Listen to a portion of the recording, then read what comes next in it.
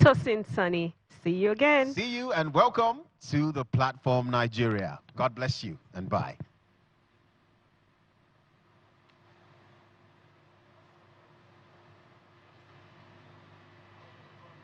Happy Independence Day, Nigeria. Ladies and gentlemen, can we all rise as we take the national anthem? And to lead us, I would invite Chioma.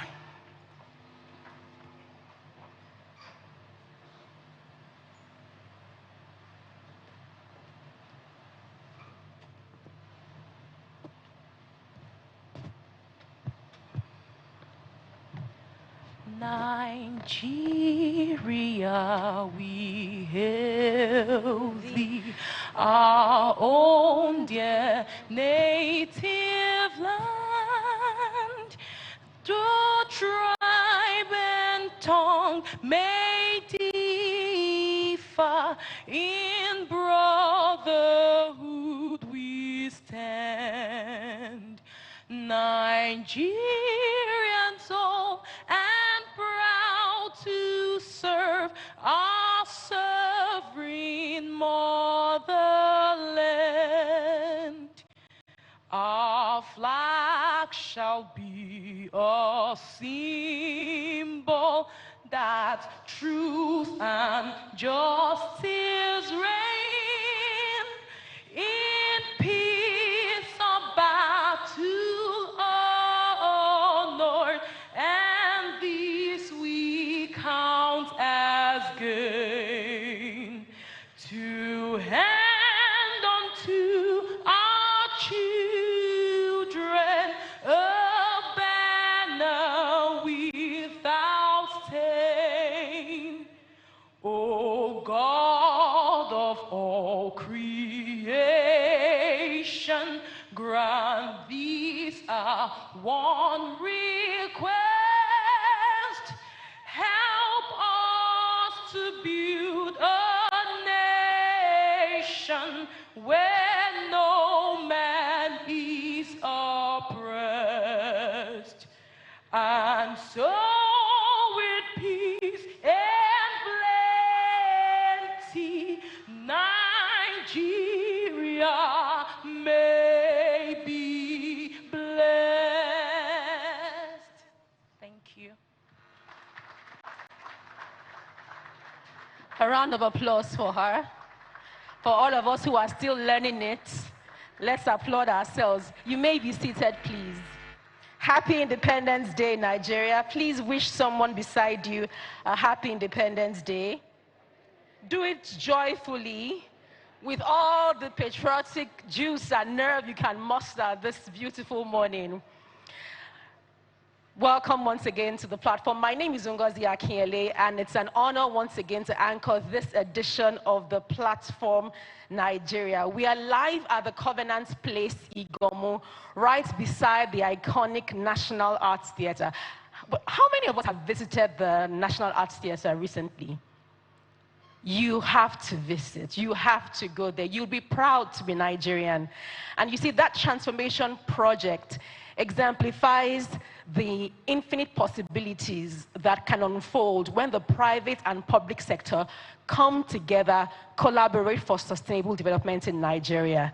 And I hear Mr. President himself is going to be inaugurating the National Arts Theatre today, so you might just bump into him on your way out. And when you see him, say, Ngozi said hi. We're friends like that. Don't try to on your own.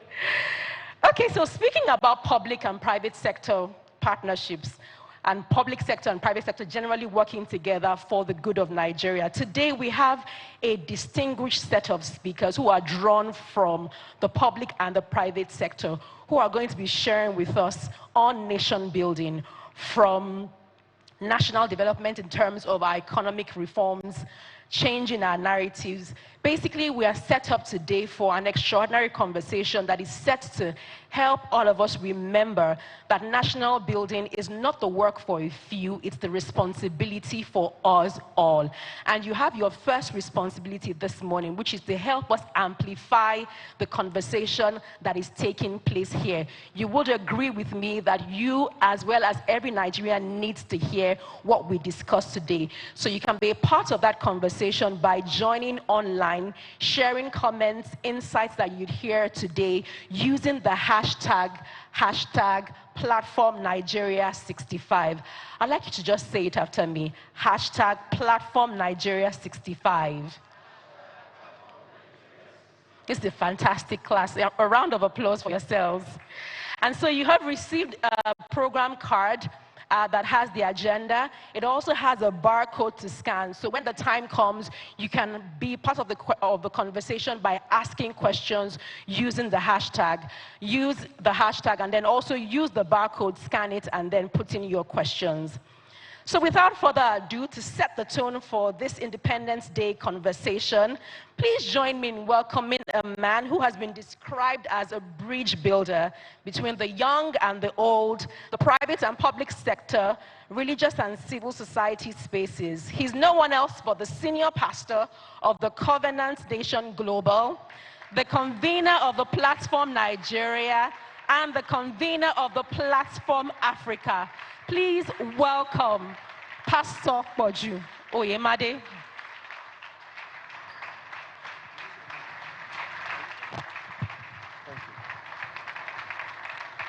All right, you may all be seated, please. So I'm supposed to give the introductory remarks for this edition of the platform. And when I thought about what to say, I decided it might be best to ask AI what Pastor Poju actually thinks about the platform.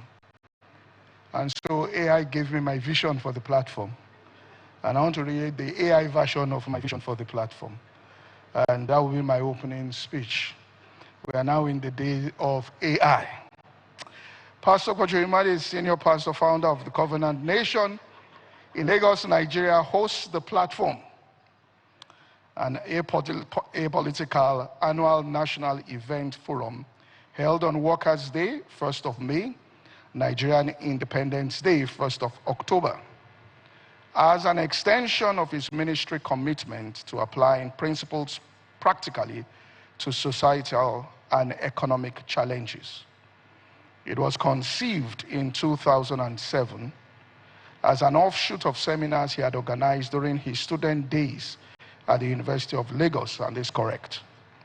The event was envisioned as a simple stage to promote ideas that could influence public consciousness and eventually shape policies for national growth. Initially aimed at gathering just 3,000 to 5,000 attendees, it has evolved now into a global media event reaching millions, featuring high-level leaders, policymakers, entrepreneurs, thought leaders discussing obstacles, drivers of progress, such as economic diversification, entrepreneurship, and institutional reform.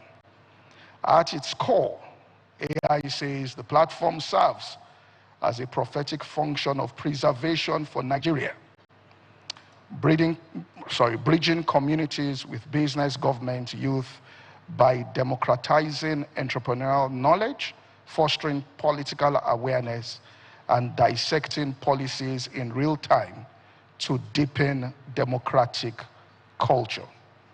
Then he says, Oyemade often described, now those are praises, so I won't say what he said there. But he says this aligns with his broader outreach. And then it ends by saying, in essence, Oyemade hosts it to fuel national possibilities, empower the youth and leaders with actionable ideas, and position, as a catalyst for sustainable development, reflecting his vision for a faith-driven societal transformation. welcome to Platform October 1st. All right. God bless you all.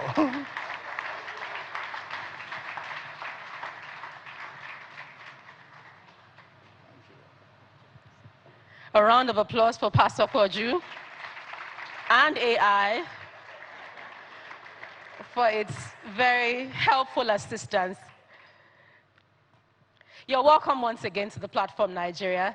I did mention, or I was going to mention, that the platform is a global media event.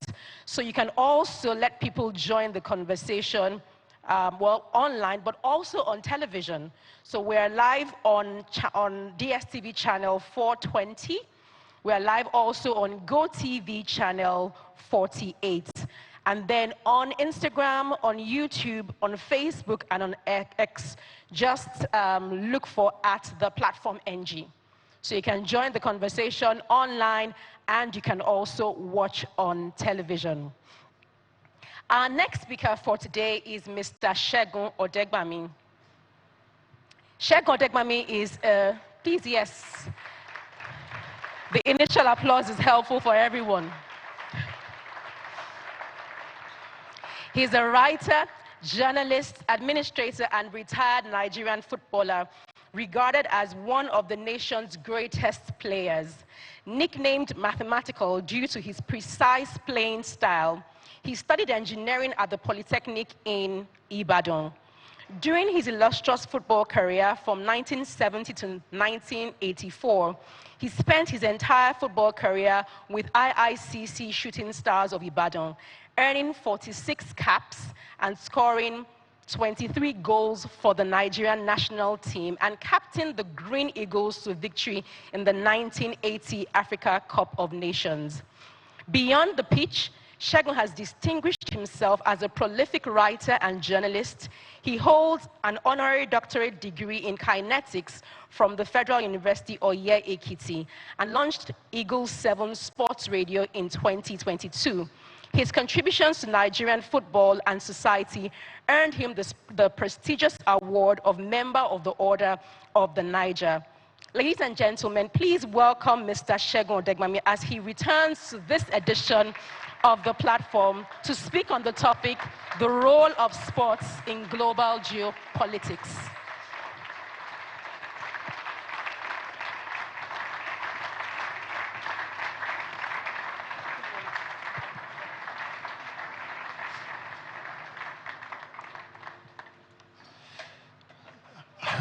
Please sit down. I'm feeling like a president.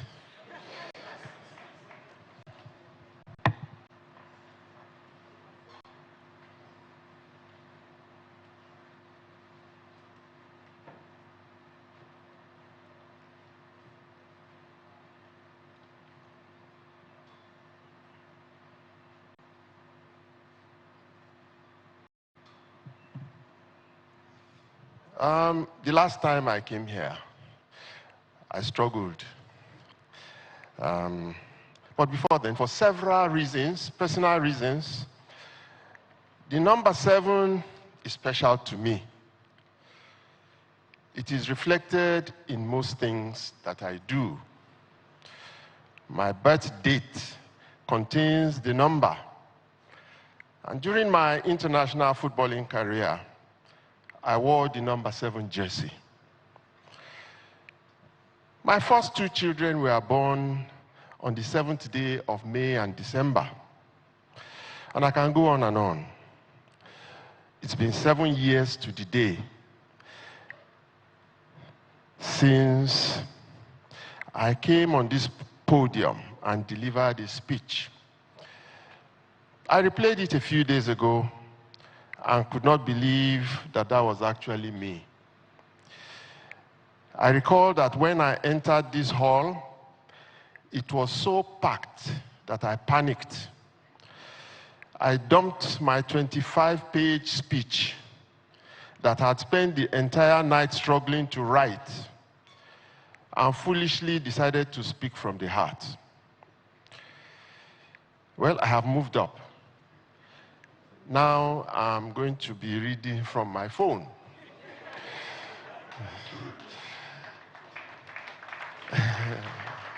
I got away with it the last time, very narrowly. No one noticed that I rambled through the subject matter, going from one story to the other. Storytelling was my get out of jail card. I was familiar with those stories, and I entertained the audience like a dribbling footballer. All that I did was to recall as many of those stories as possible, and people forgot the topic. I must have made an impression on that day. That's why I believe I am back here again this morning. Let me remind you, the topic then was, sport has the power to change the world, to change Nigeria. Just to confirm that the impact of my speech did not go beyond the doors of Covenant Nation, despite the loud ovation that followed my speech on that day. Nigerian sport has not changed to this day. Our Super Eagles are still struggling to win even the easiest of matches at home in Nigeria. And the country does not seem to have the foggiest idea what to do. Anyway, for some reason, sport is never considered to be a priority in Nigeria. I can understand that, because on the surface of things, there are bigger, more important, and more critical challenges facing governments. Sport cannot be seen as one of them. After all, is sport not just play-play? Every Nigerian is an expert also on football matters, and yet the country keeps fielding politicians to lead its football administration. They forget that politics and sports do not go together. And the failure of Nigerian sports administration is the clearest evidence of that. So my speech the last time fell on deaf ears, ended up in the dustbin. Incidentally, at the same time, everybody in the world considers sport as special. That's why in the Olympic Charter, sport is presented as a global tool for the promotion of peace and friendship and for the resolution of conflicts between nations. Of course, sport has other immense benefits: economic catalyst for massive infrastructural development, making the people feel good whenever their team wins, and uniting them like no other social activity does. Sport is a conundrum, a very complex activity that must be handled with utmost care, because it has two sides to it. It creates bridges across divisions and boundaries, religious, political, and cultural, constantly demonstrating its power to bring people together through competitive games where fair play, strict rules and regulations, and a level playing field for competitions test athletes' ability, skills, and the limits of human physical capacity. At the same time, it can bring a whole civilization to its knees. Following my last appearance here, like a smart player, I am adopting the same winning formula that won Pastor Oyemade's heart and made him to recruit me again this season.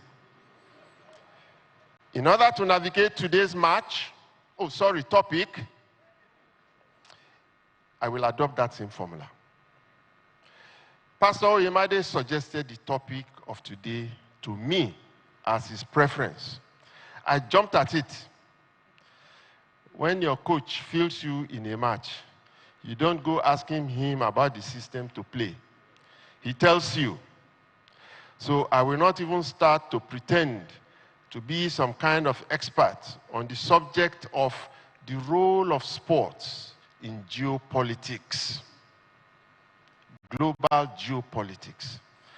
It is academic, And I'm not an academic. I'm a football player, period. Since I know Pastor Oyemade liked my last presentation, I shall play safe. I shall extend my message of 7 years ago a little bit further. Tell some nice stories about my little knowledge and personal experience on today's subject, and hope to impress him again, because I want to come back a third time. Great footballers love to play safe and take the easier and fastest route to goal. Probably that's why legendary radio commentator Ernest Okonkwo nicknamed me mathematical. I always calculated the easiest way to scoring a goal. So, what role for sport in global geopolitics? Pastor Koju Oyemade is like Jose Mourinho.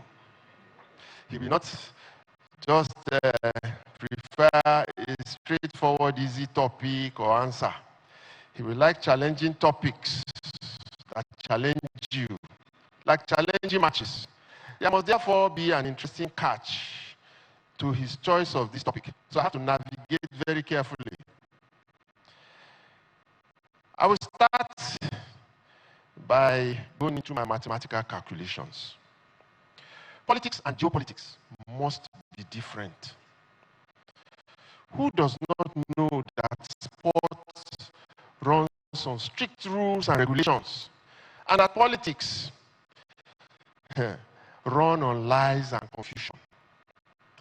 It is common knowledge that sports and politics, therefore, do not mix well. They avoid each other like a plague. So why does Pastor Oyemade seek to know the role sports can play in global geopolitics?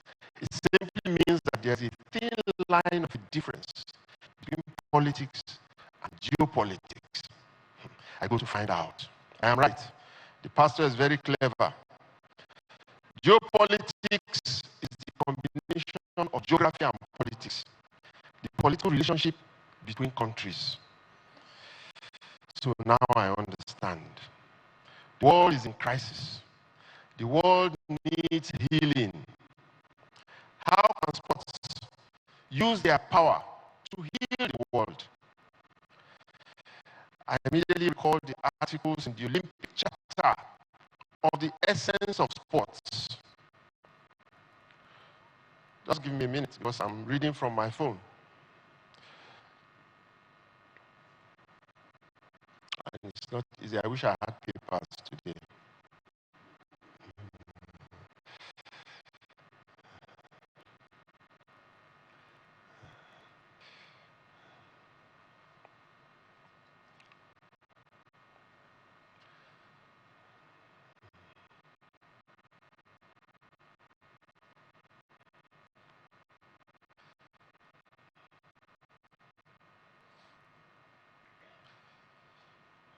I'm there.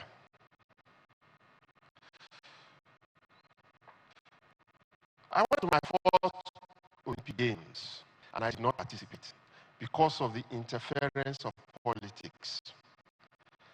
Then I went to my second Olympics without qualifying for it, and I participated because of the interference of politics.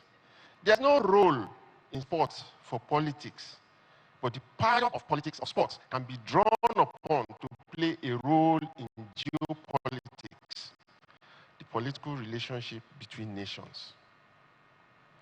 Because of the lazy understanding of sports and their power, many countries, including Nigeria these days, go to sleep and do not elevate their appreciation and application of this power beyond recreation. If you tell an average Nigerian now about today's topic, they will likely ask you what the topic has to do with the Super Eagles and their qualification for the World Cup, or what it has to do with the price of fish in the market. Those are the things that matter to them now, not politics or geopolitics. After all, what's the difference between Panadol and paracetamol? They don't see the difference, just as they don't see the connections. That is my task this morning. The world deliberately chooses to forget a few times in history when the genie was let out of the bottle, when sport left its sacred place in the Olympic Charter, took on the cloak of some geographical causes and disrupted the equilibrium of the world. It must interest us all here that the world has deliberately buried one such moment in history, probably because it involved Africa, led by Nigeria and Tanzania. The world does not want to go back to 1976 and open Pandora's box again after the experience that I want to share now. For the first time in Olympic history, Nigeria and Tanzania led Africa to deploy sport to unite the continent and fight against a grave international injustice. That action was an eye-opener, confirming the power of sport. It sent shockwaves unseen before then around the world. It was former U.S. Ambassador to the United Nations, Dr. Andrew Young, that painted the full picture and connected the dots between the killing of over 200 black students on the streets of Soweto between June 16 and 18, 1976, and the events of July 18, 1976, when Tanzania's Julius Kambarage Nyerere and Nigeria's Olusegun Okikiola Obasanjo orchestrated and spearheaded the first boycott of an Olympic Games in history by 27 African countries, plus their sympathizers, Iraq and Guyana. Nigeria and Tanzania led the protest boycott in Montreal, Canada. The action made the 1976 Games the worst in Olympic history. It was a monumental financial disaster and a catalyst for the disruption of the next two Olympics. The world was going to lose its greatest unifying agent, sport, to geopolitics. At the same time, the boycott fast-tracked the release of Nelson Mandela from jail after serving 27 years of a life sentence. It hastened the end of apartheid in South Africa, in Namibia, and in Rhodesia, now Zimbabwe, and made possible the election of the first black president of South Africa. Sport, the genie in the bottle, had been let loose by African countries. The rest of the world could do nothing about it, a demonstration of its power. Well, I was a freshly minted graduate, undergoing my national youth service in the Green Eagles, the national football team at the Olympic Village in Montreal, Canada. A day to the opening ceremony of the Games, all 45 of us Nigerian athletes were sent out of the village, bundled into a plane, and flown back to Nigeria. It was our worst nightmare, but a huge sacrifice to make for a just cause against racism of the worst kind. That boycott by African countries was so effective as a tool of disruption that the USA copied and deployed it 4 years later in 1980 at the Moscow Olympics. They led 64 other, mostly Western countries, to boycott the Games in protest against the 1979 invasion of Afghanistan by the USSR. 4 years later, the USSR retaliated by deploying the same weapon to spearhead a 14-nation boycott of the 1984 Los Angeles Games, this time by mostly communist countries and their sympathizers. Geopolitics. Sport as a weapon of protest and change bared its teeth, and the world sat up in fear and shock.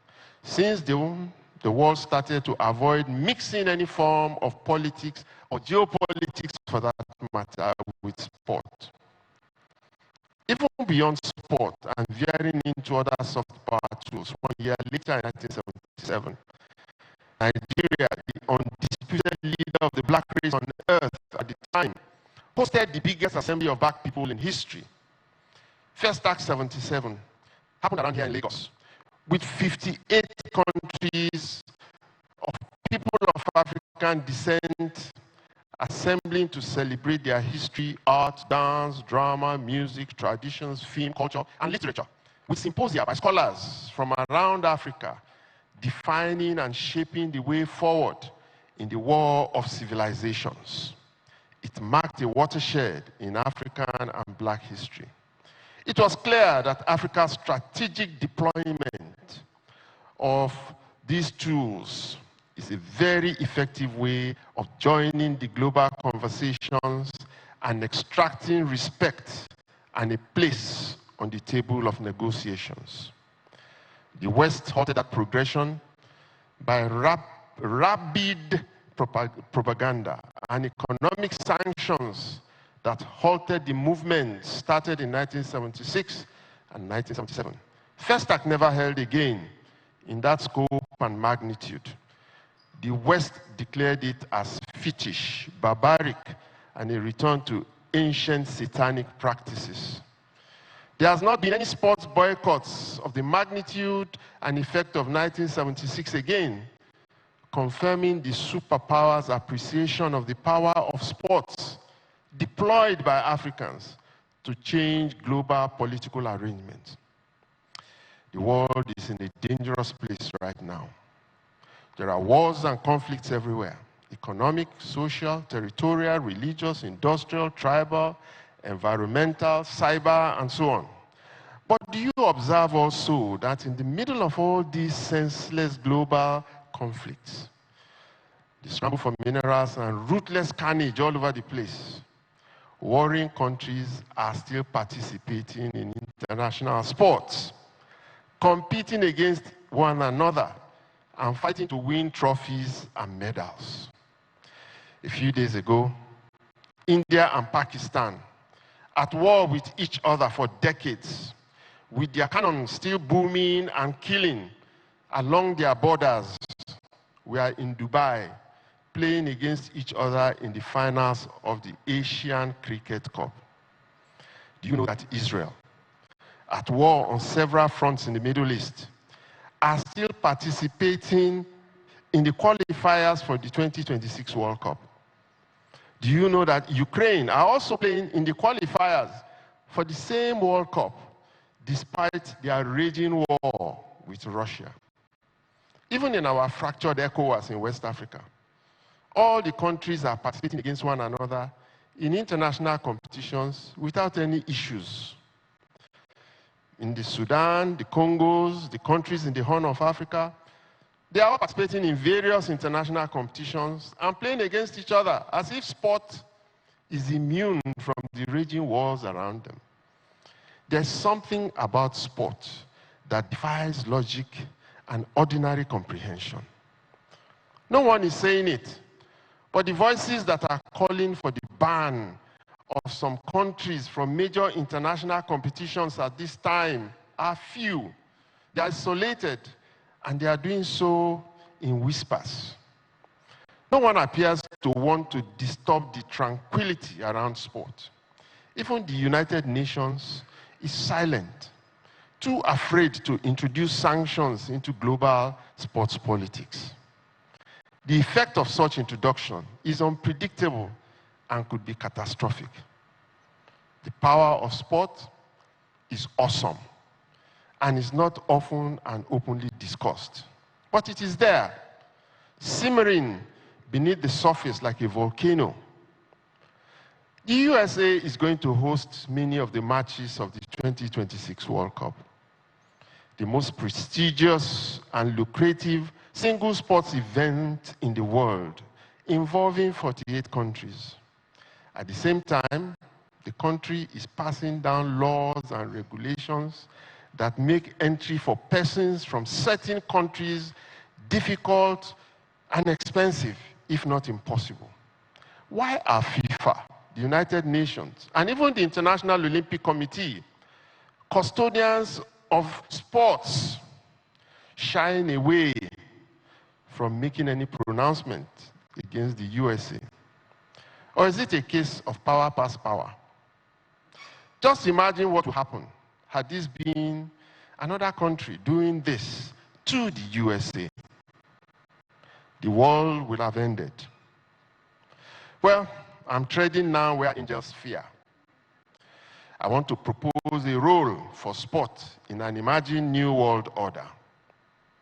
But permit me to digress a little first to explain the authority with which I am doing so. A major development in my life since the last time I was here on this podium is that I met Professor Osa Osagai, one of the most brilliant political minds in the world. He was the VC of Igbinedion University at the time. We became very good friends.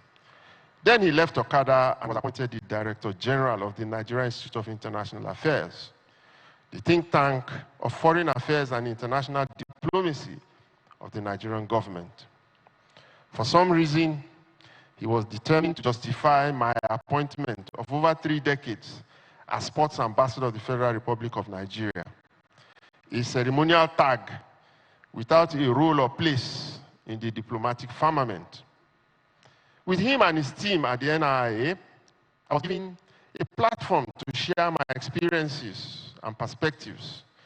My eyes were opened to new horizons on the relationship and additional possible relationship between sports and diplomacy, and how sports can be a soft power tool to impact and change the world. Professor Sagai must have been so impressed that he honored me with an associate fellowship of the Institute, which is what AFNIIA stands for. When you find it after my name, listed amongst several non-academic titles, including one vexatious one, MON.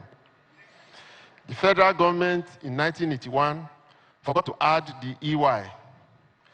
I hope President Bola Ahmed Tinubu will be reminded that I'm still around and waiting for the MON that we have EY. During one of the several lectures that I listened to in that citadel of international relations, I heard Professor Bolaji Akinyemi mention and explain the concept of an imagined new world order. It has become a reality. There are ongoing realignments of the superpowers, particularly following the emergence of a new American president, the wars and conflicts in several parts of the world. There's a geopolitical rearrangement that reminds us in Africa of the Berlin Conference of 1984, when Africa was the menu for the colonialists. And the Cold War years following the end of World War II in 1945, when Africa rose in rank and became the waiter at the table of the neo-colonialists. A new world order is afoot as we speak, and the powerful nations of the world have started their geopolitical alignments. The big concern for us in this part of the world is Africa's place at the table. For too long, the world has expected Nigeria, by its size, population, human capital, and mineral resources, and a history of lead roles in African politics, to lead the continent at the table. Kenya's legal luminary, activist, and prolific speaker, Professor PLO Lumumba, has words that are haunting. In one of his lectures, he says that Africa, to be led by Nigeria, must be present in a united front, on an equal keel, and speak with a common voice, or will perish. How can this happen when by all regular measuring indexes, Africa is still only an emerging force for the future? We forget, however, that Africa is doing exceedingly well in several varied sectors, and at par with, and may already be surpassing the other civilizations in sectors that Professor Akinyemi described as soft power in diplomatic lingo. Areas that the superpowers conveniently and quietly forget, following the bad experiences they suffered in 1976, when Africa came together, deployed sport in protest, and successfully disrupted the geopolitical equilibrium of the world and changed it. In one of his great documented speeches, Madiba, late Dr. Nelson Mandela said, "Sport has the power to change the world." He saw it in the transformation of South Africa. At the NIA, I shared my Olympic experiences with an audience that included Professor Bolaji Akinyemi some 3 years ago. At that event, Dr. Allen Onyema heard the pathetic story of how we lost our once-in-a-lifetime opportunity to be Olympians to geopolitics, how we were never remembered or documented, and never celebrated nor acknowledged for 47 years. Allen Onyema, the chairman of Airpeace, resurrected that story of 1976 and has since erected a permanent monument in honor of the 47 Nigerian athletes to Montreal, Canada, in the form of a wall of fame within the premises of the NIA. He gave all the surviving members of the Nigerian contingent a limited number of free international flights on Airpeace to any part of the world, and unlimited free flights to any part of Nigeria for the rest of our lives. It may be the greatest reward in the entire history of sports in the world. Professor Akinyemi listened to some of these experiences and consequences of deploying sport as a political soft power tool. He said that had he known when he was DG of the NIA about the power of sports to influence change in the world, he would have had additional novel prescriptions for Nigeria in setting some of our future international diplomatic agenda around sport.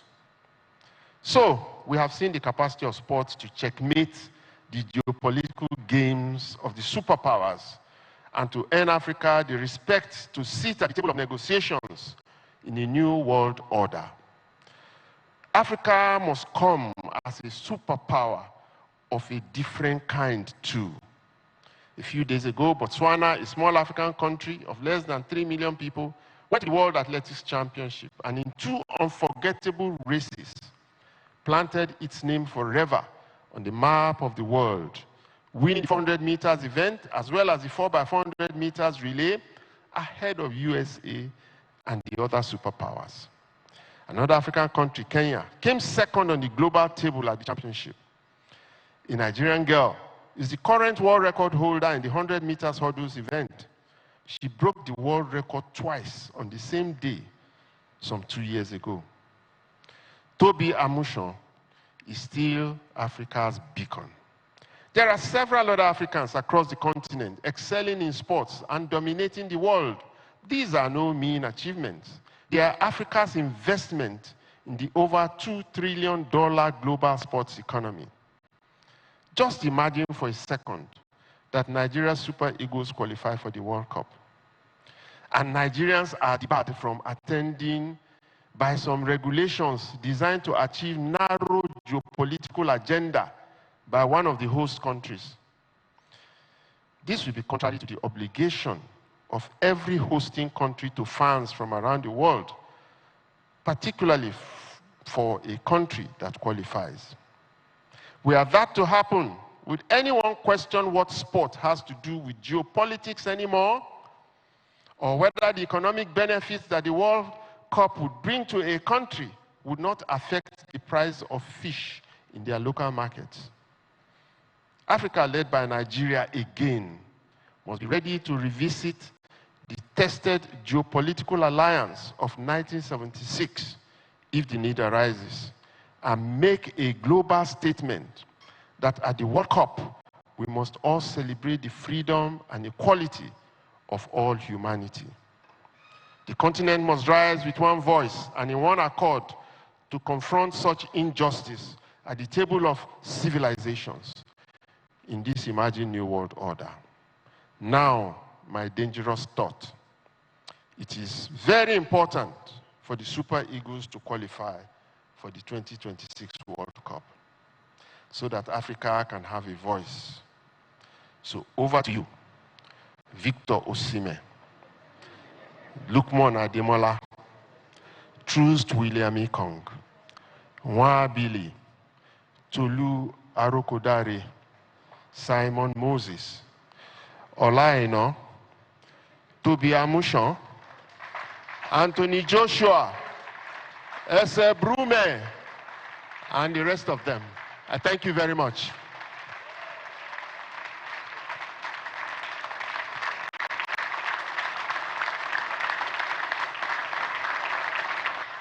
A well-deserved round of applause, which should not stop. Should keep going for a few more seconds as you take your seats. Thank you so much, sir. Thank you for that powerful journey down history lane that took us from sports to our souks. Now we understand the connection.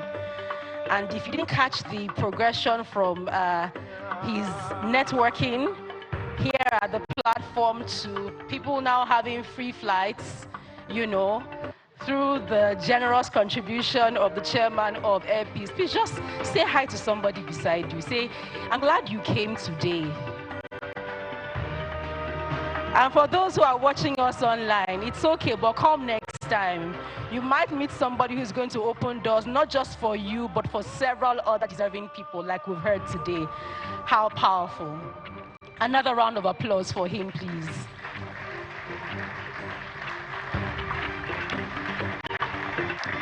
A quick correction on our where we are showing on channels. So we're live on Channels Television, we're live on DSTV, we're also live on Channels Television and also on DSTV.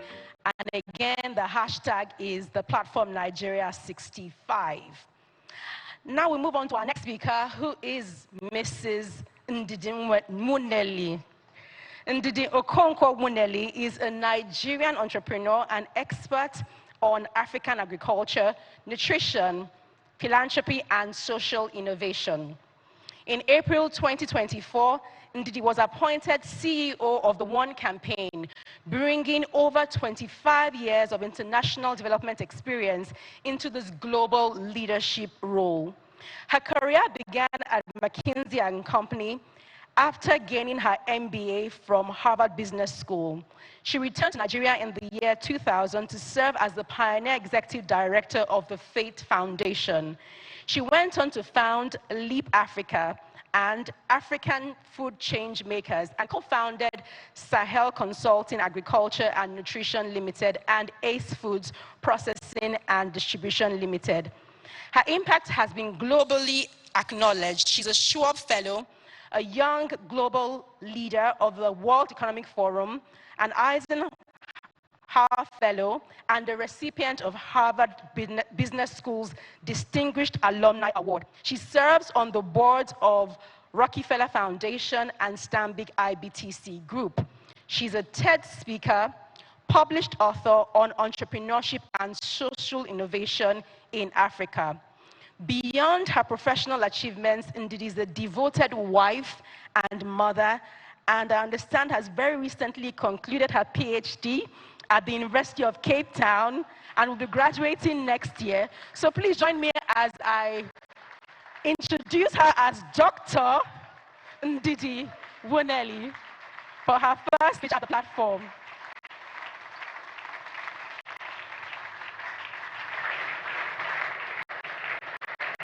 Good morning. Thank you so much for this opportunity to be here. Honestly, I'm truly honored. Happy Independence Day, Nigeria. And thank you to Pastor Boju and my sister, Pastor Tony, for all that you do, and for this great platform that you have created. You know, many people ask me, why are you coming to Nigeria? You didn't plan this trip. I said, Pastor Boju rarely asks for anything. He's just such a giver. So if he says jump, I say how high. But it's also a privilege to be here among some of my mentors and dear friends and partners in the pursuit of a better Nigeria. I've decided to focus my intervention today on the topic of becoming narrative changers. Not just because this is a passion of mine, but because we need this more than ever before. I have a few slides that I will show as we progress, but really will engage more in storytelling. So what are narratives and why do they matter? Narratives are more than just stories. They include hard infrastructure. They build identities. The concept of national identity is shaped by collective memory, as we just heard from a very dynamic previous speaker. By collective aspirations, what is the future and the vision we have for Nigeria? Narratives define the we. They answer who belongs, what values we uphold, and what role we play in the world. A strong, inclusive narrative builds pride and resilience. A fractured or imposed narrative can fuel division and fuel decline. So what's the narrative of Nigeria today? What's the narrative of Africa today? This is one that I've carried alongside with me for a very long time. See, I was born in Enugu, Nigeria, to academic professors, and was a child of most of what many of the younger generation don't recall, which is a military era. Growing up on the University of Nigeria campus, the professors were targeted. And we never actually planned to go to university abroad. That was not part of the plan. My parents believed that we should all go to the University of Nigeria. After all, we went to Federal Government College, Enugu, University Primary School, nursery school there. But the truth is, things were tough. Similar to how tough they are today. And there was a lot that we could complain about. However, when we think about those narratives, it seems like they have stuck in our psyche as Nigerians. And while oftentimes we talk about ourselves in a very negative light, we often don't imagine the cost of that conversation on our country. And at the One campaign, one of the things we have taken on is this concept of narratives. And I just want to show you some of how this translates into numbers, right? Oftentimes you don't think about narratives and how lopsided narratives also affect us, right? They drain our resources. They have financial implications because they erode trust. They fragment societies and they keep Africa in this cycle of dependency. Narratives actually translate into financial implications. And so what are the costs of these negative narratives? What are the costs of inaction? As we think about it, one of our partner organizations and friends of ours, Africa No Filter, actually has quantified the cost of negative reporting. Just reporting on elections to Africa at $4.2 billion. Now, that might not seem like a lot of money to you, but when we think about it, the fact that our sovereigns pay 5 times what sovereigns in other parts of the world pay for debt might then resonate with some of you who are in the entrepreneurs in this ecosystem. What are the requirements? When we talk about how much we pay for loans in our countries, how much our governments pay for loans, we realize that it's a big part of it is this negative narrative, and we call it a risk premium associated with investing in Africa. In fact, when we compare our sovereign bonds, just interest rates that African governments pay for debt, the average sovereign euro bond is about 9.8%. Compare that to what Europeans pay, under 3%.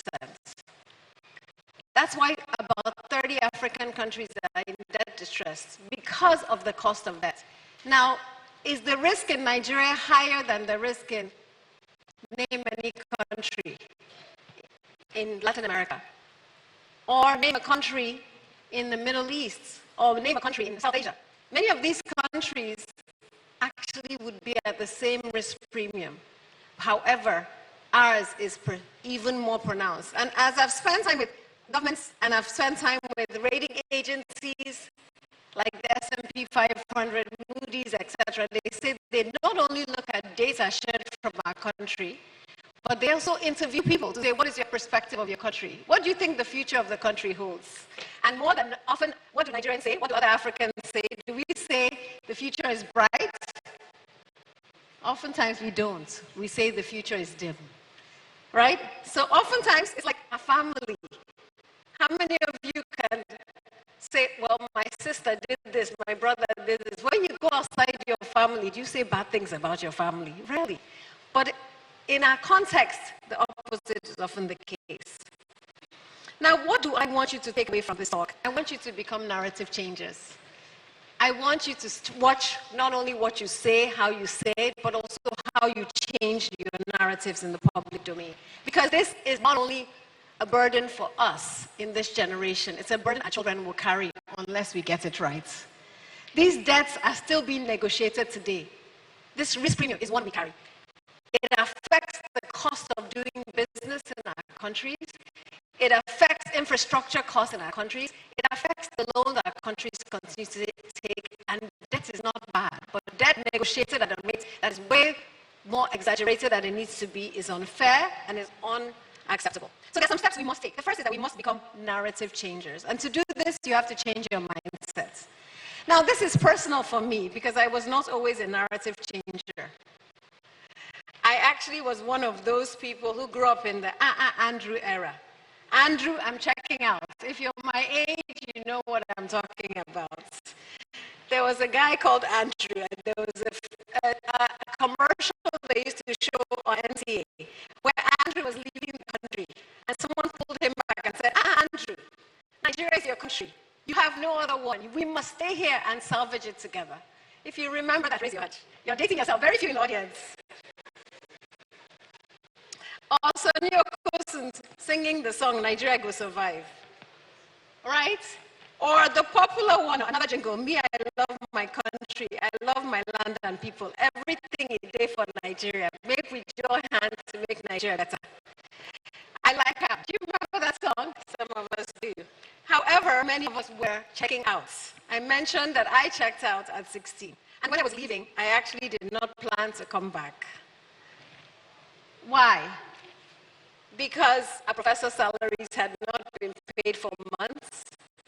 In fact, my mother saved $250 to give me, took the bus from Enugu here with my best friend, and that was the only money my parents ever sent me, $250. The whole time, I was only 16.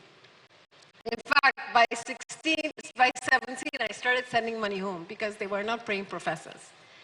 At the time, professors' salaries were $10,000. 10,000 naira. And my parents went to Cornell University, Ivy Leagues, first, second, and third degree. So you can imagine 10,000 naira and having 5 children. Of course, 10,000 naira was much more valuable then, but still, it was not enough to cater for 5 children. So I was checking out because I said, I have to take care of my parents, right? And I started working and going to school at the same time. And yes, there was crime, right? And yes, there was austerity measures imposed by some of the Bretton Woods institutions. But then I got out there and I recognized I was Nigerian, right? People said, where are you from? You have a strange accent, right? That's where it started. And then the negative narrative started coming too. Like, oh, you're Nigerian. My mom used to say, finish your dinner, there are starving children in Biafra. That hit me like a brick, right? Because even though we were relatively a middle-class professor family, I did not remember starving children in my backyard, right? And I said, well, that's not my reality. Oh, you have phones in Nigeria? Oh, really? You know? So I started realizing that when negative narratives hit you, you become protective, right, of your people and of your culture. And then you start fighting back to change those narratives.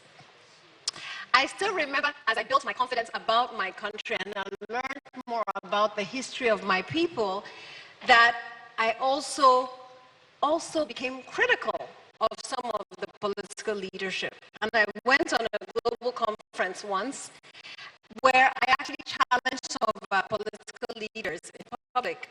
And a friend who became a mentor, but a senior sister, pulled me aside and said, Ndidi, you're an ambassador for this country. When you get on platforms, don't say bad things about Nigeria. And I said at that time, I was in my 20s, very fiery. I said, you know, I have to speak the truth. I have to call them out. And the more I got older, I realized you can call them out in private. When you're on public platforms, in global platforms, do not call out bad behavior because you're reinforcing this divisive nature of Nigeria. So I am being honest that I had to change my own mindset. So tell your neighbor, change your mindset. Things are tough, but where there are challenges, there are opportunities. Just like we see people fleeing our country, there are people flying into our country because they see opportunities that we have left on the table. I still count how many people are on planes when I'm flying Ethiopian Airlines back to Nigeria. I see Asians, right? Some are coming now for medical tourism. Some are coming for prayer. Some are coming for investment opportunities. Whatever it is, they are coming when you are fleeing. Right? So how do you change your narratives? How do you change your mindset? First, you reflect on the power of your words and your thoughts. What is the root cause of those words and thoughts? Where did Nigeria hurt you? Acknowledge the failings of the country. They are failings. I'm not going to lie about them. But balance them with the realities of our time. Right? My family has experienced our own share of pain. Some of you might have seen the talk that Mezo and I gave about when he was shot, when I was 9 months pregnant in Lagos.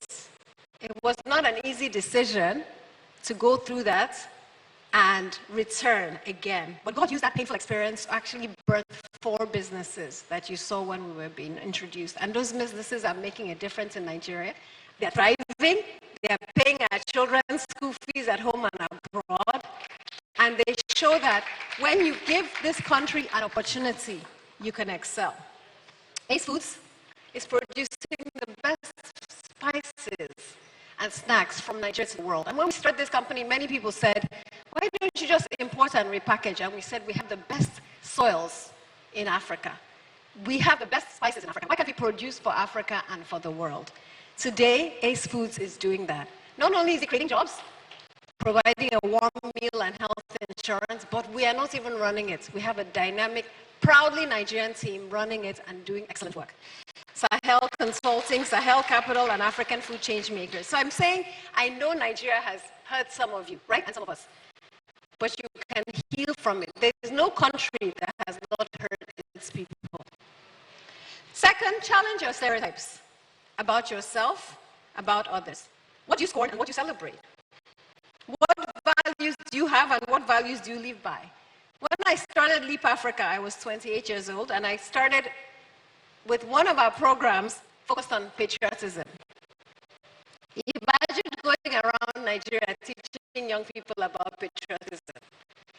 Why did I include that in our curriculum? Because I had seen that in Germany, I had seen that in Rwanda, I had seen that in the United States. The United States curriculum is filled with patriotism education. To be proud of who you are, to recognize your military, to recognize your sports stars, to celebrate them.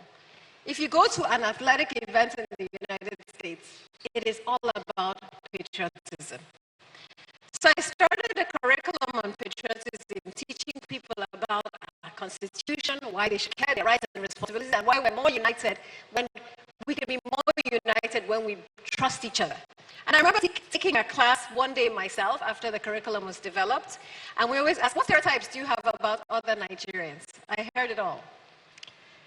Igbos love money. Igbos will kill for money. I was shocked. Igbos are traders.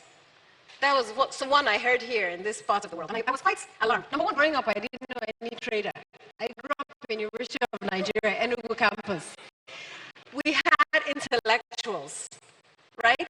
Professors from Oxford, Cambridge, who left the best schools and came back to serve their nation, who believed in Nigeria, who were patriotic, who taught teachers from all over the world, who actually spoke multiple languages, because many of them had also taught at the University of Ibadan when it was affiliated with Oxford.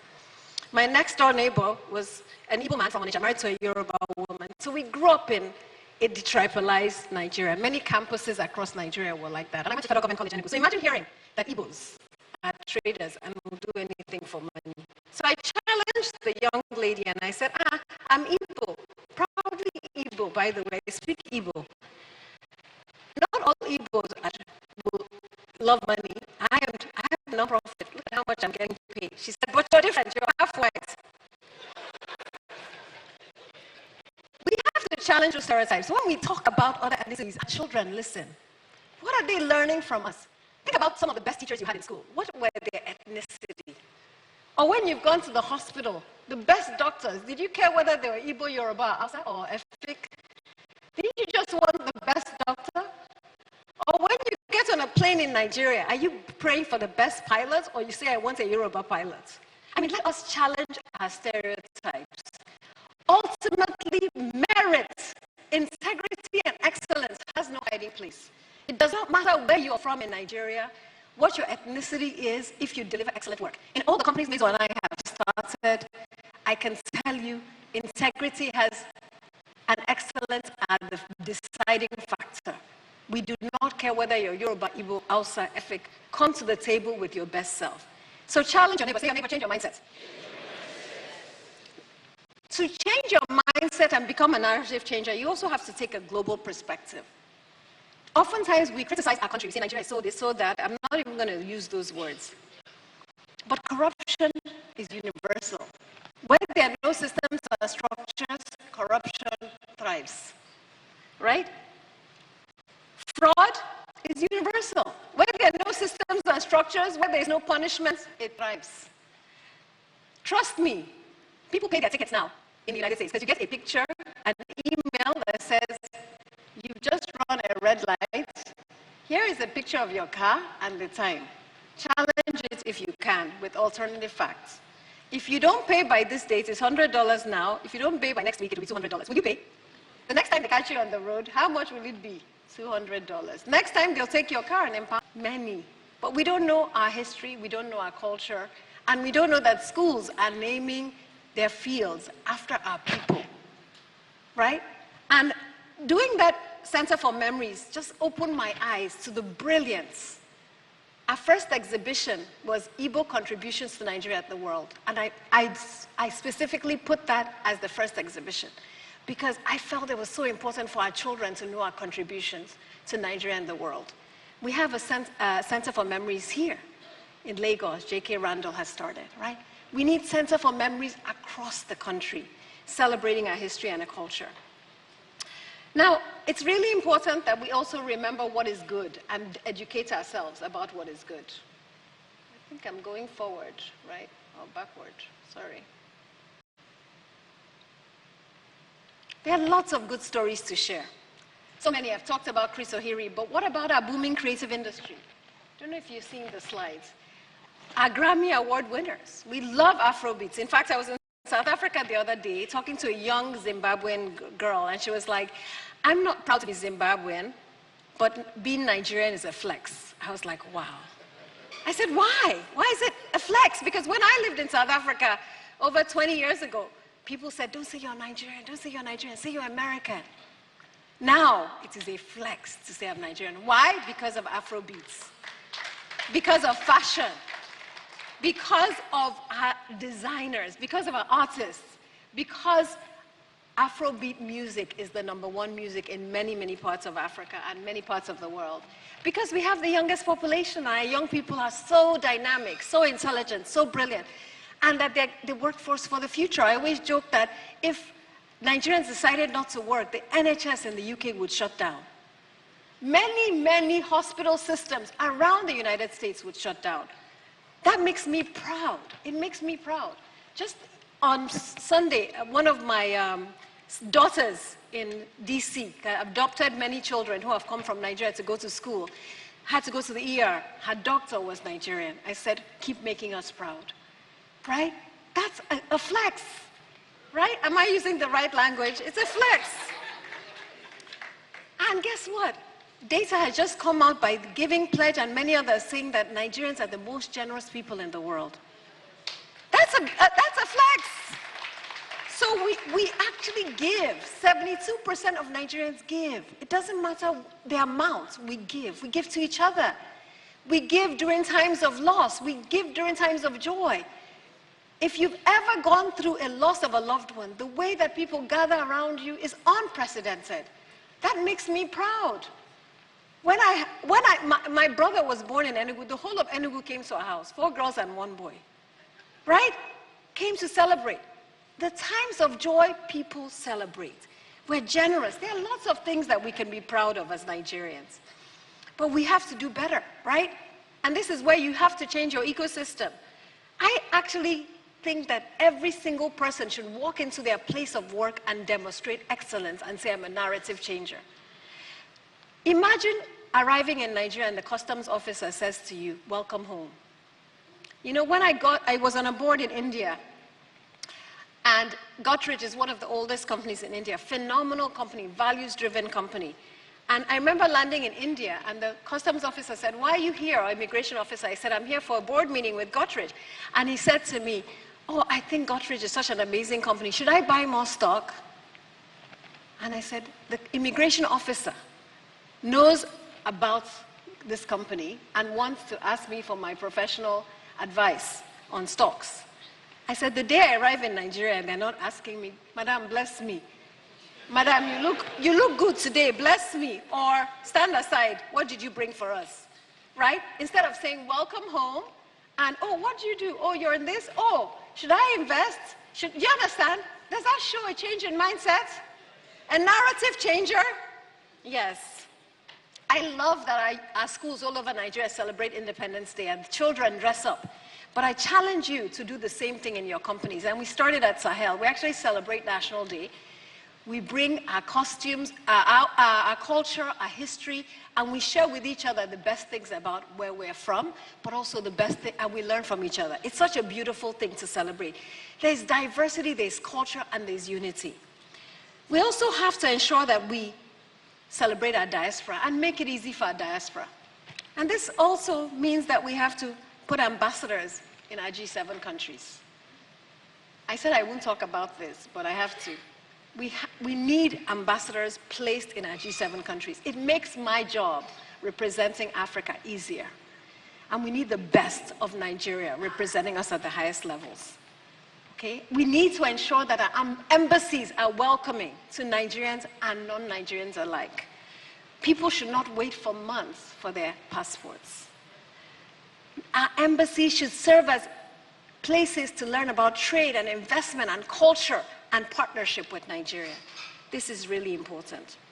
I want to call out and celebrate the diaspora groups that are already doing this, like the Nigerian Physicians Association in America, in the UK. They come here, they give their time, their talent, their treasure. They're so committed to flying back to support. They're so proud. And for every school I visit all over the world, I see second and third generation Nigerians excited to be part of Nigeria, wanting to give back, wanting to work here, wanting to live here. Let's embrace them. They are an asset for us. Our diaspora an asset. How do we elevate voices?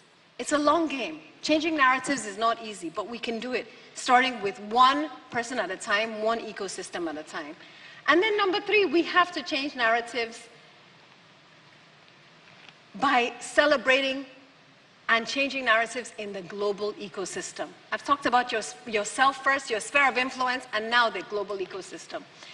We recently looked at IFC data for 3 decades, and we celebrated with Hoover Institute and Stanford to show that investment from IFC in Africa has a 6x return relative to the S&P 500. How many of you have seen that data? We need data like this that showcases that investing in Africa is a good business, that it has a huge return on investment.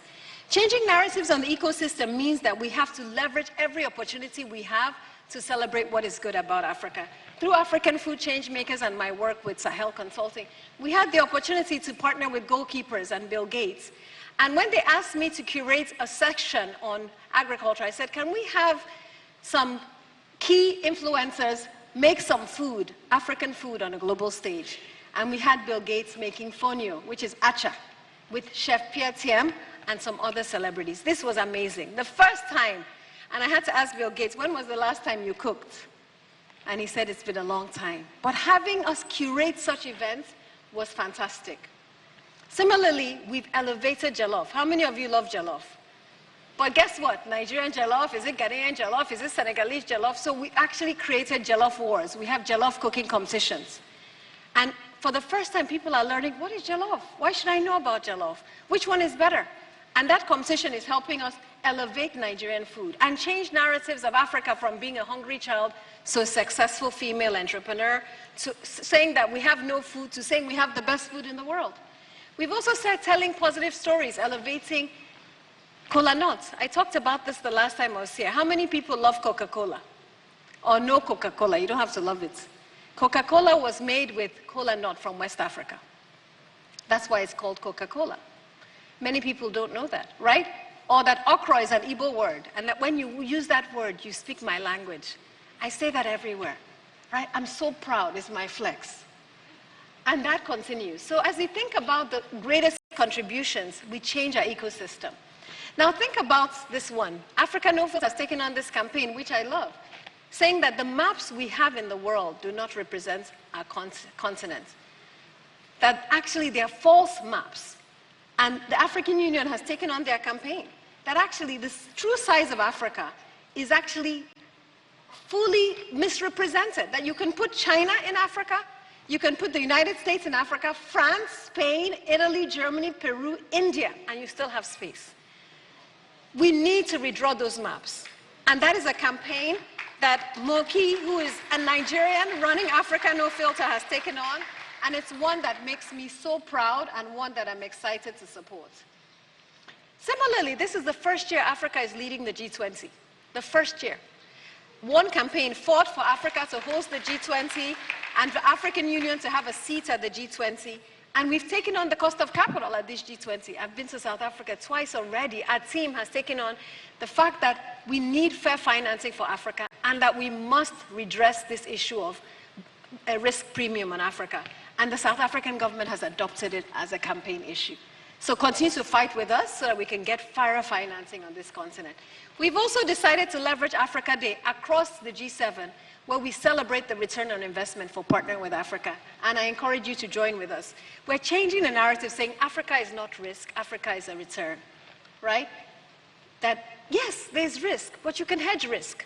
You can use instruments to hedge risk. People do that all the time. And we are going to continue to tell positive narratives about our continent. But we need your help. And I want to start ending, and I want to show you two videos. Why do we need your help? Pastor Boji started with AI, right? When you look at current AI content, only 2% of AI content today is African content. That is unacceptable. You know why it's so low? Because we don't produce content. We don't produce content. We don't write. We don't record. We don't publish. We don't put out narratives, alternative narratives. We don't tell our stories. In fact, I'd love someone to take just funeral brochures of all the great Nigerians who have died and even digitize it and put it on the internet. Because you see the rich history, the impact, the stories that we've heard this morning, they're not anywhere on the internet. Of Wikipedia, only 2% of wiki editors are from Africa. We need to change that. We need to get the content out there, because otherwise we're not represented well. In fact, if we're not represented well, we're what? Misrepresented. And that is unacceptable. And so we've been partnering with a few very, very amazing creators, and I want to show you what they're doing. The one team is partnering with one amazing creator. I don't know how many of you know this amazing woman called Charity. How many of you know her? Okay, I'll play this video and I'll tell you a bit about her. Can we play the video, please? Can you play it from your end? Oh, my God. I love that accent. What is that? Is that African? Is it African? Nigerian. Really? Can I have your charger, please? So exotic. I love it. Wait, I have so many questions. How did you get here from Africa? Did you like swim? Oh, and also, how did you get a phone? Did you just buy it when you got here? You do know that without Africa, you wouldn't have a phone, right? Literally, over half of the world's cobalt, crucial for your smartphone batteries and your electric vehicles, come from the DRC, which is in Central Africa, by the way. In fact, we even have our own made-in-Africa smartphones. So the next time you go to grab your phone and see something negative about Africa, take a minute to actually reflect and realize that without us, you probably wouldn't have that phone. Wow, that's really interesting. Yeah, unfortunately, when you tell one side of the story, the world gets the wrong idea. Africans aren't just participants in the economy. We are literally transforming it. And that's why I'm teaming up with the One campaign this Africa Day to just flip the script and celebrate a continent full of culture and innovation and even opportunities. But you missed my first question though. Like, how did you get here from Africa? Did you like swim? I want to know. You know what, Natasha? I did swim. Yes, in fact, I swam all the way from the River Nile to this place, and it took me 3 days of fast swimming to get here, and that's how I got to your country. Yeah. So, for those who don't know this amazing young lady, she actually started producing her own content because she applied for jobs in radio stations in Nigeria after graduating from university, and she was told, your accent is too, what's the right word? Local. Local. Can you imagine? So guess what? She started producing content using satire to change narratives. So you think money grows on trees? Let me show you. Let me go and pluck leaves and walk around the tree, and it will convert to money. And when the team first told me about her, because I actually didn't know her, I was like, why would you partner with someone doing satire? But when I met her, where did I meet her? Davos at the World Economic Forum. Who brought her? TikTok. She's one of the leading influencers from Africa on TikTok. You need to give her a round of applause. She has taken all the negative narratives and she debunks them using satire. And she's making such an impact. People ask her the strangest questions. They challenge when she says the reality. And she engages them on social media. This is a narrative changer who I'm really, really proud of. And we need more of her in our country and in our continent. And then I want to share with you another great narrative changer who uses poetry. And we partnered with her, the One campaign, on this piece. They say Africa is risk. Interesting. But stay with me. You mean Lagos, where fintech rises before the sun? Or Joburg, where Charles LeBron didn't walk? Or Dakar, where rhythm breaks the rules? Risk? No. This is return. Return on belief. On the girl in Enugu sketching dreams with charcoal. On the boy in Soweto coding futures from a shared laptop. And a Nigerian musician making dreams from a stolen laptop. On the market woman in Kumasi who knows profit without spreadsheets. On justice. For once, we know how to build with bruises.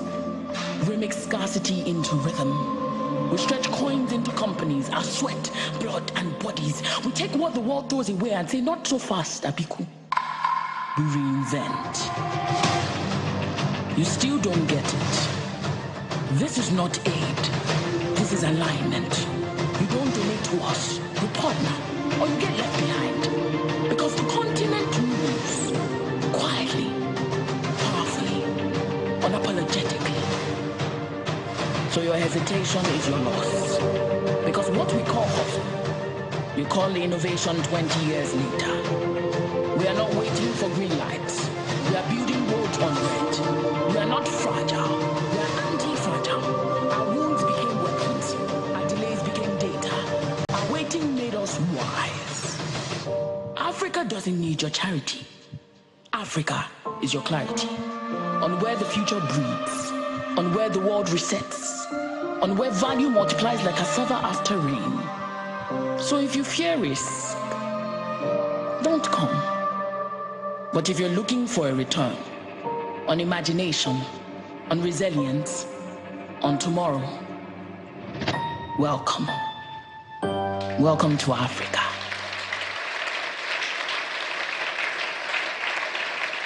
And this amazing Nigerian poet is partnering with us to change narratives about our continent, about our countries, about us. So my brothers and sisters, my mothers and fathers, history is waiting. History is waiting for Nigeria to rise into its full calling. History is waiting for us to step into the narrative of the vision we want to create for this country.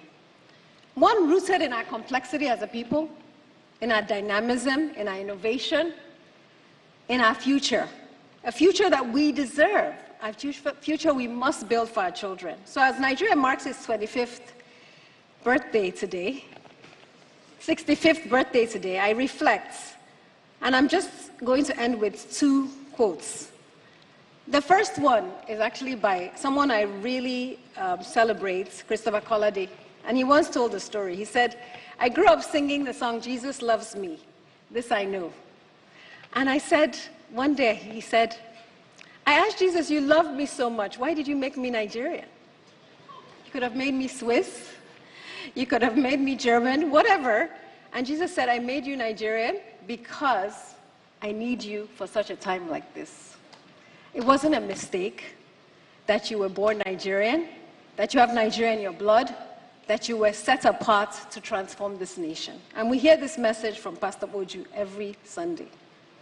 The second is from a young African speaking to a president. And he said, I'm no longer asking God to grant me the serenity to accept the things I cannot change. I'm asking the Almighty to grant me the wisdom and courage to change the things I cannot accept. I cannot accept as a Nigerian that my passport is not respected. I cannot accept that I need to fight to get entry into other countries. I cannot accept that I have to pay 5 times what other countries pay for debt because of a risk premium that is unfair, that's linked to a bias. I cannot accept that I'm often considered one of the worst places to be born in. I cannot accept that my life expectancy is in the 50s or early 60s. I cannot accept that more women die during childbirth in my country than many other parts of the world. I cannot accept that. And that's why I am asking the Almighty to grant me the courage and wisdom to change the things I cannot accept. My prayer today is that as we celebrate this 65th birthday, that we have the courage and wisdom to be narrative changers, to change our mindsets, to change our ecosystem, and to change global narratives. Join me in saying amen to that prayer.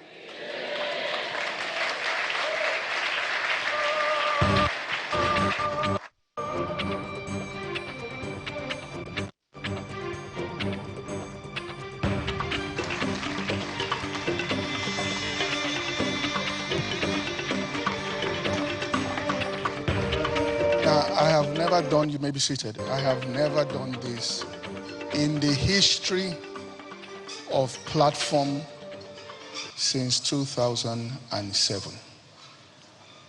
I want to say that Ndidi's speech has defined what platform is about. All right? I want people to put your hands together and please, what she has said here,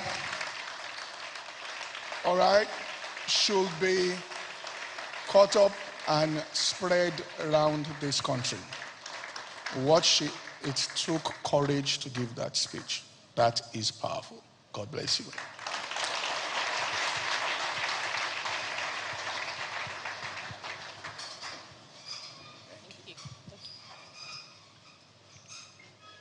Just say,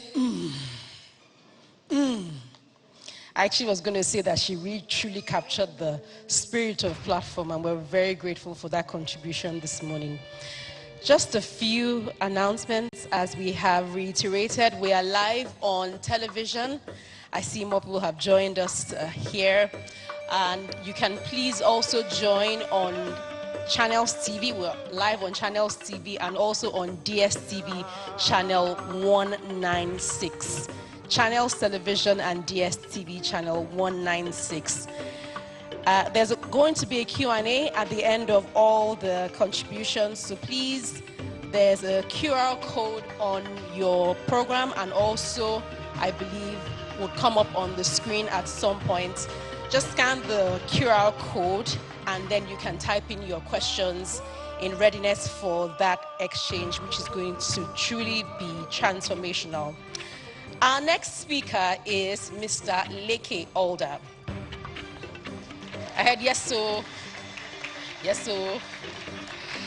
He's a lawyer and polymath, a philanthropist who's also the founder and principal of Alder Consulting, Nigeria's leading creative intelligence firm with offices in Lagos and London.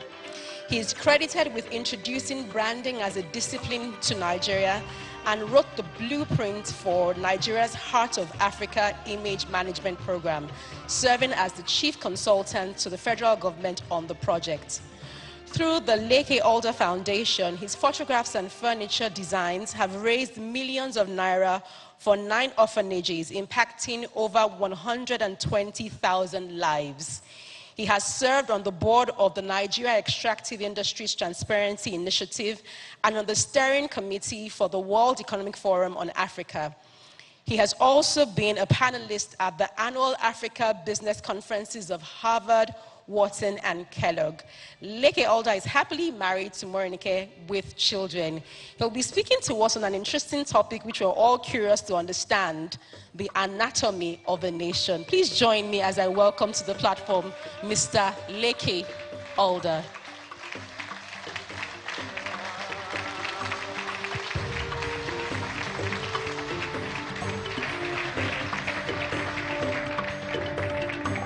Please be seated. Thank you. I was just going to ask for water. Well, the title of my presentation is Anatomy of a Nation. And please note the word anatomy. I'm going to present a satire today, and I'm sure everyone understands satire. Satire is wit, irony, or sarcasm used to expose and discredit vice or foolishness. If I tell you Captain Odegbami is here, I don't know whether to call him captain or chief. But since I'm a footballer, you know, he's captain. If you believe that I'm a footballer, you believe anything. Now, if I say, for example, that a general in this country is so good at football, that's better than Odegbami, Ronaldo, and Messi, and was so good he dribbled the spectators, dribbled the referee, dribbled his teammates, and even himself, and scored an own goal. You know what a satire is, isn't it?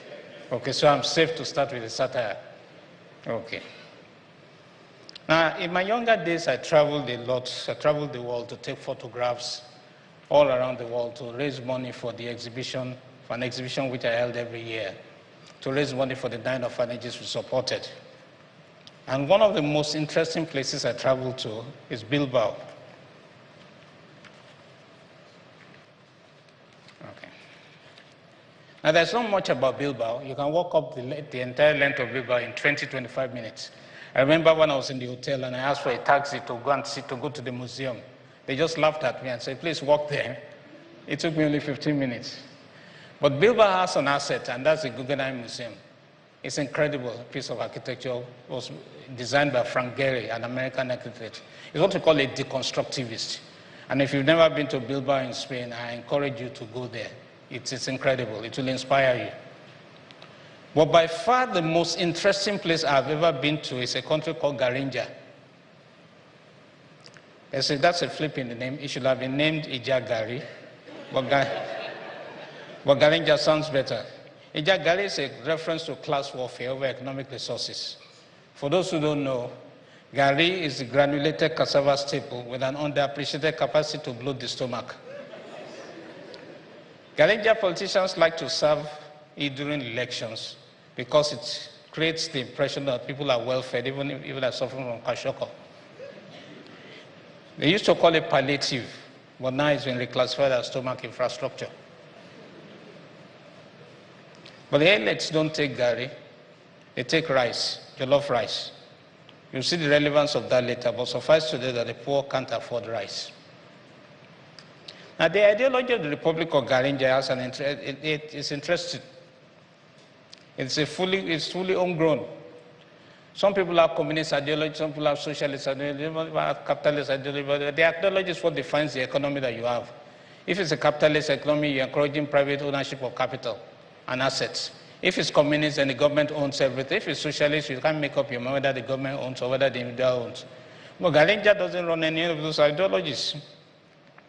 The ideology came from, it's a concept only derived from the social and economic model of Molue boss.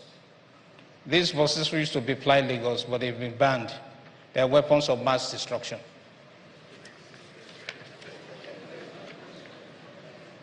Now, modernism stands on two pillars.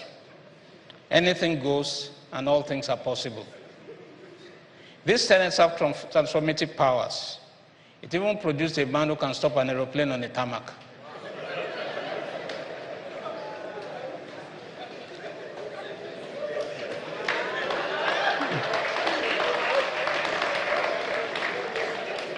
They have produced incredible election results. The number of votes cast always outstripped the number of votes registered voters. At the polling booth, it can go be 550 votes, but by the time it turns to the headquarters, it's 5,000 votes. That's a miraculous transformation. Now, Garinja is a materialistic, power-oriented society. Who you know matters more than what you know. You can even buy justice. You can lock up anybody. You can report a case to the police, but end up being locked with the one locked up. Remember, ideologically, all things are possible. The population is divided into three bands. Band A, Band B, Band C. Your band determines your rights, including the right to complain and the quality and quantity of electricity supply you get. If you are Band A, your sash color is sunshine yellow. Your own done better. You get to exercise the right to pay extra for what you're entitled to. Members of this band complain to themselves at country clubs. Electricity bills are calculated by a unique calculator. It has only keys for addition and multiplication. If you are Band B, your own color is green. That's because for you, it will always be greener on the other side. You can complain on radio and social media. But if you are Band C, you can only complain to God.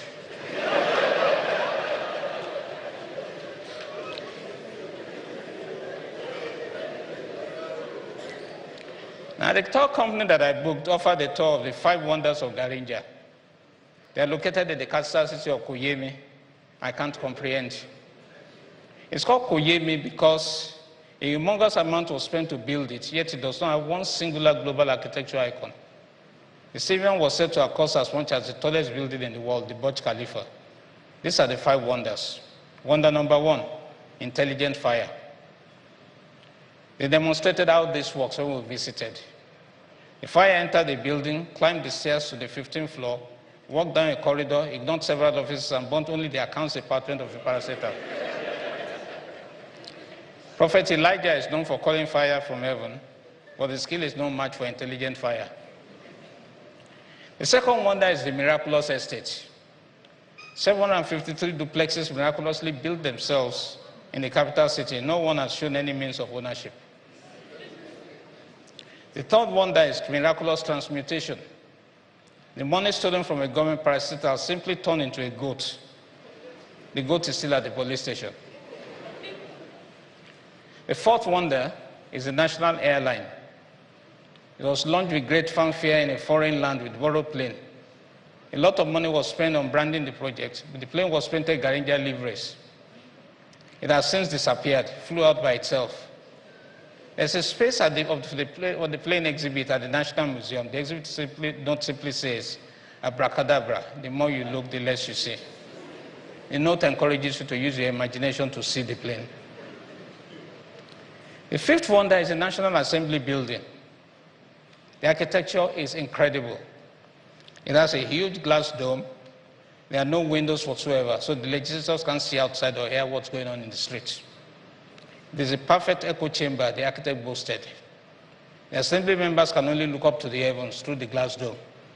This explains why they tell Garinjites to look up to God the way they look up to God and thank Him for His abundance. But how do they breathe in these windows? Oxygen is often pumped into the dome.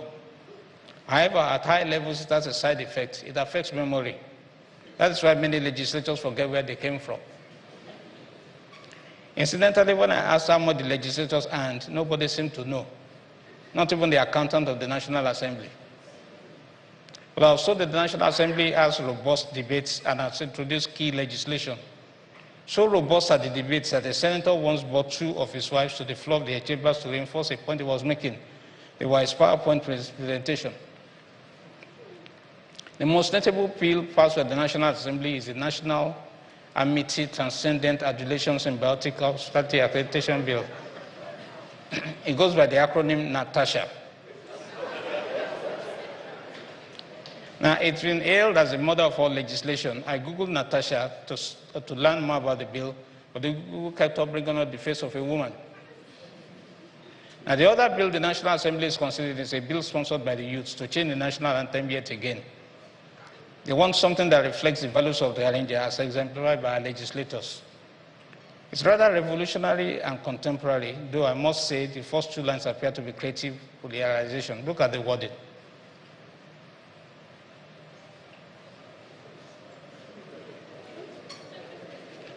Does anybody know how to sing this song? You don't know how to sing? Okay, let's practice.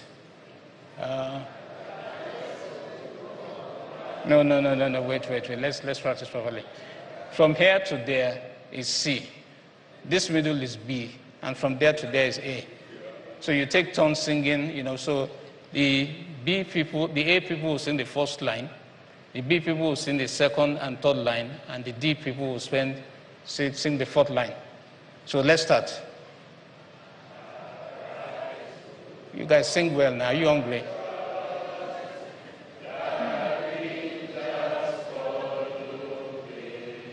Dodo atira isi kubodo koja wa je ma kubodo.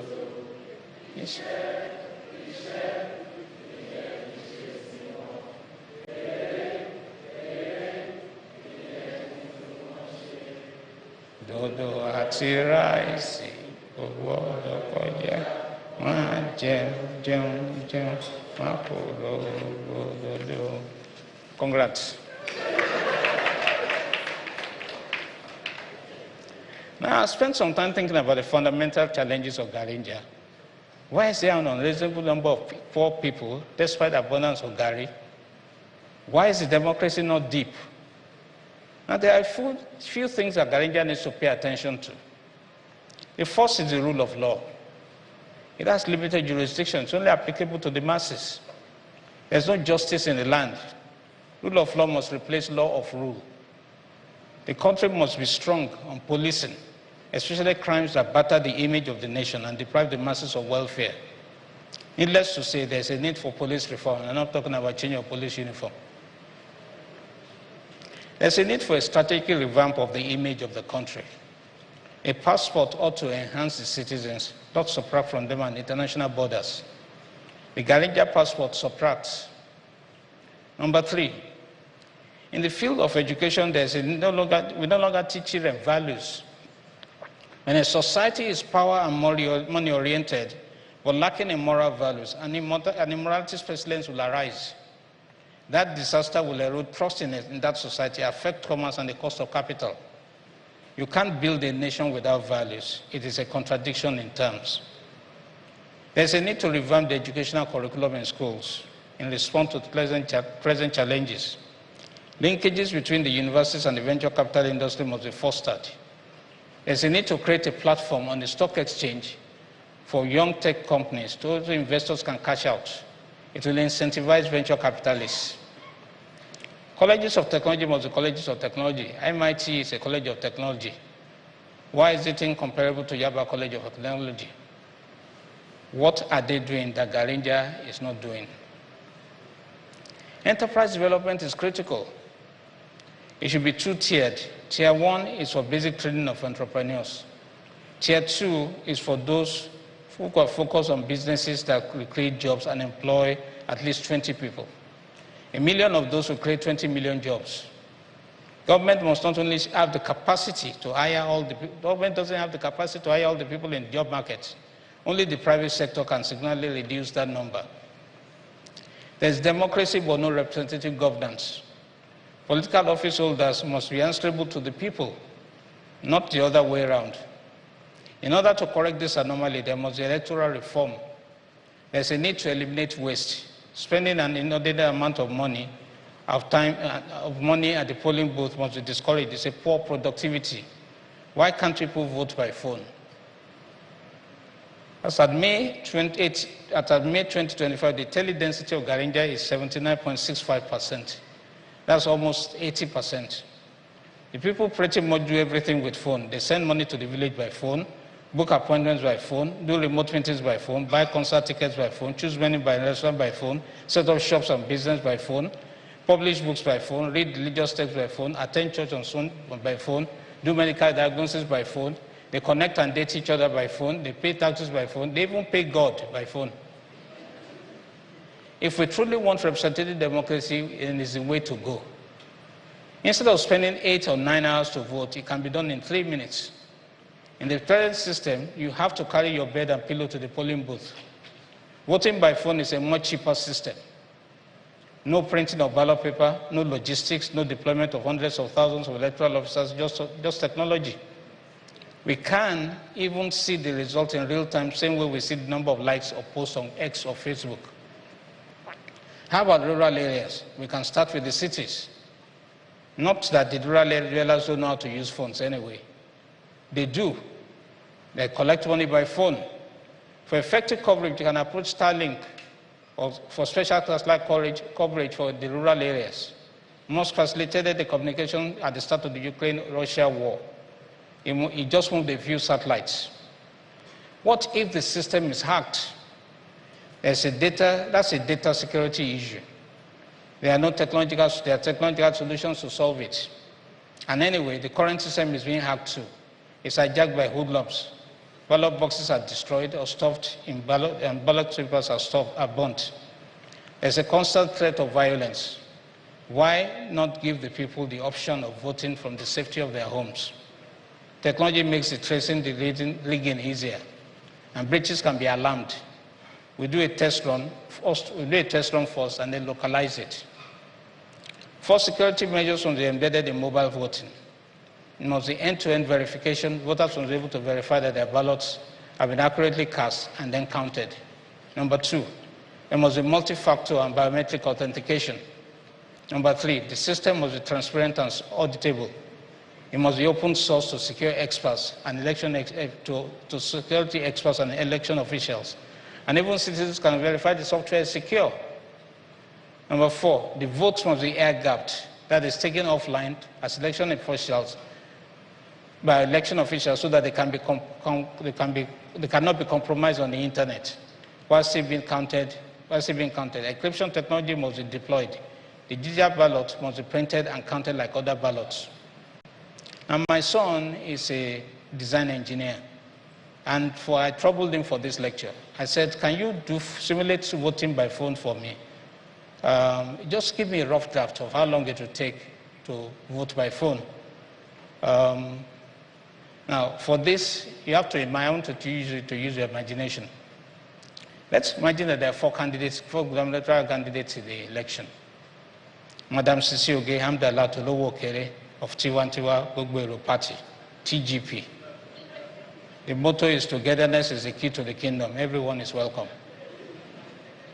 The second candidate is Mazi Chukwemeka, very ambitious status. He's from the Labour Party. We are their neighbors. Even if you don't show up for 4 years, we are with you in spirit. That's their motto. Malankunu Gidado, Intercontinental Development Party, IDP. Garinja will be like Dubai in 3 months by the grace of God. Then John Dele Baptist, otherwise known as John the Baptist. He belongs to You Chop, I Chop Party, UCICP.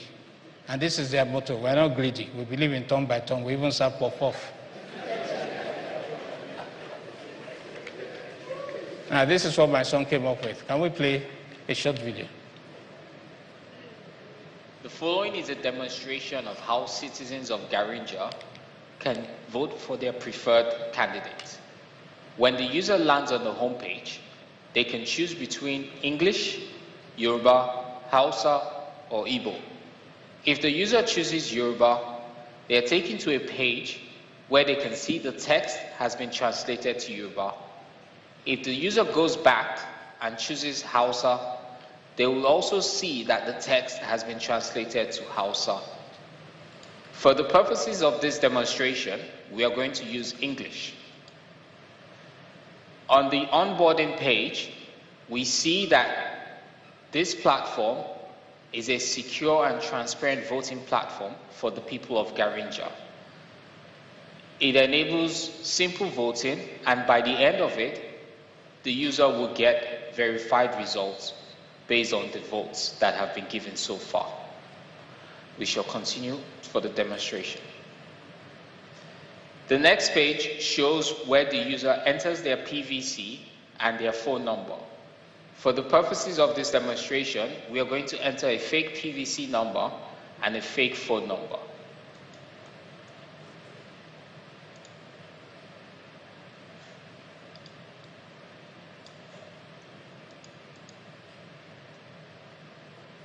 And we will continue. The PVC number and the phone number will be verified, and a text message will be sent to the phone number so that the user can enter to verify that it's correct. For the purposes of this demo, we shall enter 1, 2, 3, 4, 5, 6 and verify. Once the code has been verified, a simple message to show how the vote is recorded and secured is shown to the user. It shows what is done with the phone number, it shows that the vote is kept anonymous, and it shows that it's one vote per person. We shall continue to the ballot. On the ballot, the user sees the candidates that they can vote for.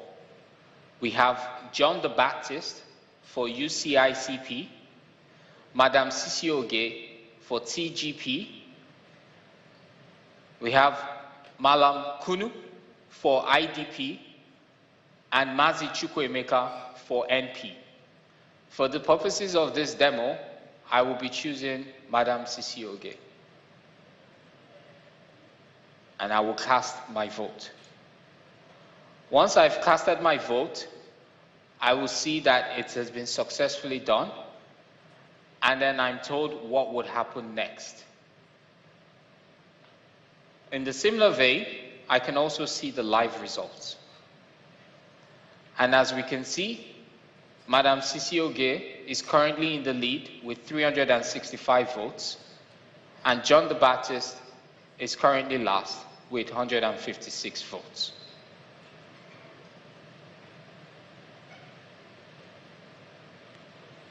Now, that shows you how simple it can be.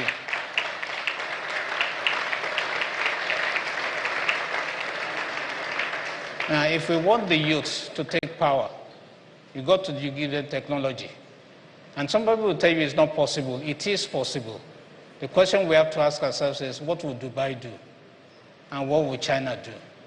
I want to thank you for listening. I'll be greeting Jadigia with my ideas. I'll give you an update when I come back. Thank you. God bless our country.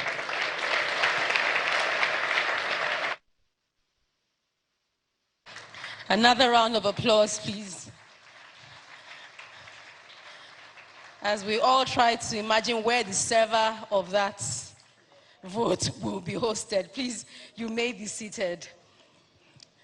One thing I love about satires is that you watch it maybe the second and the third time and you're like, oh, I get it. And then you call someone, did you get it? Oh, I got it now. So please listen, and listen again. Nigerians, not listen as a Nigerian, and you will get it.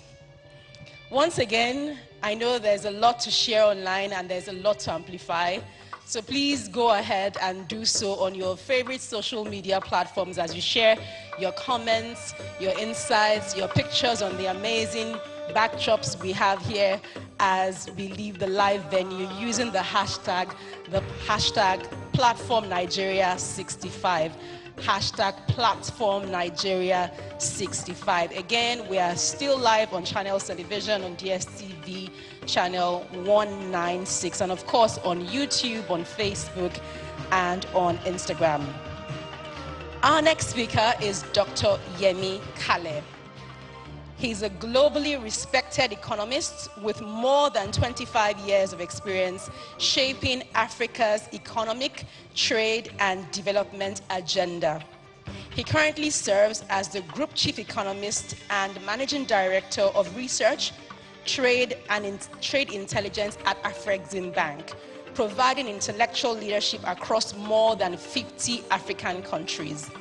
He previously served as Nigeria's Statistician General and CEO of the National Bureau of Statistics for 10 years, where he transformed the institution's credibility and impact, earning him the first ever reappointment for his second term in that position.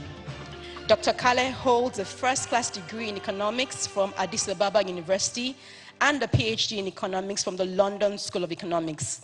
His career spans Goldman Sachs, Merrill Lynch, and KPMG, where he served as partner and chief economist. He has been a member of Nigeria's economic management team and the CBN's Monetary Policy Committee, and was awarded the National Productivity Order of Merit by the late President Muhammadu Buhari in 2017. Dr. Kale will speak today on reforms and resilience, strengthening Nigeria's economic foundations. Please welcome with a warm applause, Dr. Yemi Kale.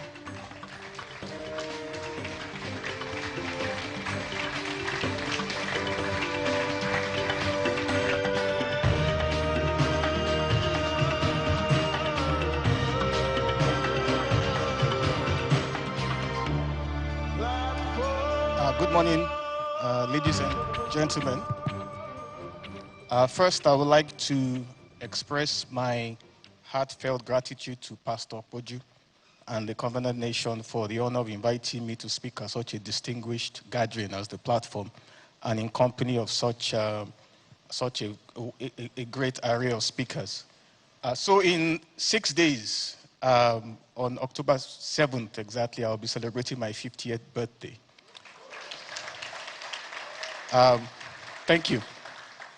So I guess I share the same number 7 benefits with Mr. Odegbami. But birthdays have a way of compressing time, often causing us to pause and reflect on the past with a renewed sense of purpose and a familiar resolve to grow wiser and to live more intentionally.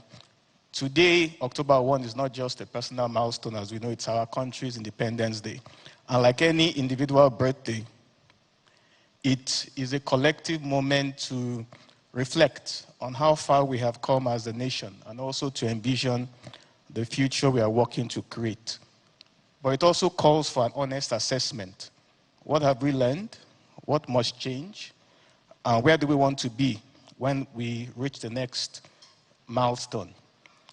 So it is therefore fitting that I've been asked to speak on the topic reform and resilience, strengthening Nigeria's economic foundations. Just like Mr. Odegbami, when Pastor Poju picked this topic, I sighed, because that was the most difficult of the list of topics. And I was saying I should have just given one that was easy. It's extremely broad, it is extremely controversial, and then going by Dr. Ndidi's lecture, she's put me in a very difficult position as well, given the tricky nature of that topic. But I think it also encapsulates the essence of our national endeavor, particularly in recent times. And my late mom taught us that the first step to solving a problem is to be honest about it and then act to fix it. Neither denial about our reality in our individual lives or as a nation, nor acknowledging all the challenges, but sitting down to just complain about it doesn't change anything. It's only when we acknowledge the truth can we take ownership and then act to bring real change. And I think this is rooted in the definition of reform, which simply means to me making changes to improve something. Now, reforms are not designed to be merely political shifts or adjustments. They are meant to be deliberate, strategic decisions made by a nation committed to stabilizing its present and securing a prosperous future. They, however, do not yield instant prosperity. They require patience, they require persistence, and they require disciplined execution, as well as the capacity to execute and follow through. It's like the personal commitments we make at the start of a new year. You remember the common goals like Take for instance, a common goal like weight loss. We know that lasting results often demand consistent effort, sacrifice, discipline, and endurance, often long before any visible change occurs. But if we stop after a few weeks, or give up because it's too difficult, or just lose interest, then of course the goals will not be achieved. So now, Nigeria is 65 years old, but our economic story after 65 years is unfortunately still described as a paradox. On the one hand, we have immense potential, which is well recognized, very well documented, frequently discussed. It is the reason that despite our often, sometimes difficult business environment, you can see I said often first and I changed it to sometimes because I was looking at Dr. Ndidi. And I'll be doing a lot of that throughout my presentation. Pastor Kojo has drawn the line, and we all have to align with that. So on the one hand, we have immense potential, which is well recognized. It's the reason that despite our sometimes difficult environment, foreign investors continue to engage with Nigeria. So while some may stay and navigate those challenges, others may leave temporarily or even permanently or delay entry. But whatever the case, they rarely lose sight of this market.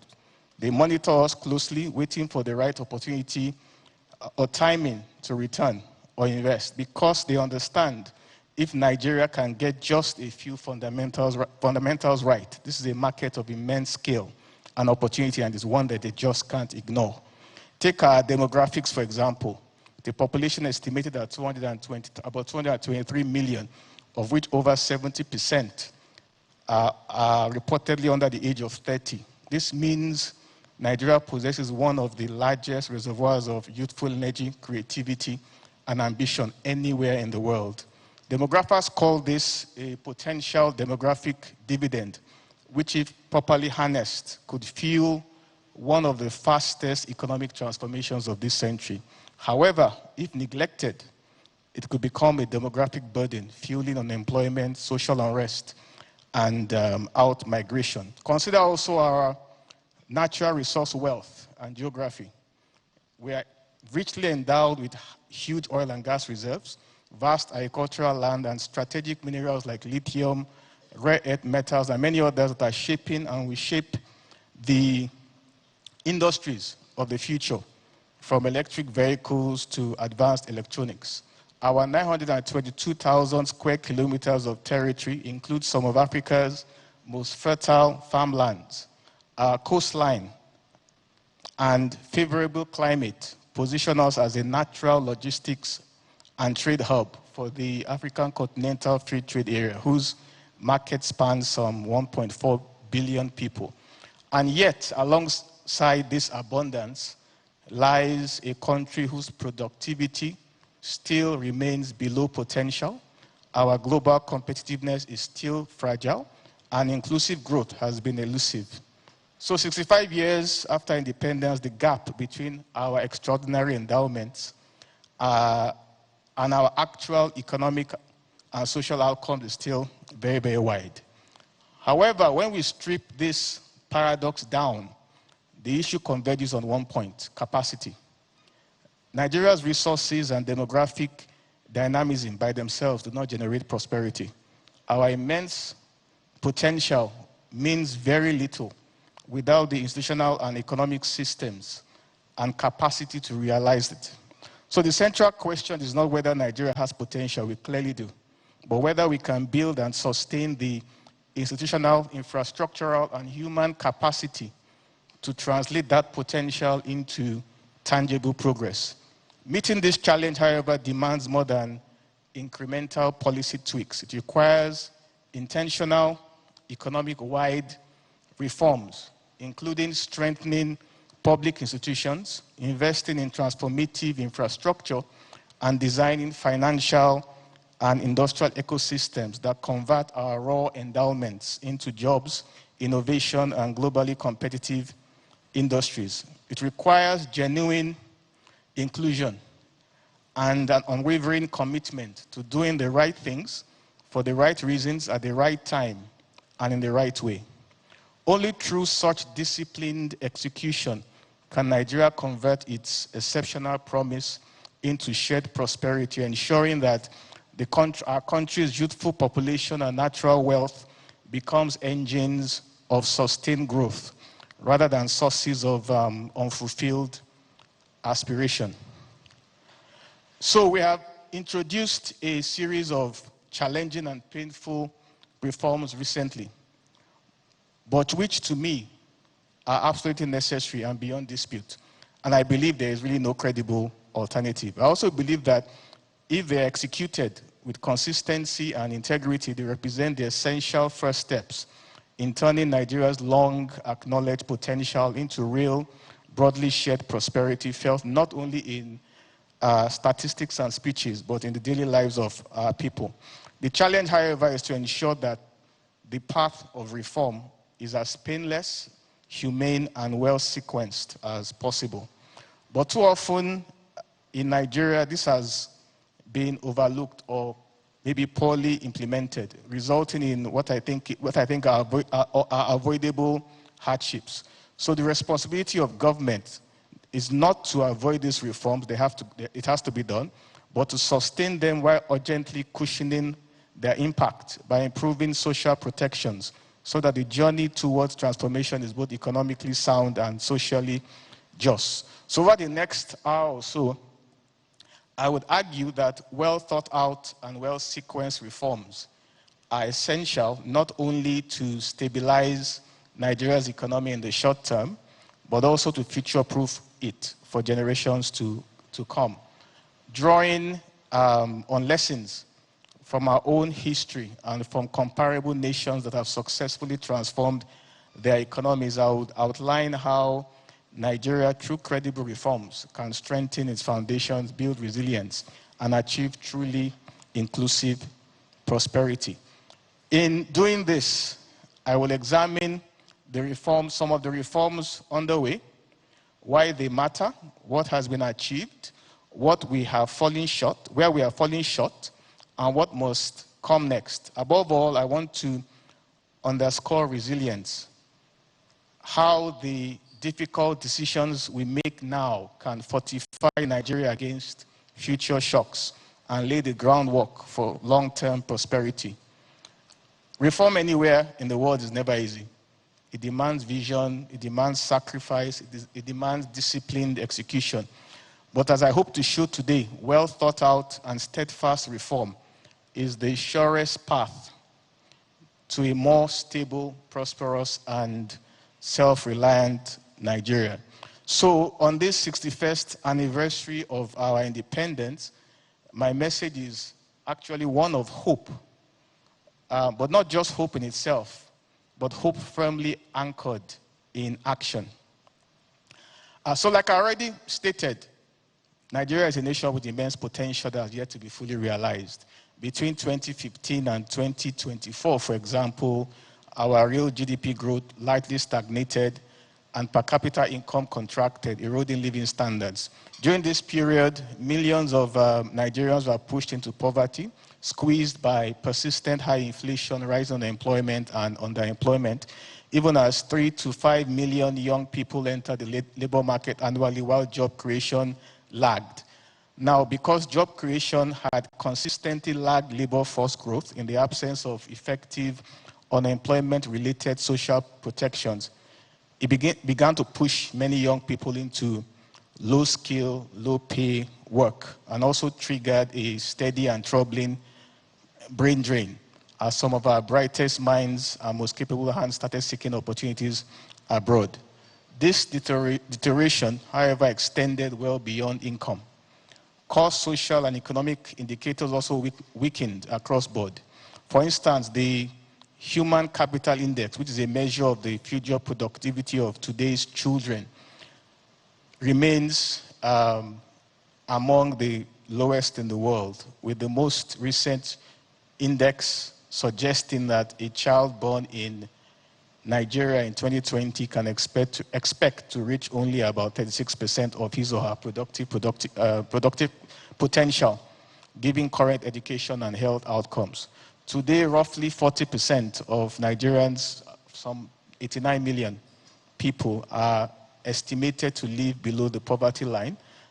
This is the second largest, assuming those numbers are correct, this is the second largest population of people in poverty worldwide after India. To grasp the magnitude of this number, we can consider that fewer than 20 of the world's 195 recognized countries even have a population larger than just Nigeria's estimated number of poor. And these dynamics are compounding. Together, these trends threaten the very promise of independence, that every Nigerian should have the opportunity to thrive at home. So what went wrong? Well, there are many reasons, but a large part of it lies in policy missteps and costly delays in implementing needed reforms. Key adjustments, some finally underway, should have begun over a decade ago when warning signs were already evident. And acting sooner would have significantly softened the impact on households and businesses, sparing the economy years of compounding fiscal and inflationary pressures. Instead, distortive monetary and exchange rate policies lingered, eroding investor confidence and choking off investment. Fiscal deficits also widened as oil revenues fell and unsustainable subsidies ballooned. Furthermore, external shocks, the COVID-19 pandemic, various global commodity swings, the Russia-Ukraine war, and so on, it hit us hard, and we lacked the buffers to cushion the impact. The result was slower growth, deepening hardship, and a widening gap between our vast resources and the prosperity our citizens rightly expect. Encouragingly, we have recently begun to pursue some of these long overdue reforms. And while these initial measures have yet to bring broad relief to households, they have already averted a looming fiscal crisis. They have improved the profitability of many domestic businesses, and that they have begun to rebuild investor confidence. These are early signs that the economy's trajectory is shifting in the right direction. Much, however, remains to be done to consolidate these gains and translate them into tangible benefits for all Nigerians. To understand the urgency of reforms, especially some of which have been done recently, we must first recognize the depth of dysfunction embedded within Nigeria's economic structure. For many decades, our heavy reliance on oil exports had left the economy dangerously undiversified and vulnerable. As of 2023, oil and gas revenues accounted for more than 67% of government revenue and more than 88% of exports. And though oil itself is just about 5% of our GDP, it nevertheless drives about 80% of economic activity through its influence on spending, investment, and foreign exchange. In fact, it is because the oil sector was in recession for most of the last decade that our growth was muted. And now that the oil sector has started to pick up, we are witnessing stronger growth numbers. Consequently, every oil price or production shock, such as in 2014 to 2016 and in 2020, has triggered recessions and intense pressure on the naira, keeping growth subdued for most of the past decade. However, even when global oil prices surged in 2021 and 2022, our country reaped little benefit because years of underinvestment, persistent production shortfalls, and an unsustainable, costly petrol subsidy absorbed virtually all of the oil windfall. By 2022, NNPC's remittances to the federal account had collapsed to near zero, and the subsidy bill threatened to exceed $16 billion.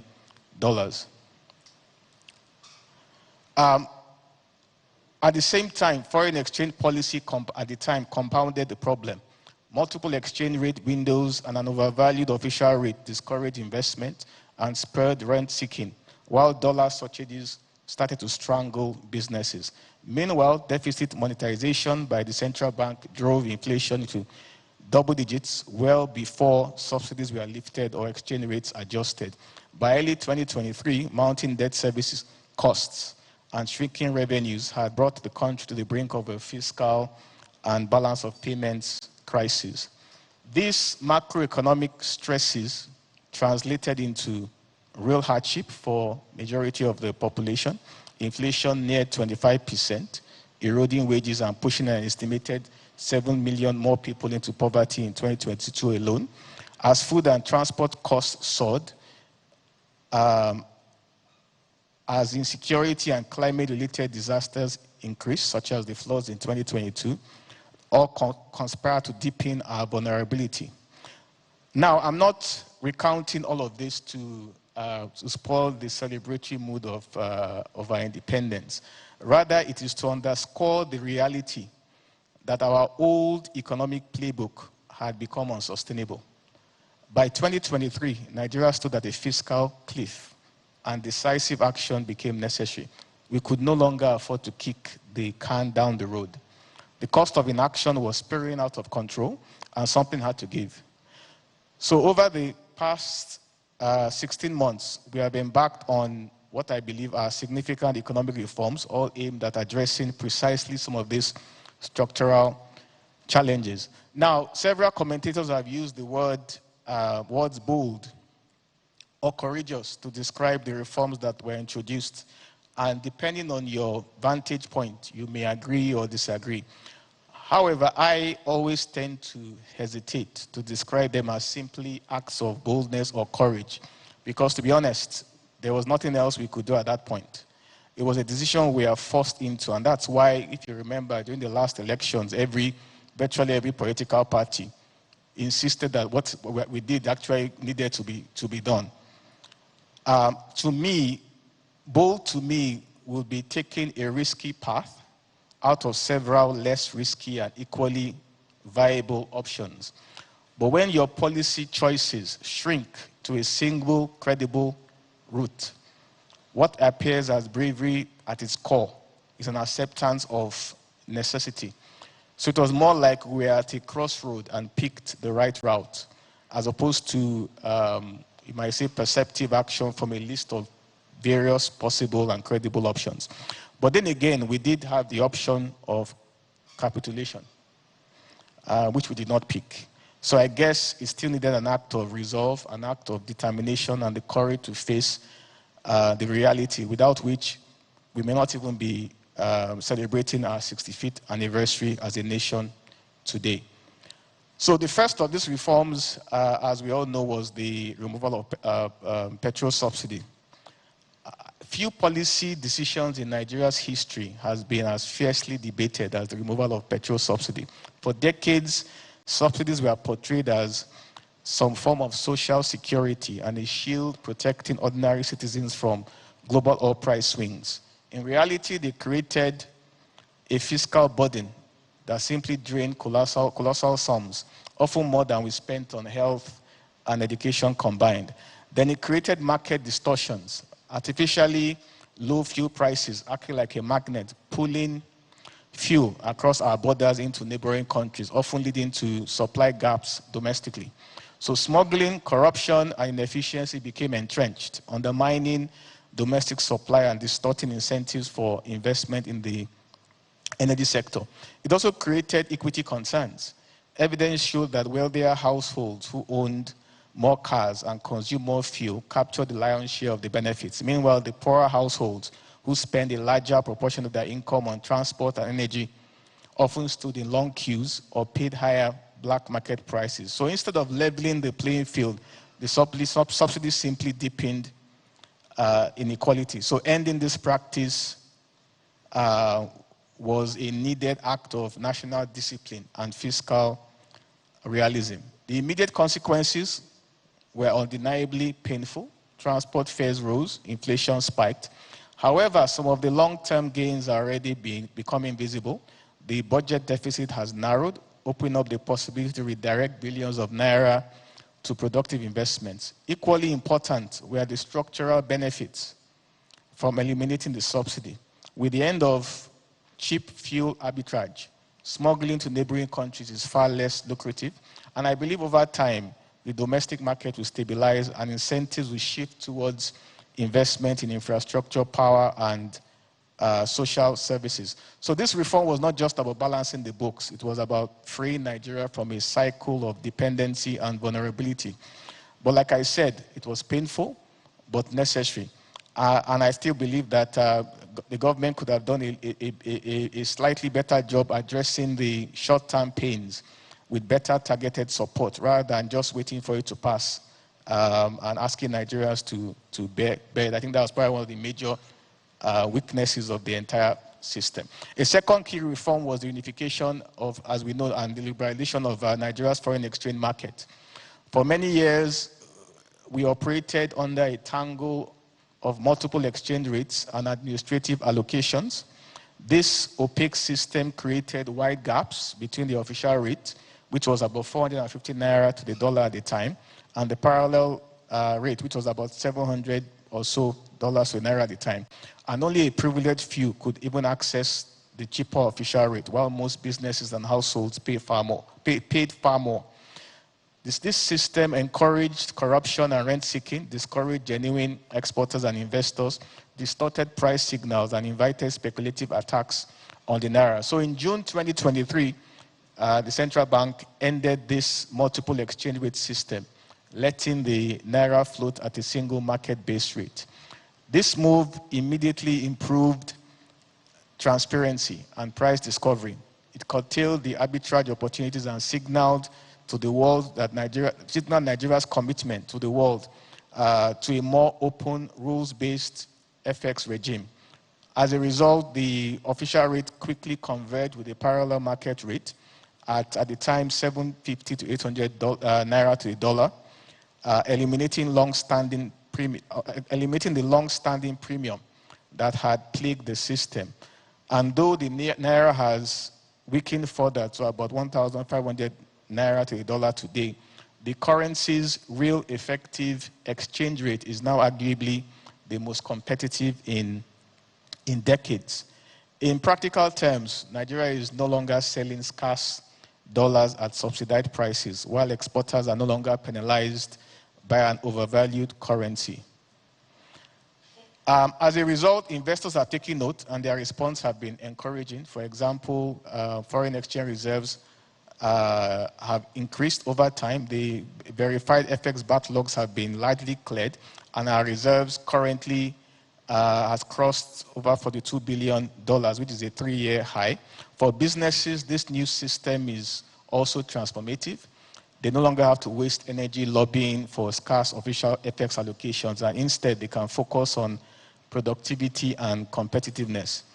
A more competitive naira also makes Nigerian products more affordable abroad. It stimulates non-exports, discourages wasteful imports, and encourages local production. And non-oil exporters and domestic businesses that rely on imported inputs, like I mentioned, are already reporting stronger earnings. Also, Nigeria's balance of trade is reportedly improving. But here again, these reforms, though necessary, came at a painful short-term price, which wasn't effectively cushioned. We can learn from the experience of several countries. For example, Egypt, when Egypt floated its pound in 2016, inflation quickly exceeded 30% within months, just like ours. But by allowing the currency to reach a market clearing level, Egypt restored investor confidence and saw a surge of capital and growth in subsequent years. However, Egypt, unlike Nigeria, complemented its currency reform with a more efficient and better targeted social safety nets, cushioning vulnerable households from the initial spike in living costs.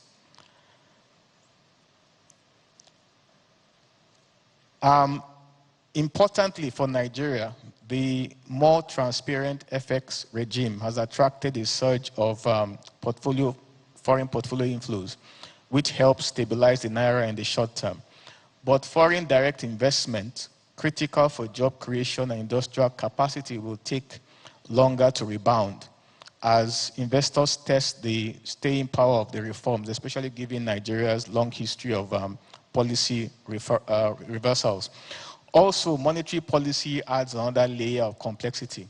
This foreign portfolio inflows surge has been supported by the CBN maintaining policy rates above 20%.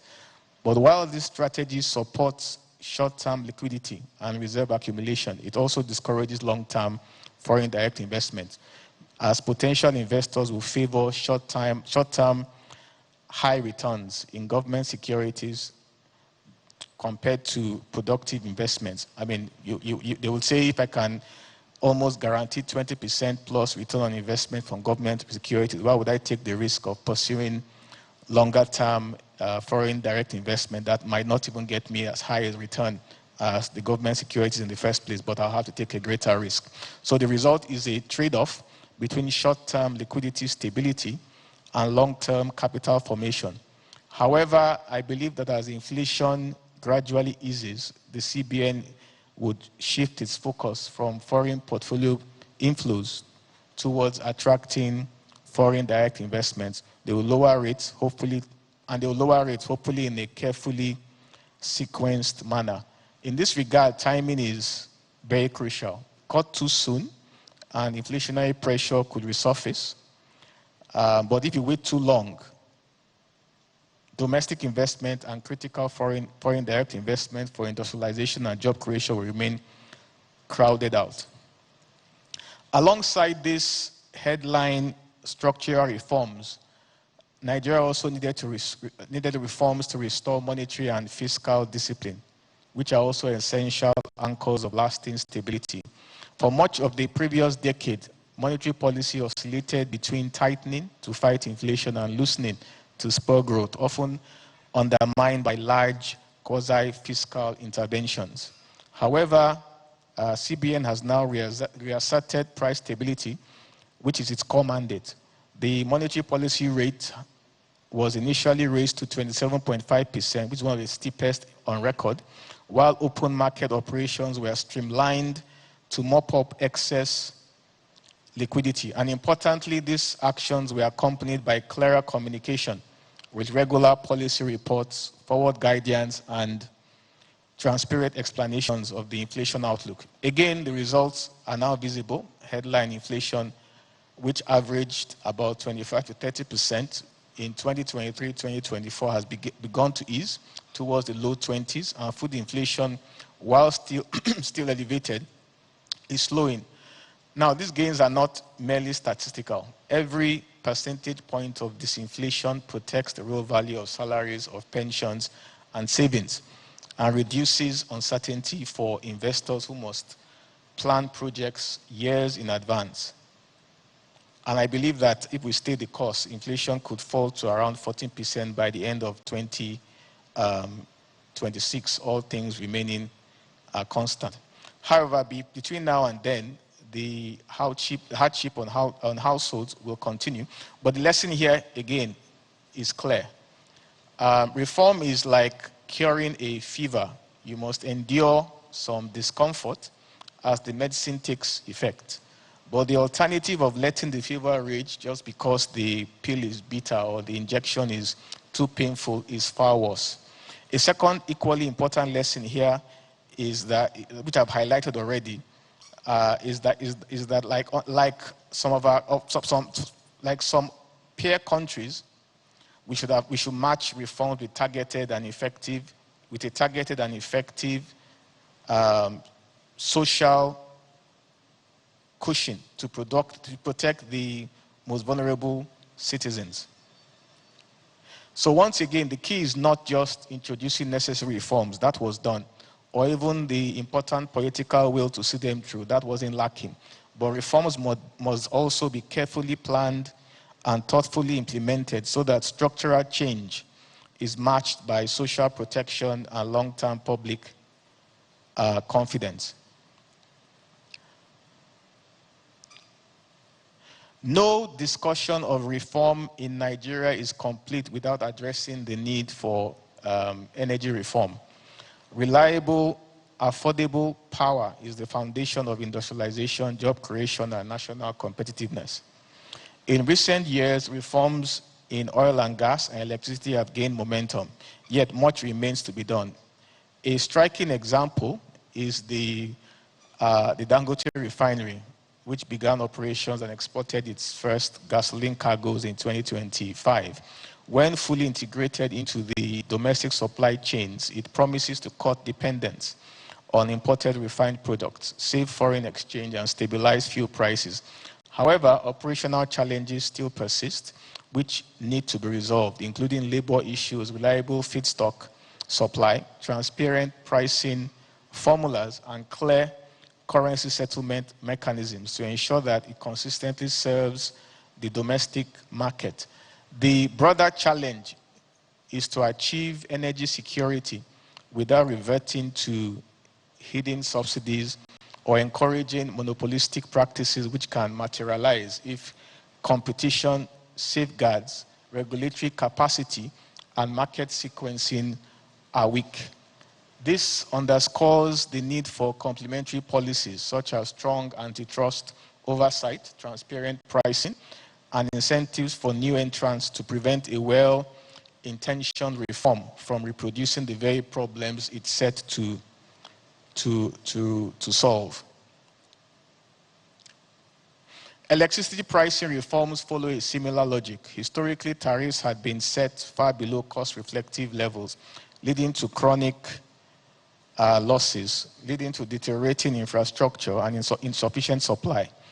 By initiating a gradual transition towards cost-reflective tariffs combined with targeted support for the poorest households, the government can begin to break this vicious cycle and move us towards a power sector that can attract investment and deliver steady, affordable electricity to homes and industries.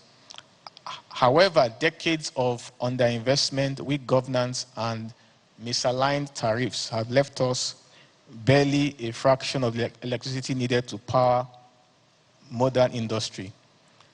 Our electricity supply has been notoriously inadequate, leading to routine blackouts and an estimated annual economic loss of over $25 billion due to power shortages. We have been reforming this sector in pieces. Remember the unbundling and privatization in 2013, for example, but with mixed results. However, the Electricity Act of 2023 fundamentally changes the governance model. Combined with a federal plan to refinance about 4 trillion naira in sector debt, this legislation could break the logjam of underinvestment and chronic outages.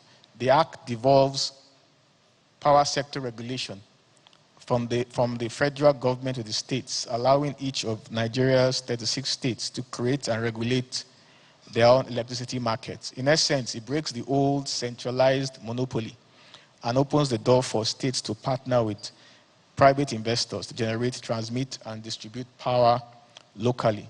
States can now license mini-grids and power plants to serve their regions.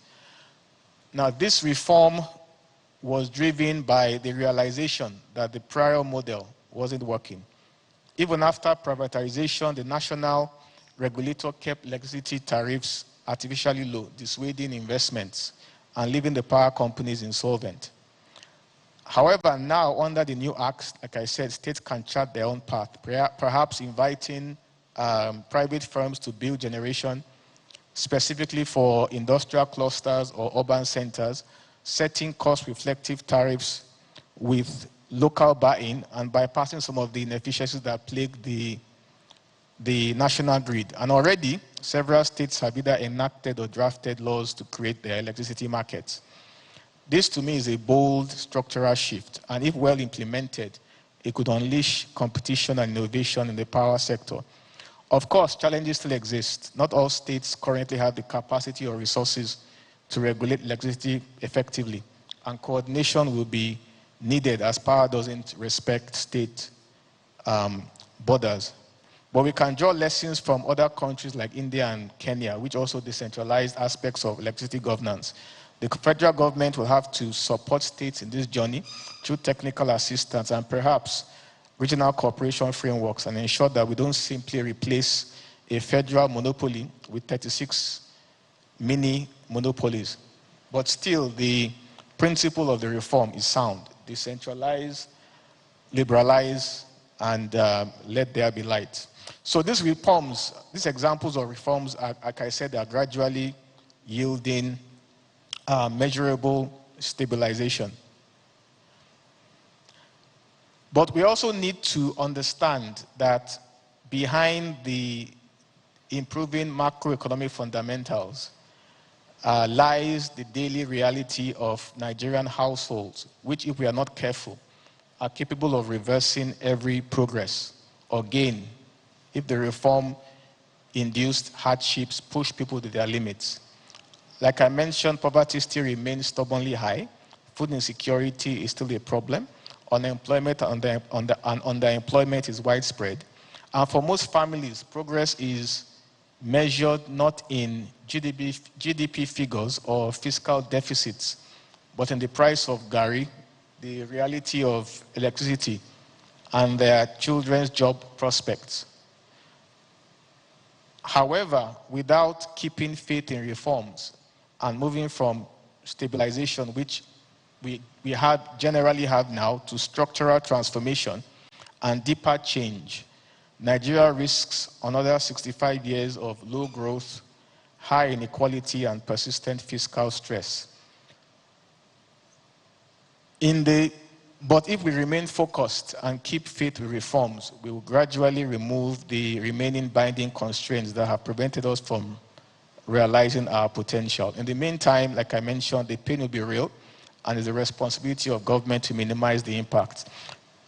I've used this example. I'll use another example. It's like when people say there's no cure for the flu and that the infection must run its course. The medicines we take, whether over-the-counter remedies to ease fever or aches, or prescription antivirals to shorten the illness, they are not really meant to, they are only meant to lessen symptoms and reduce complications, not necessarily to instantly eliminate the virus. I think the same happens with reform. It has to run its course, and there are no shortcuts, and all we can do is lessen the pain.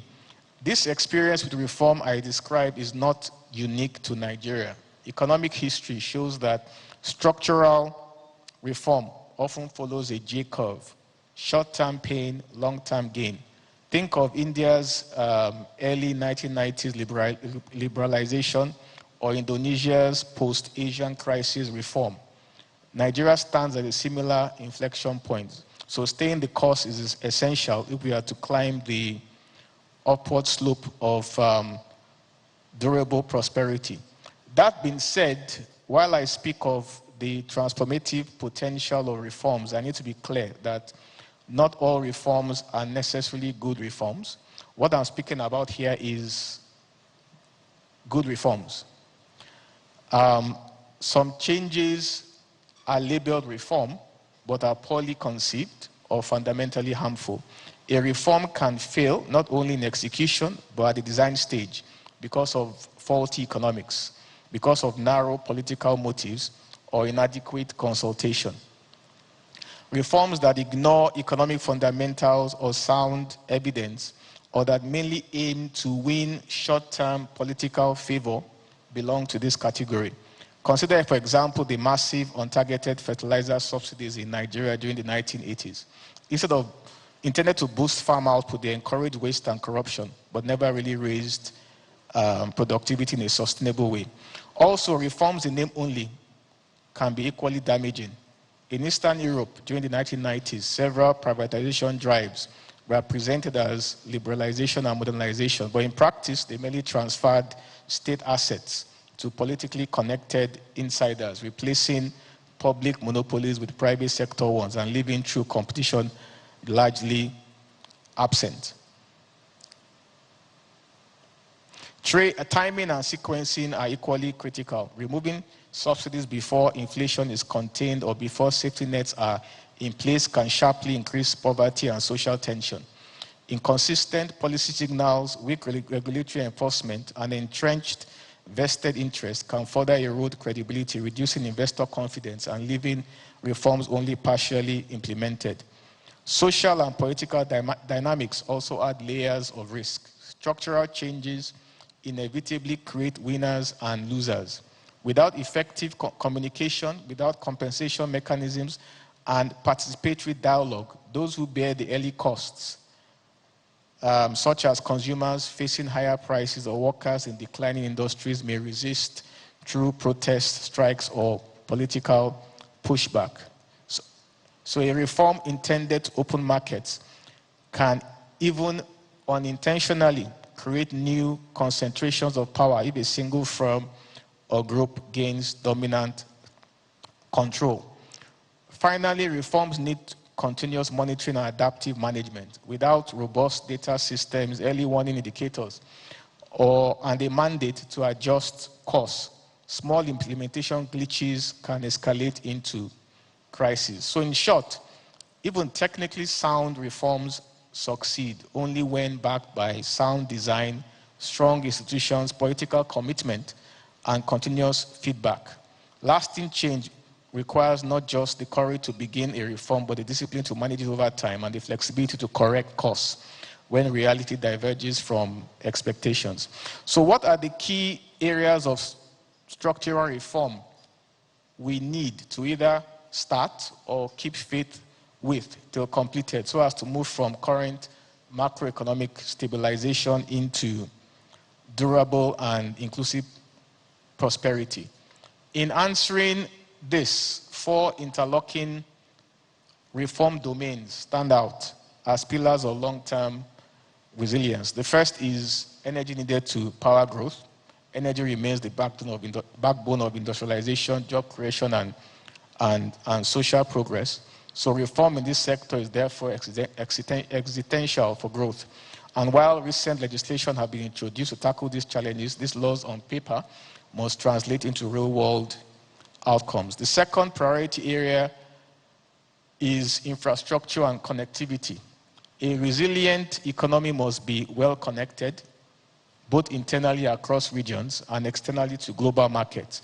This requires closing the country's infrastructure gaps, not only in roads, rail, and ports, but also in broadband and digital networks that underpin today's global economy.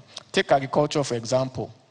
Stronger road and rail corridors linking our northern agricultural zones with southern ports would unlock significant value by reducing travel times, lowering transport costs, and improving the flow of food to markets. Inland dry ports and logistics hubs could further integrate rural producers into regional and global supply chains, allowing farmers to capture export opportunities while reducing post-harvest losses that currently account for up to 40 to 50% of some crops. This is why infrastructure is not just an economic necessity, it's actually a macroeconomic stabilizer. For example, in the face of localized shocks such as a drought or flooding, the ability to quickly move food from surplus to deficit areas can prevent scarcity and inflationary spikes. However, at present, Nigeria's inadequate transport and logistics system continues to impose a heavy burden.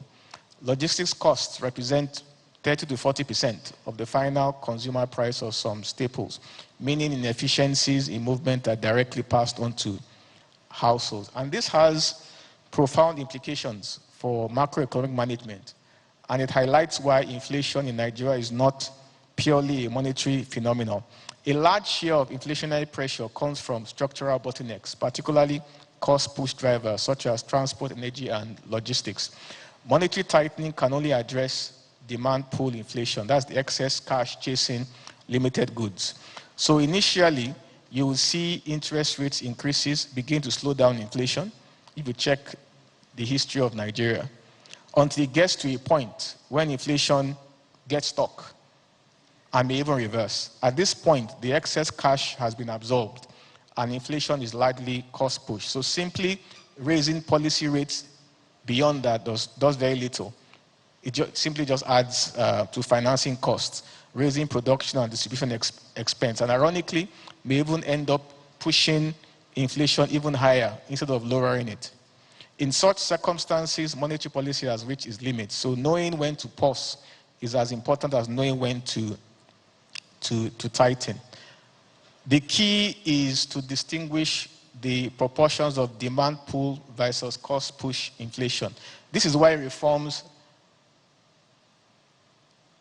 need to be done in a holistic and integrated manner across the entire macroeconomy and not piecemeal across various sectors. How does one reform in one sector affect another? What do we do first? How do we limit the negative consequences of reform in another sector and so on? In short, fiscal and structural reforms must complement monetary policy. Only through such integrated reforms can Nigeria build an economy that is competitive, resilient, and inflation resistant.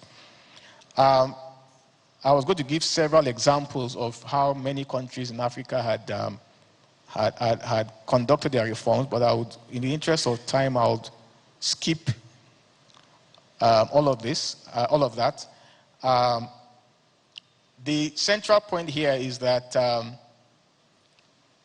it is clear that investments in infrastructure would directly improve Nigeria's competitiveness and resilience. That being said, it is projected that Nigeria will require about 3 trillion by 2050 to meet its infrastructure needs, of which for the transport sector, it's 575 billion between 2020 and 2043. To put this into context, Nigeria's entire 2025 budget is about 36 billion, and its 2024 rebased GDP was about 275 billion. So this obvious limited fiscal space means government alone cannot meet Nigeria's vast infrastructure needs.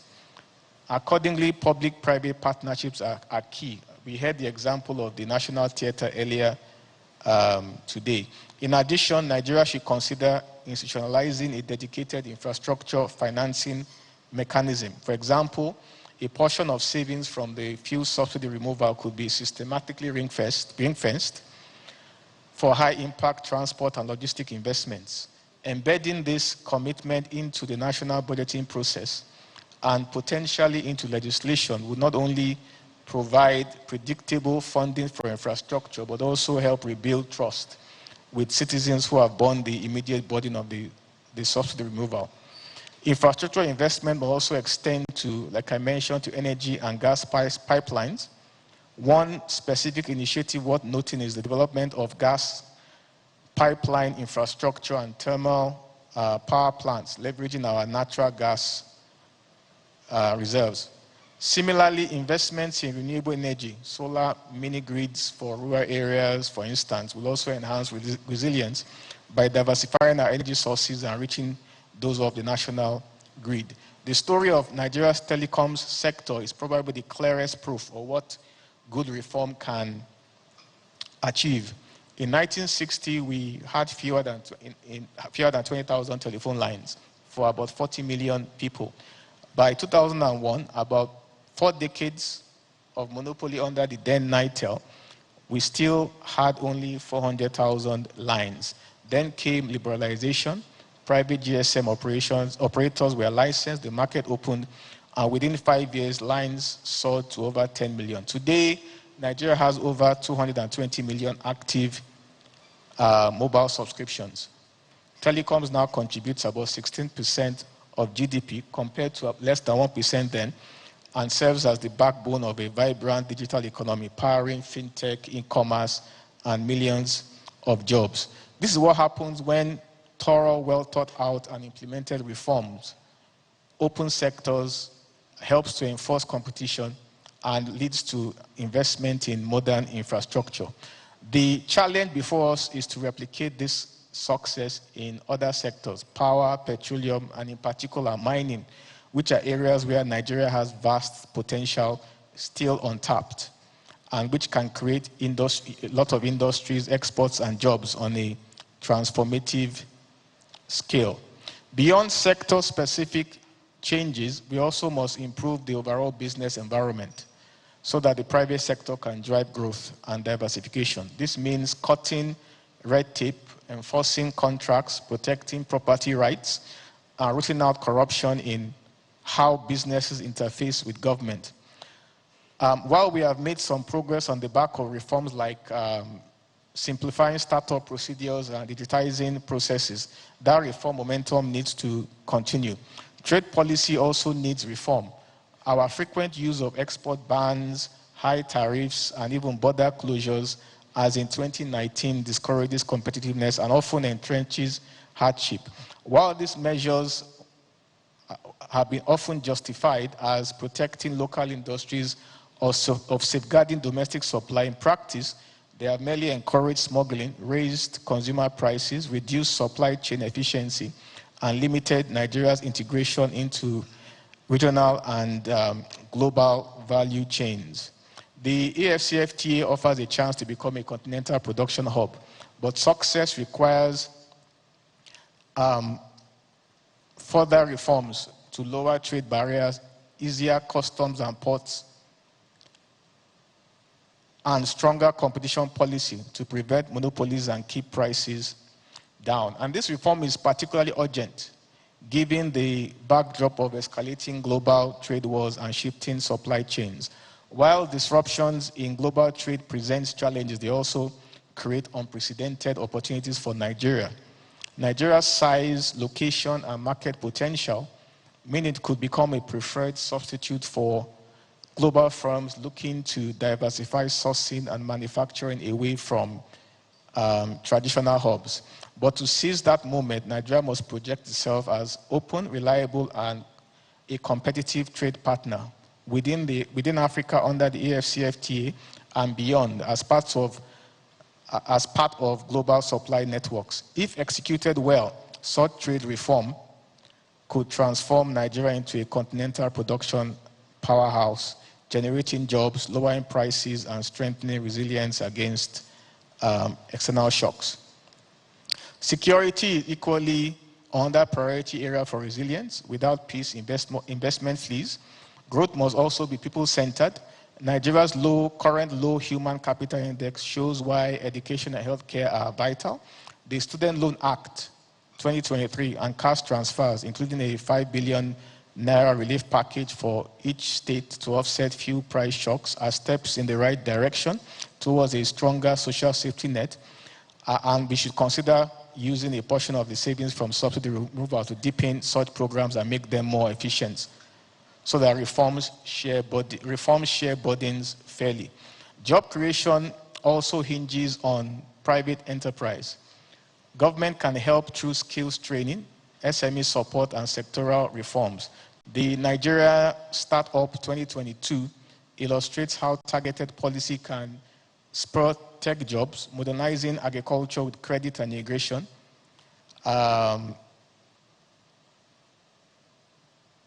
and modernizing agriculture with credit and irrigation can do the same for rural employment and food security.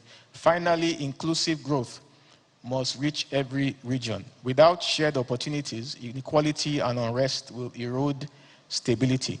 So power and fiscal reforms should empower states, while federal economic and agro-processing zones can lift lagging areas.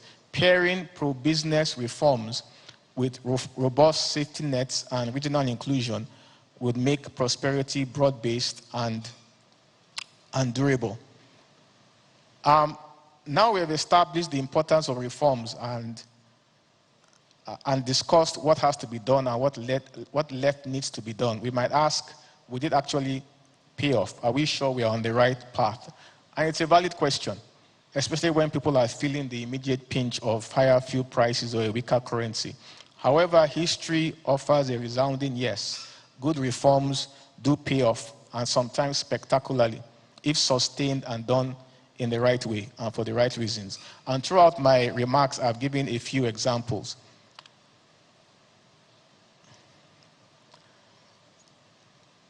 But before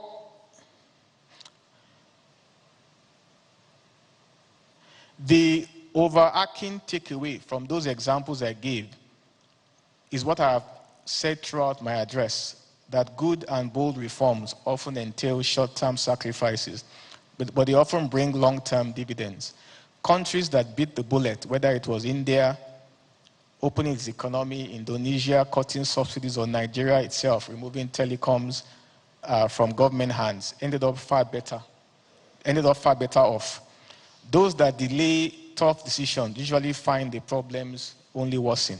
When at the last NESG, the World Bank's chief economist said that Nigeria would need to stay the course for at least another 10 to 15 years to transform its economy, everyone in the room yelled, and understandably so. So did I, and I'm an economist, and I understood what he was saying.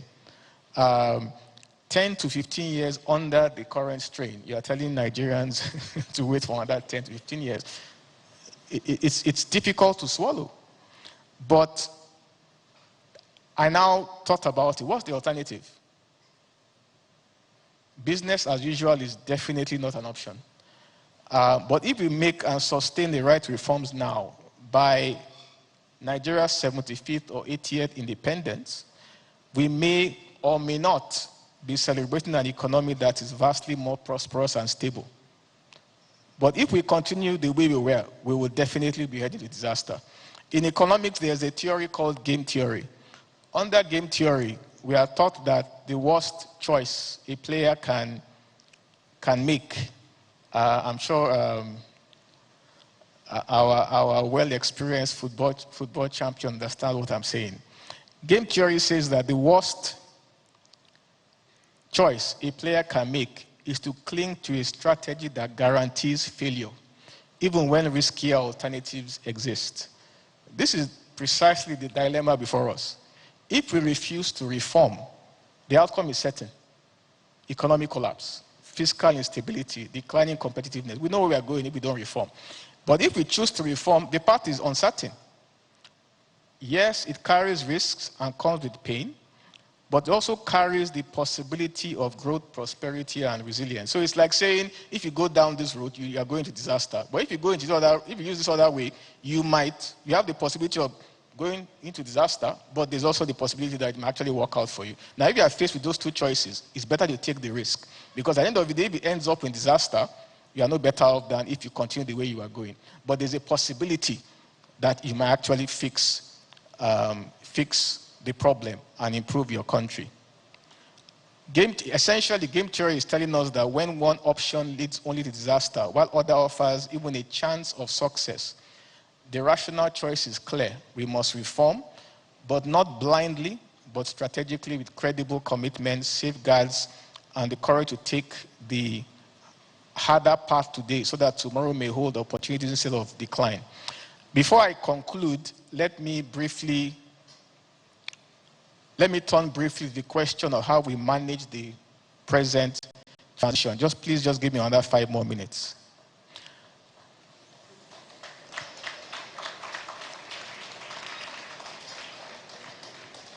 I'm not sure if that is enough. We have heard enough, thank you. Or we are enjoying it, continue. But I would stick to we are enjoying it, continue. Even though I started off by saying denial is never a good thing, and you should face the reality. But just give me 5 more minutes. On my last. Okay. So, like I said, it's vital to actively manage this transition. And if not, even well-designed reforms risk being rolled back before their long-term benefits materialize. In this regard, effective communication and transparency is important. The government must clearly communicate what it's doing and why. People are more likely to endure hardship if they understand the necessity and see a credible plan. Second, protecting the vulnerable. I've said this many times throughout my address. This cannot be overstated. Expand and effectively deliver the social safety nets. Third, support for business and job creators. If we want the private sector to drive recovery, we may consider some short-term support for critical industries, especially those significantly hit by the reforms. Fourth is consistency and policy follow-through. This is perhaps the biggest risk. Policy reversal and half implementation is probably the biggest risk in reform. And we have unfortunately had instances before when a reform is announced but not fully carried out or reversed at the first sign of opposition. This time, we must hold firm with a listening ear, but a steady hand. And if the reform is good, then staying the course is absolutely essential. Finally, political will and inclusive leadership. Good reform requires a whole of government approach and indeed a whole of society support. Ladies and gentlemen, today is our Independence Day, so I'll end my address on an optimistic but realistic note by asking us to imagine in Nigeria a decade from now, if we stay true to good reforms with low predictable inflation, stable fuel prices, and foreign markets, budgets funded by reliable domestic revenue, an economy where public funds are channeled into roads, schools, clinics, and innovation rather than waste. In Nigeria, where our foreign reserves are strong, our naira is steady, and investors build factories, farms, and tech hubs from Kaduna to Lagos, new industries from solar panels to film, create jobs, rural areas thrive, and poverty declines as millions achieve a decent standard of living. Even our diaspora return, bringing skills and capital. But to me, this vision is achievable, especially as the tools to realize it exist in abundance. But it will only happen if we strengthen our economic foundation by embracing market forces with a human face, that is competitive markets tempered by smart regulation and safety nets. We will align Nigeria with the realities of the 21st century. Resilience to me will mean that when the next oil slump arrives or a pandemic or climate shock strikes, we do not collapse. Instead, we absorb the heat, recover quickly, and seize new opportunities. History teaches us that there is no substitute for sound policy. No oil boom, no foreign aid, no volume of borrowing can compensate for weak economic management. But with the right institutions and choices, history has shown that even countries with far less or fewer advantages than Nigeria have prospered, and I believe so can we. That brings me to the end of my address. I thank you all for listening. Happy Independence Day once again. God bless you all, and God bless the Federal Republic of Nigeria.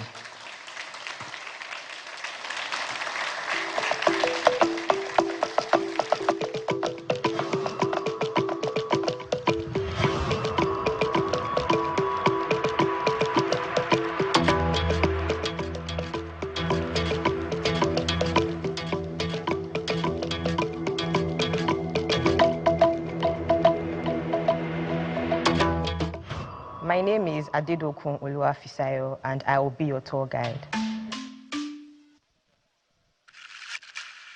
Hanging over our heads are the atrium paintings.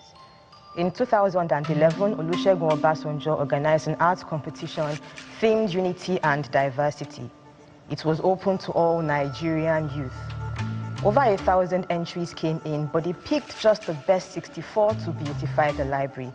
They were first on cardboard before being transferred to glass. This is Wing A, and it's about Olusegun Obasanjo's humble beginning, his military career, and imprisonment.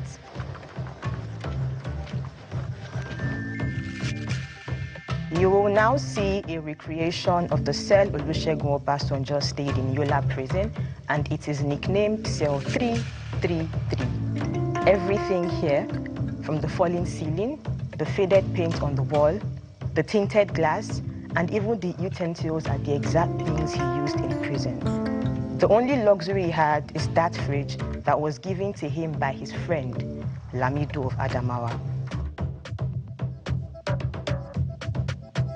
You're welcome to Wing B. This section is about Olusegun Obasanjo as a politician, a statesman, and mediator.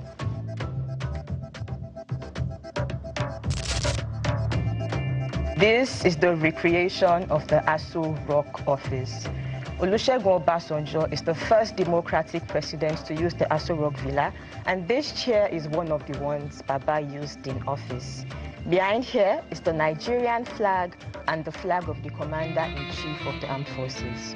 A number of people contributed some money to the construction of the library, and they are in categories. Here's the first category, the gold donors, who donated 750 million naira and above individually to the construction of the library. Here's the second category, the cowrie donors, who donated from 500 million naira to 750 million naira each. The second category, the ivory donors, who donated from 250 million naira to 499 million naira. And finally, the ebony donors, who donated from 100 million naira to 249 million naira each.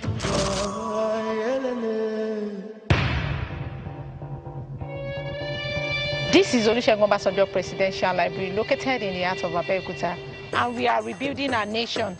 This is Nigeria, and this is working.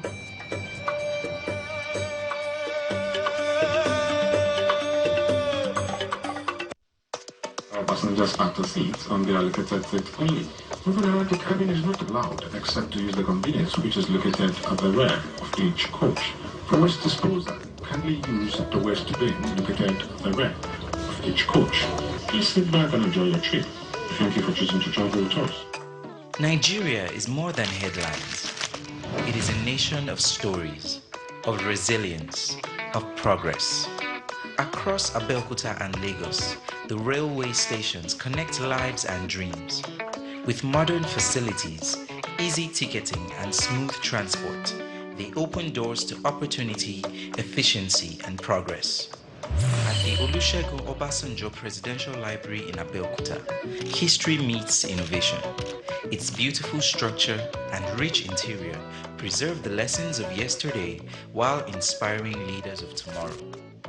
Olumo Rock stands tall, a reminder of our strength, endurance, and unshakable spirit of the Nigerian people. At the stadium, we see the energy of unity, a symbol of our strength, our passion, and our limitless potential. This is the Nigeria that works. A Nigeria where culture, history, and innovation come together. We are showcasing history, arts, and culture, and we are rebuilding our nation. This is Nigeria, and this is working.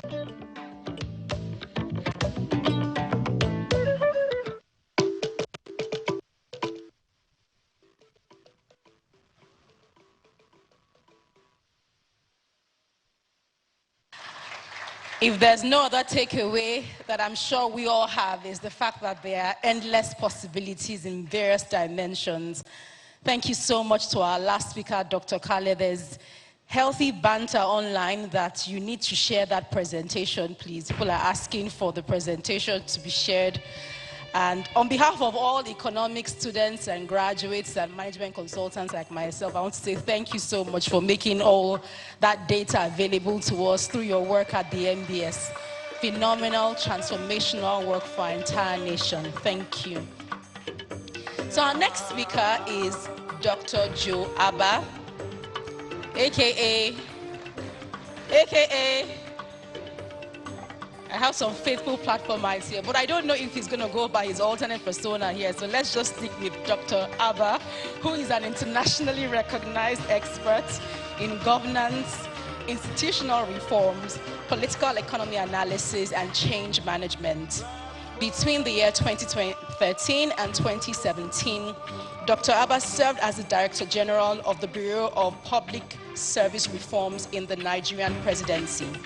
Prior to this, he led transformative programs for the UK Department for International Development in Nigeria, such as the creation of the Abuja Enterprise Agency, which has empowered more than 73,000 Nigerians to start businesses, 90% of which are young people.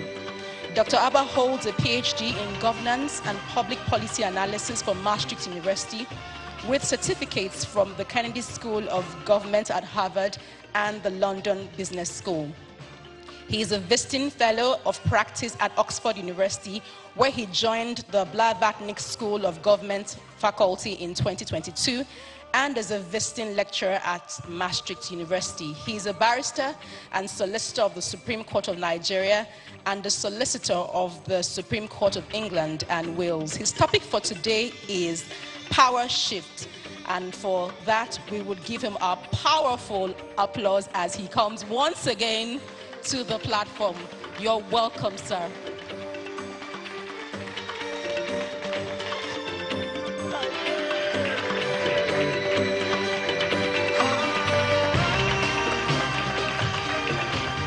Please be seated.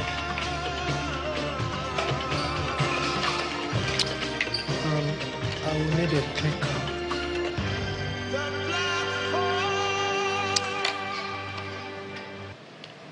Good afternoon, ladies and gentlemen.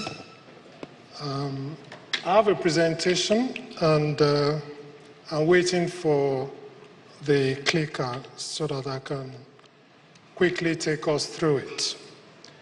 Will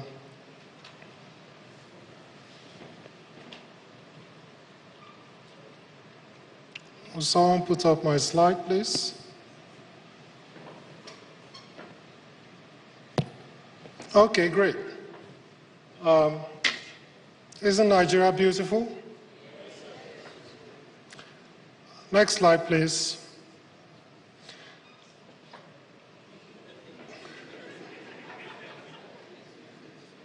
My sister has introduced Dr. Joe Abba, but Eze Moore will introduce himself.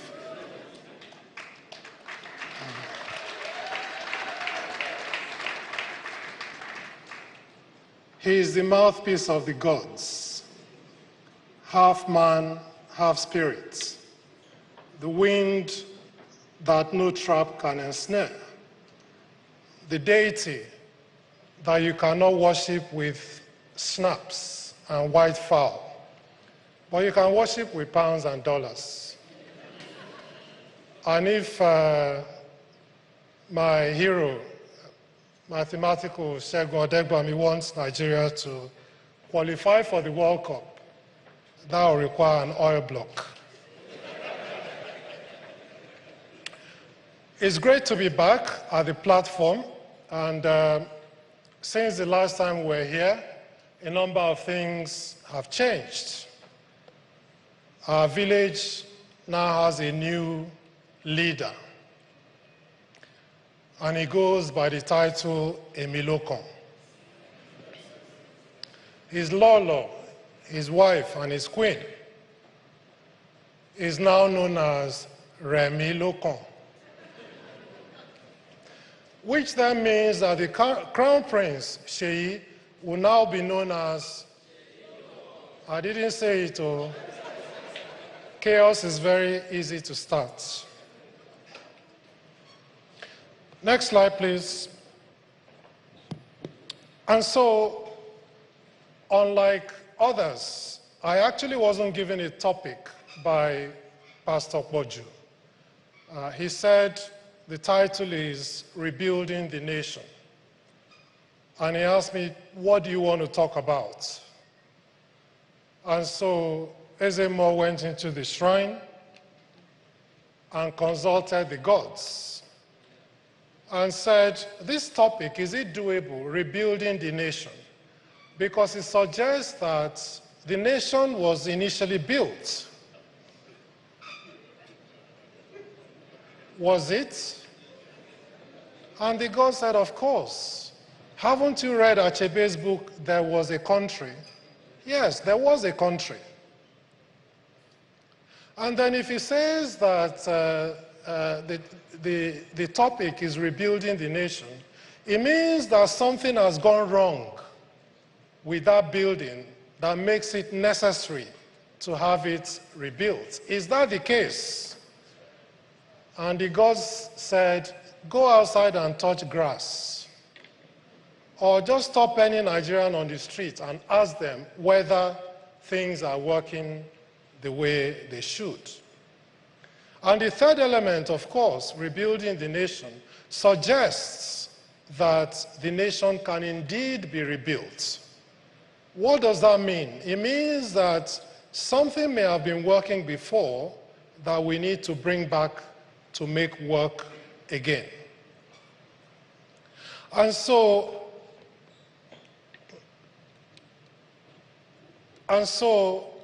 it's good to go back to the beginning. So at the beginning, there was quite a bit of agitation to make sure that Nigeria got independence.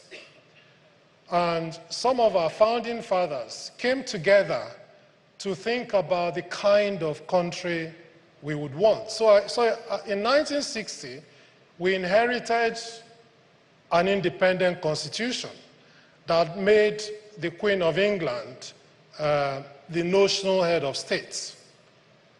But our founding fathers came together to say, well, what kind of country do we want, and how do we want that country designed?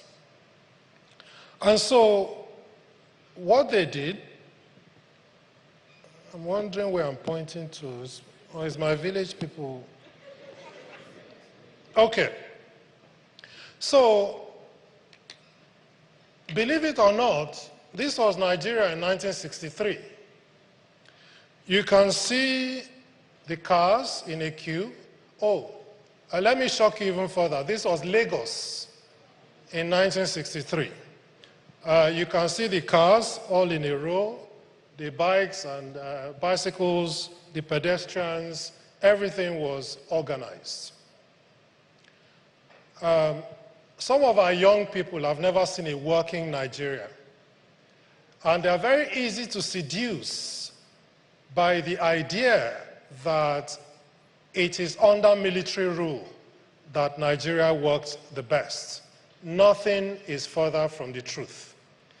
You can see Nigerians driving with decorum without any force, without any military, without anybody forcing them to do so.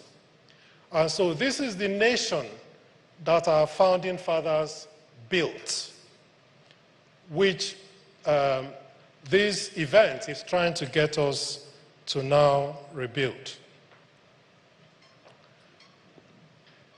This was our 1963 Constitution, the Republican Constitution, it was known as. And very soon, very shortly, I'll tell you what the key elements of that Constitution is.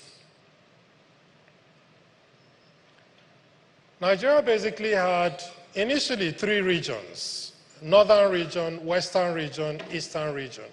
And then with the 1963 Constitution, the Midwestern region was added. So we had 4 regions.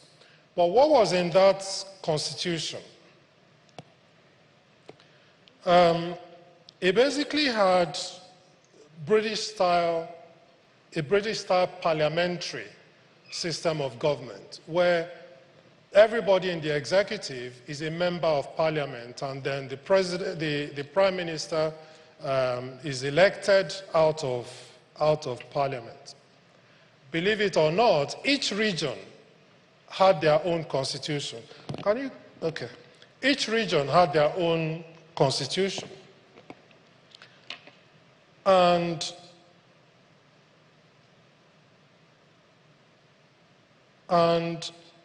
the regions had power over the key issues like health, education, and local government. So there were some things that were put in an exclusive legislative list over which the federal government had authority. So about 45 things. Some of them are quite detailed, actually, like leather and things like that. But then it was mainly about monetary policy, defense, foreign affairs, currency. Major economic policies were the things that the federal government was in charge of. Then the federal government and the regions had concurrent responsibility for a number of things, including arms and ammunition. So the regions could actually import arms and ammunition. They were responsible for internal security and policing. And so each region basically had its own police, unlike what we have now, where there's a unitary police force. Each region could do its own census and actually do that census truthfully, because it wasn't tied to any revenue sharing formula. So each region simply counted up how many people it had and used that for economic planning. Interestingly, the revenue allocation formula, the federal government only had 20%. 80% of the rest of the revenue was shared among the regions. Now, as we are aware, the unfortunate incidents of 1966 happened. There was a military coup which ushered in some 30 years or so of military rule in Nigeria. To my mind, it is the greatest tragedy that ever befell our nation. Between 1954 and 1964, the eastern region of Nigeria, according to Harvard Business Review, was the fastest growing economy in the world. The western region had already entrenched free education.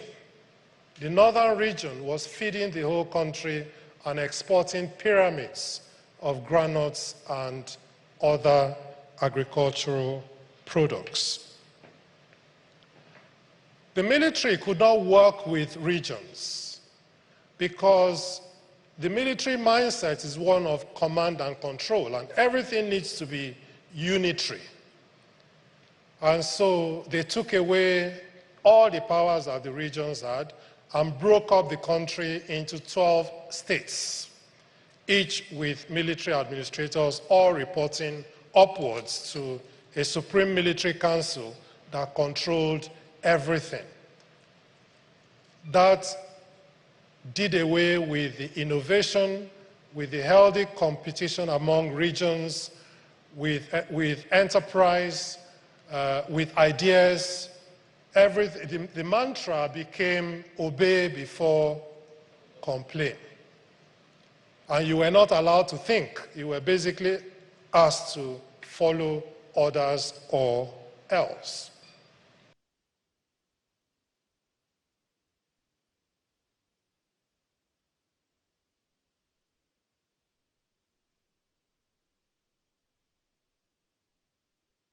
Was based on this mindset, this unitary mindset, that everything needed to be controlled, the regions needed to be done away with.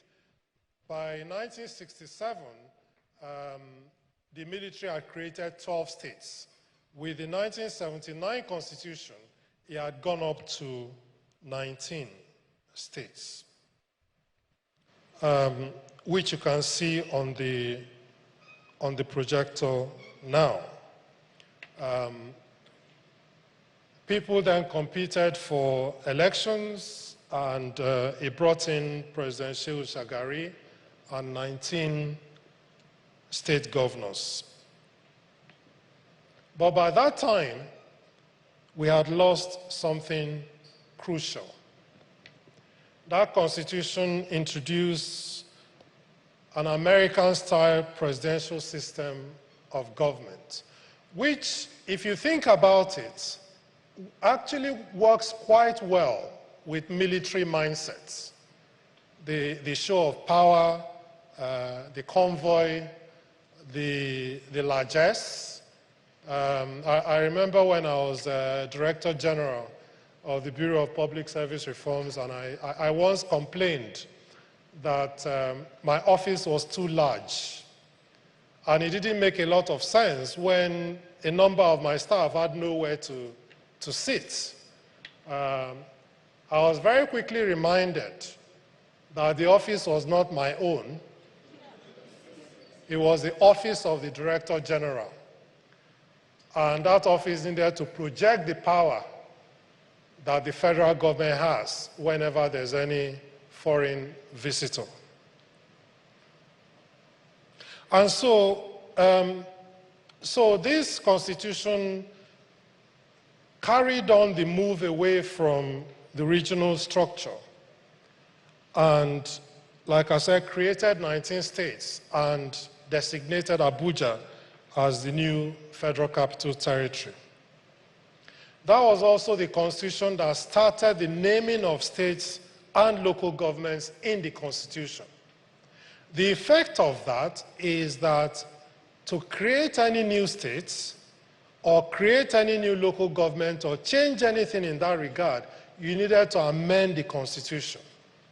To amend the Constitution, you need 2/3 of all the states to agree, and then 2/3 of the National Assembly to also agree. So it basically made it impossible to create new states or new local governments without a change of the Constitution.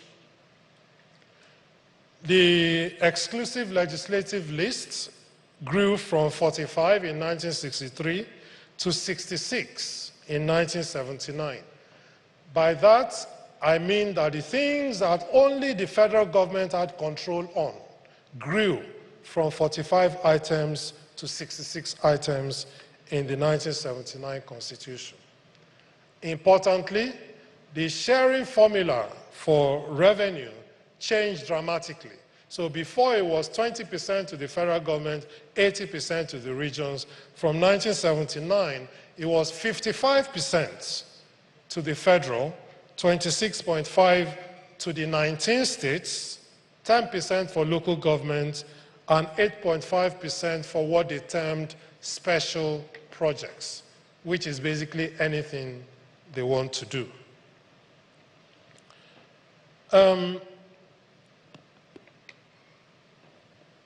Comparing the 1963 to the 1979 Constitution, 16 things actually moved from the concurrent list to the exclusive list. So the concurrent list is those things that both the federal and the states can legislate upon. And so from the 1979 Constitution, 16 items that both the federal and the regions could legislate on now became exclusively the right of the federal government to legislate on. This included policing. And so this did away with regional policing and created one unitary police force. To my knowledge, we are perhaps the only federation in the world that has a unitary police force. Higher education, arms and ammunition became purely federal. Issues of bankruptcy, prisons, labor, census, which used to be able to be done by both the regions and the federal, fingerprints on IDs, registration of business names became purely federal, traffic on federal trunk roads, promotion of tourist traffic, and regulation of the professions. As we all know, after 1979, we had another military incursion, which again lasted until 1999 when we went back into democratic rule. The 1999 Constitution is actually not very different from the 1979 Constitution, and we'll talk about that a bit. But you can now see that we now have 36 states, which we still have till today. The seat of power had moved to Abuja by that time. And the highlights of the 1999 Constitution is that it continued this American-style presidential system of government, which is expensive, which is a winner-takes-all arrangement. We moved from 19 states to 36, and the 1999 Constitution again named all the 36 states and 774 local government areas, with Abuja as the federal capital territory. So again, regardless of the agitation for states, you cannot create any new states, you cannot merge or add any new local governments without going to change the entire constitution. The exclusive legislative list went up by 2, so 45 in 1963, 66 in 1979, 68 in 1999. The revenue allocation formula remained with a majority for the federal government, 52.68%. The 36 states were to share 26%, and the 774 local governments were to share 20.60%. What was then the difference between the 1979 and the 1999 Constitution? Well, in the 1979 Constitution, electoral laws were still in the concurrent list. So both states and federal could make electoral laws. From 1999, only the federal government can deal with issues of electoral laws. The 1979 Constitution included electric power in the concurrent legislative list. So both state and federal could legislate on electricity. The 1999 Constitution initially placed regulation of electricity on the exclusive legislative list, but subsequent recent amendments now mean that states can also now regulate electricity within their own territories. Now, I've taken you quickly through the evolution of our constitutions. There are a couple of other constitutions which I didn't mention because they were never really passed. But I've taken you through this evolution because, number one, the Constitution is our grundnorm, is our highest authority, and it is what determines the rules of the game and how the game should be played. But what is at the heart of a constitution? What should a constitution really be? Well, according to James Madison, the fourth US president, the aim of every political constitution is, or ought to be, first, to obtain for rulers men who possess most wisdom to discern and most virtue to pursue the common good of society. So men and women who possess most wisdom to discern and most virtue to pursue the common good of society is what Madison is saying should be first the aim of every constitution. And after that, in the next place, to take the most effectual precautions for keeping them virtuous. So keeping these men and women virtuous while they continue to hold their public trust. So Madison is saying, first, ensure that the constitution you write produces rulers who must possess the most wisdom to discern and the most virtue to pursue the common good of society. And once you've done that, put in place precautions to keep them virtuous while they continue to hold their public trust. And so it is left to all of us to determine whether the two constitutions we've had after 1963 would pass these tests. The British philosopher Joshua Tolman Smith is not a fan of centralization because that's what has happened. Everything kept getting centralized with the federal government having more authority than everyone else. And Tolman is saying that centralization is that system of government under which the smallest number of minds, or rather people with the smallest minds, and those knowing the least, and having the fewest opportunities of knowing it, and having the smallest interest in the well-working, have the management of it or the control of it. So he's saying that centralization means the system of government where the people with the smallest minds, those who know the least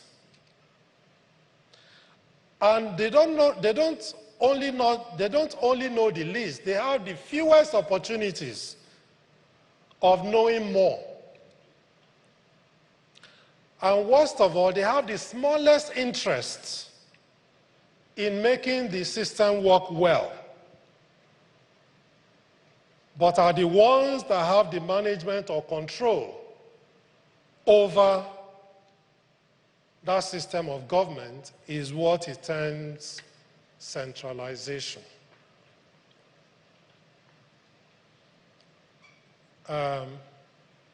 We don't judge.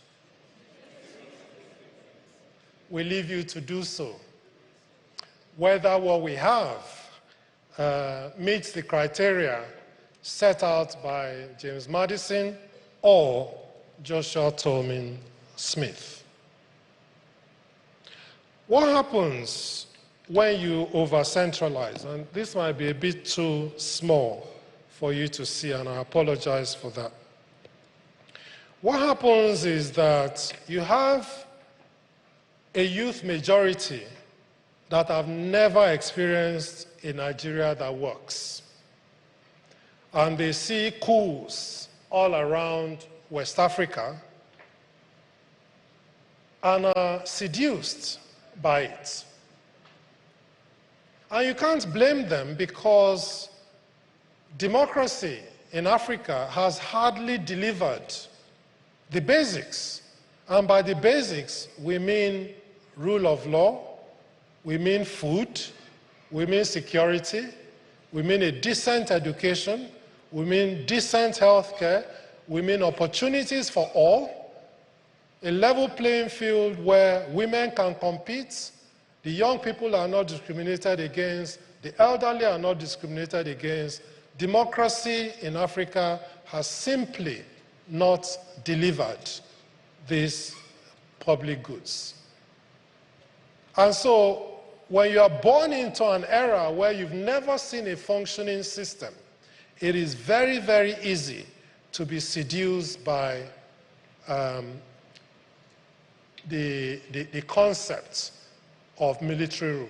But I hope that in taking you through the journey of the constitutions that we've had, you can see that nothing damaged our progress as much as military rule did. Some young people will even tell you, oh, but what we really need is a benevolent dictator. Africa doesn't produce them. We don't, except for very few. We tend not to produce benevolent dictators.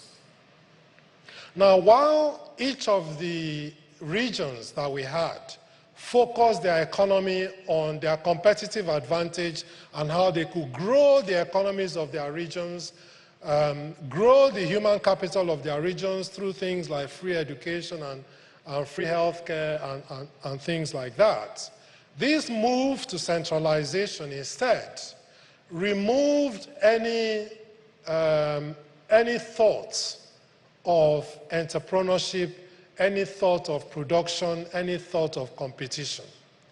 It became, how do we share what we have? And we then built a culture that I refer to as the uniformity of mediocrity. So long as we are sharing, no matter how bad it is, so long as we are sharing, we are happy to share our misery in 36 ways. Because of all of this over-centralization and the government having all of this money and all of this power, the state governments and the local governments escape accountability. Everything is the fault of the president. Everything is the fault of the federal government. We must wait for the federal government to come and solve every single problem that we have. Which is not unreasonable, given that they control more than half of all of our resources. And they have all of this power that they've reserved for themselves. We now have a unitary police that is corrupt, ineffective, and anti-people.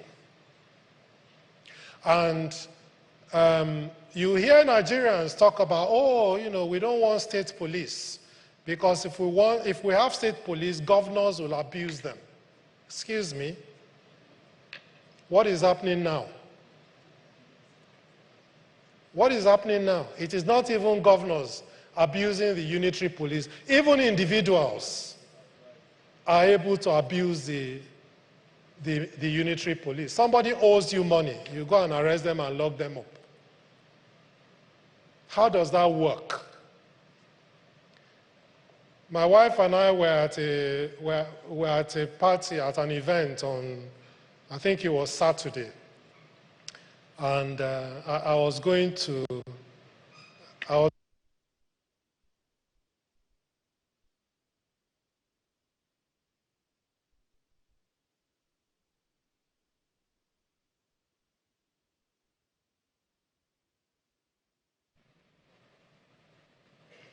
and I said she should be doing that in her bedroom.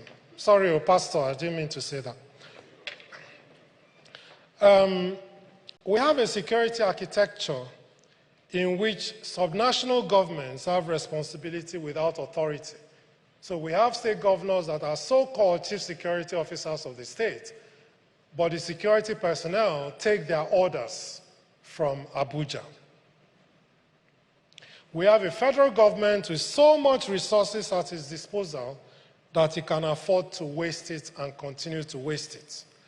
So in 2012, the federal government set up an Orosoye committee which submitted its report saying that the number of federal agencies was 541. As at the 2025 budget, we have in excess of 1,500 agencies. And don't forget that the Orosoye report was meant to reduce the number of agencies. And so between 2012 and 2025, we have instead trebled the number of agencies we have. And we can only do that because the federal government clearly has money that it doesn't need. Or, if it doesn't have it, it is borrowing money to fund a wasteful lifestyle.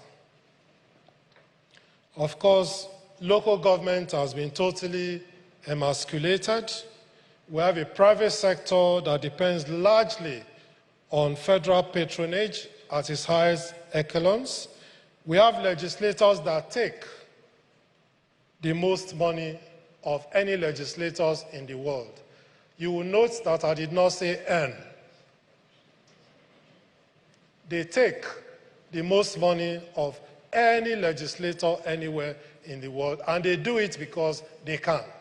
They have the power of appropriation. They do it regardless of the revenue mobilization and fiscal allocation laws that say that their salary is 1 million naira per month. All of this over-centralization then creates feelings of marginalization. It fuels ethnic tensions. And you'll even have some parts of the country start to agitate that we want to secede. You know, this arrangement is not making sense to us. We want to secede and go set up our own arrangement. That is also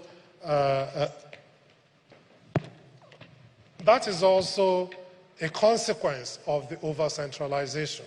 When we had the regions, there was no talk of secession. Like I said, it encourages a lack of innovation, discourages healthy competition and challenge. We have done something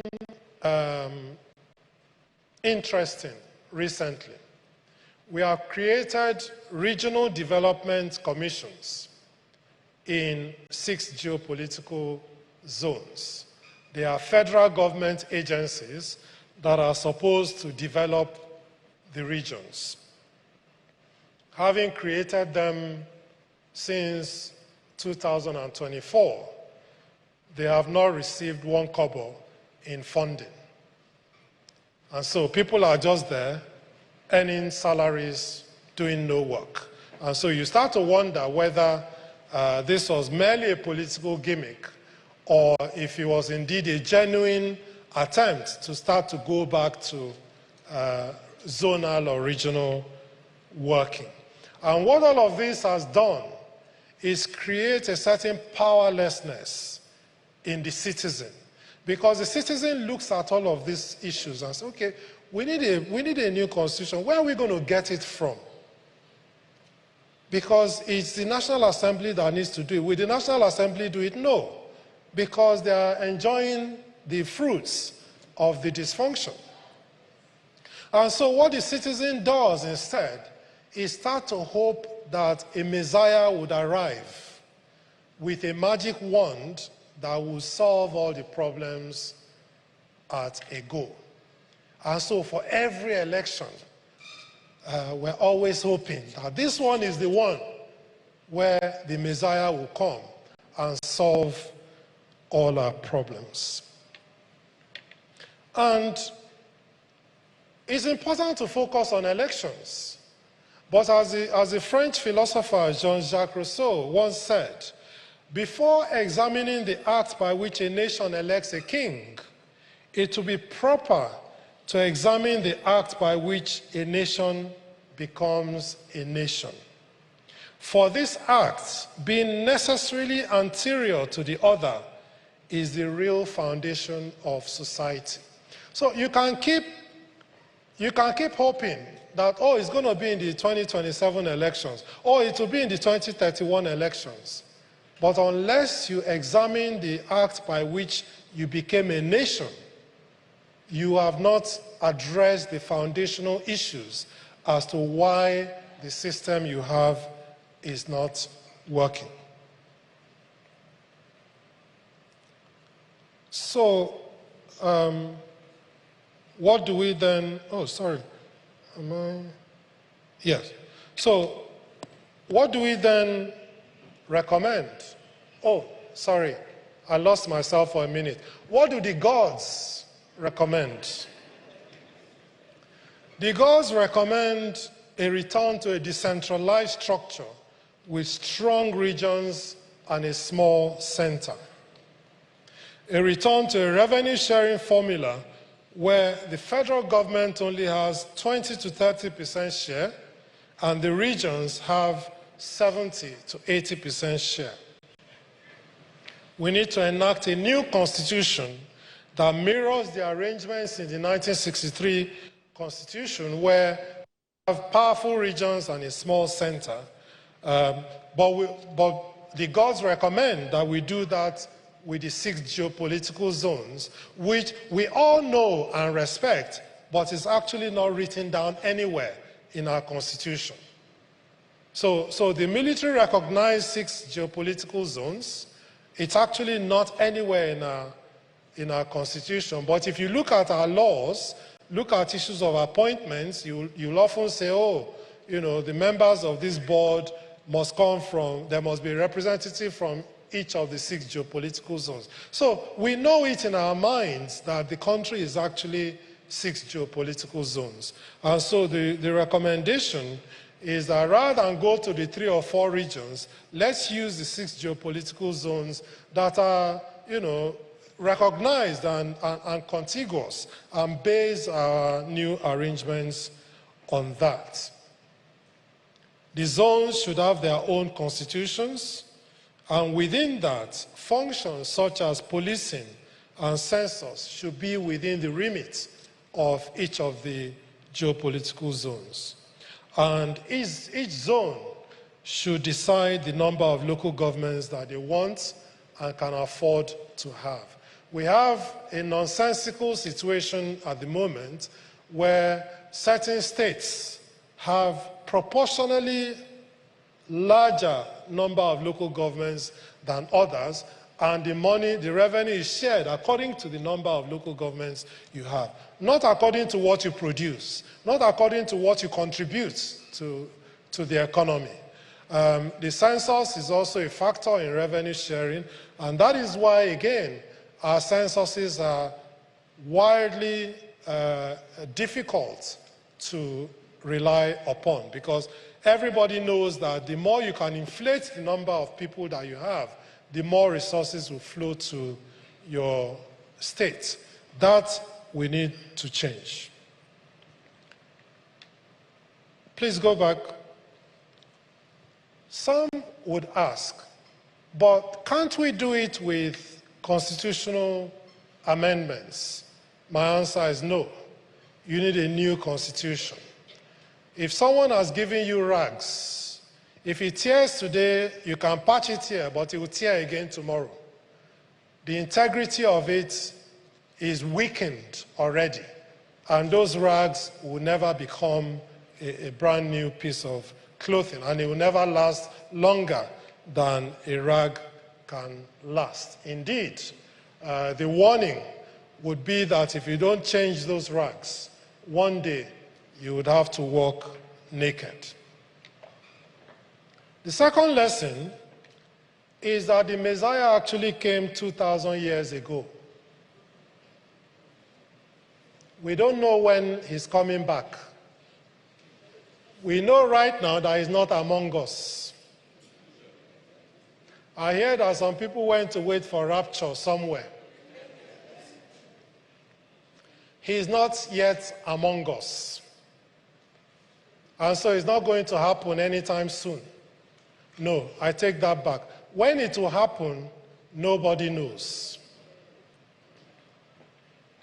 Now, when you go and watch a play, and the script for that play is a tragedy,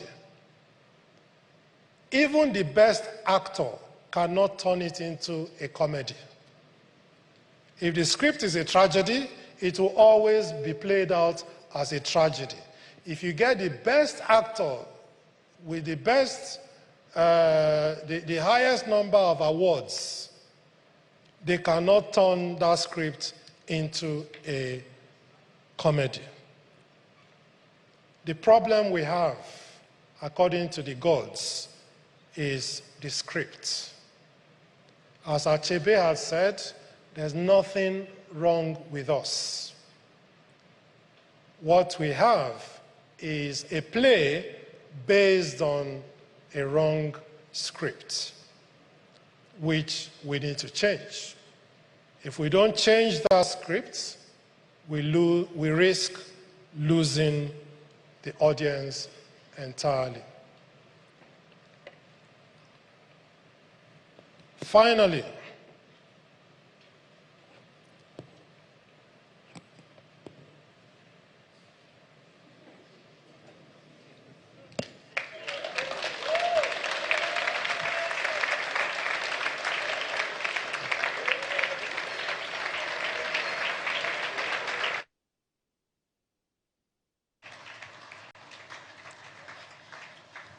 another round of applause, please, for Dr. Abba, for Ezemo, We have heard it all, fellow villagers. Now let's go and do. Before we get to our final speaker for today, before we go into the Q&A, which comes up right after, let me just reiterate the fact that you can join the conversation by asking questions. So those of us who are sending or asking questions on YouTube, we see you. Please go to bit.ly/theplatformng65, bit.ly/theplatformng65 to drop your questions. And now for our concluding speaker, we have the honor of listening to Her Excellency, who will be speaking for 20 minutes and will go into a 20-minute chat right after. She's none other but Her Excellency Atifete Yaga. Please go ahead. I would always pause. Even if I have one applauder, I will pause in respect of your appreciation. Thank you. She is a Kosovo-Albanian politician and trailblazer who served as the president of Kosovo from 2011 to 2016, while making history as the first female president of Kosovo, the first... Keep it going, keep it going. The first non-partisan candidate to hold the office, and wait for it, the youngest female head of state elected to the position at the age of 36.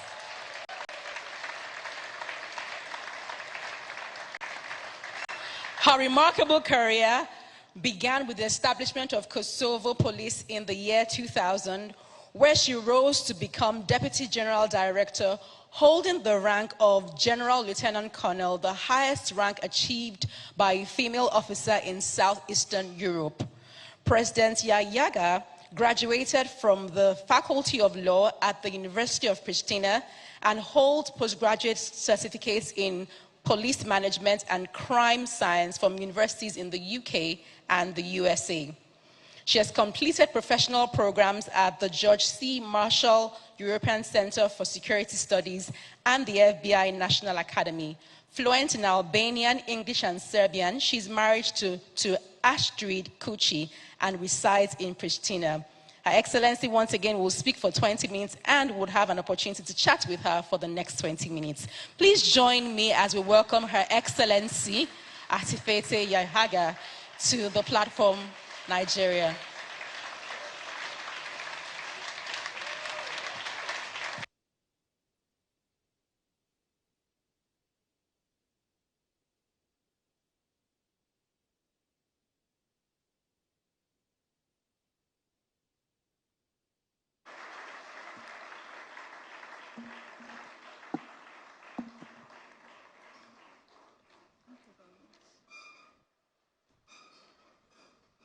Wow.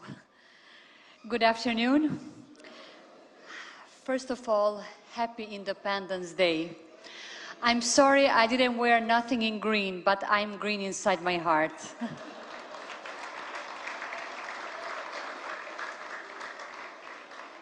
Well, Pastor Poju Oyemade, Dr.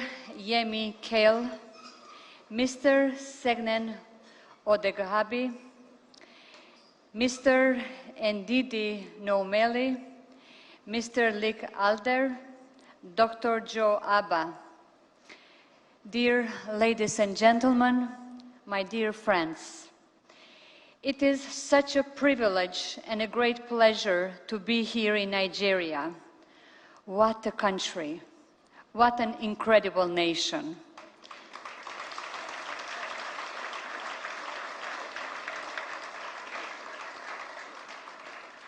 Thank you very much for welcoming me and inviting me to be a part of this conversation.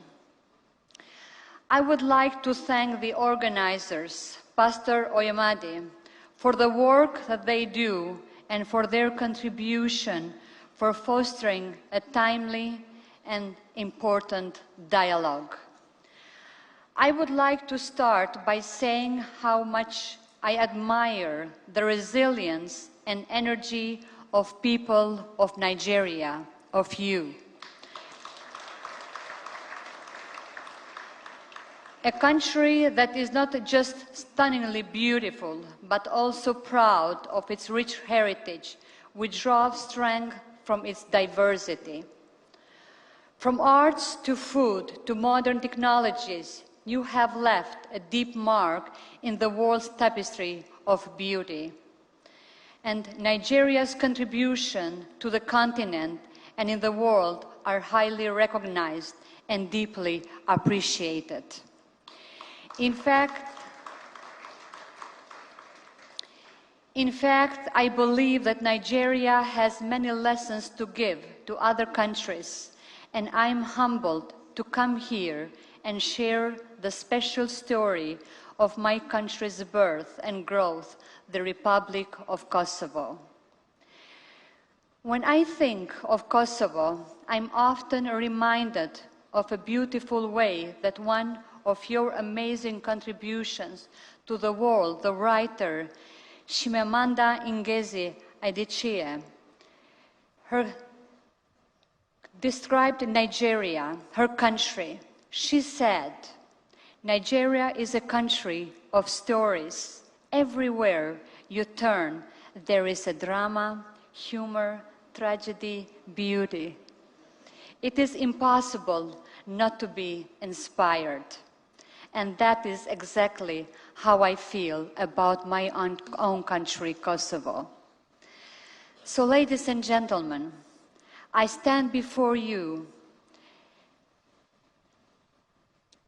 as someone whose past was shaped by the wars at the end of the 20th century, the very last of which in Kosovo touched me, my family, my country, directly and painfully.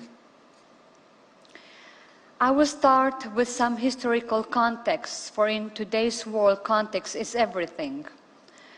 From the end of the World War II through the late 1980s, Kosovo was a part of Yugoslavia, a multi-ethnic socialist federation of lands long ruled on resisting the empires to its west and east. Though Yugoslavia was supposed to be a country of equals, Kosovo was often at the receiving end of brutal campaigns that sought to punish those that demanded equal rights and treatment. It was only allowed the basic right to higher education in the early 1970s, and it was the most economically backward part of the federation due to the lack of investment, often at the receiving end of repressive and discriminatory policies. When Yugoslavia began to turn apart by Serbian nationalism in the beginning of 1990, Kosovo, along with other republics, demanded that the will of its people to be an independent country, had not a subjugated province, be respected.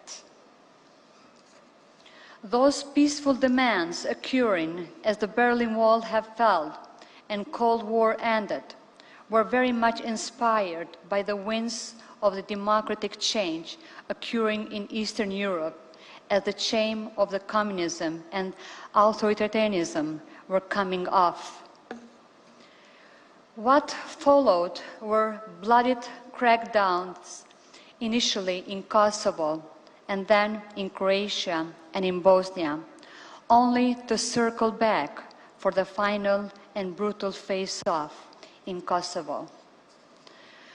For the most of 1998 and 1999, the Serbian repression reached its peak in Kosovo as the daily killing of civilians became a norm and campaign of ethnic cleansing emptied out Kosovo in less than 2 months. For the purpose of the ethnic cleansing, nearly 1 million refugees were pushed out of the country. An effort by Serbia to also destabilize Macedonia and Albania. Inside Kosovo, Serbian forces in door-to-door operations rounded up Albanian men of all ages to summarily execute them. Families were separated. Many women were raped in an effort to not only dehumanize them, but to use this horrendous crime as a tool of war, a weapon to further terrorize the civilian population. It was indeed a horrific picture, one that the world was embarking on the 21st century with hope of embrace of democratic values was not permitted to tolerate. Innocent civilians were being slaughtered. Little did it matter what the end game was, but the use of force for the purpose of ending this incredible suffering became unavoidable. As columns of refugees and terrorized civilians were televised around the world, just shortly after similar horrific events took place in Rwanda and then again in nearby Bosnia, a big question hung above the international organizations that had vowed to end this type of suffering, to never tolerate an extermination of people due to an ideology or belief of superiority. Equipped with the lessons of past and these tragedies still fresh in everyone's mind, the Western world decided to act in defense of its fundamental values to prevent another genocide in a doorstep of the European Union. War was not their choice, but after a decade of sanctions and pleas, diplomacy and negotiations, a military intervention by NATO became a necessity. Surely, this was not a light decision to make in a world where nation-state is the center of all laws and the conventions. But what good were conventions and laws if they failed to protect the people from their own respective state? After the humanitarian intervention of NATO to end this episode of wars in Balkans was completely successfully, Serbian forces finally withdrew from Kosovo, and Kosovo became a United Nations protectorate. Countries around the world committed ground troops, including this country, to consolidate the hard-won peace in Kosovo and to create conditions to guide Kosovo towards building its so much hard-won democracy.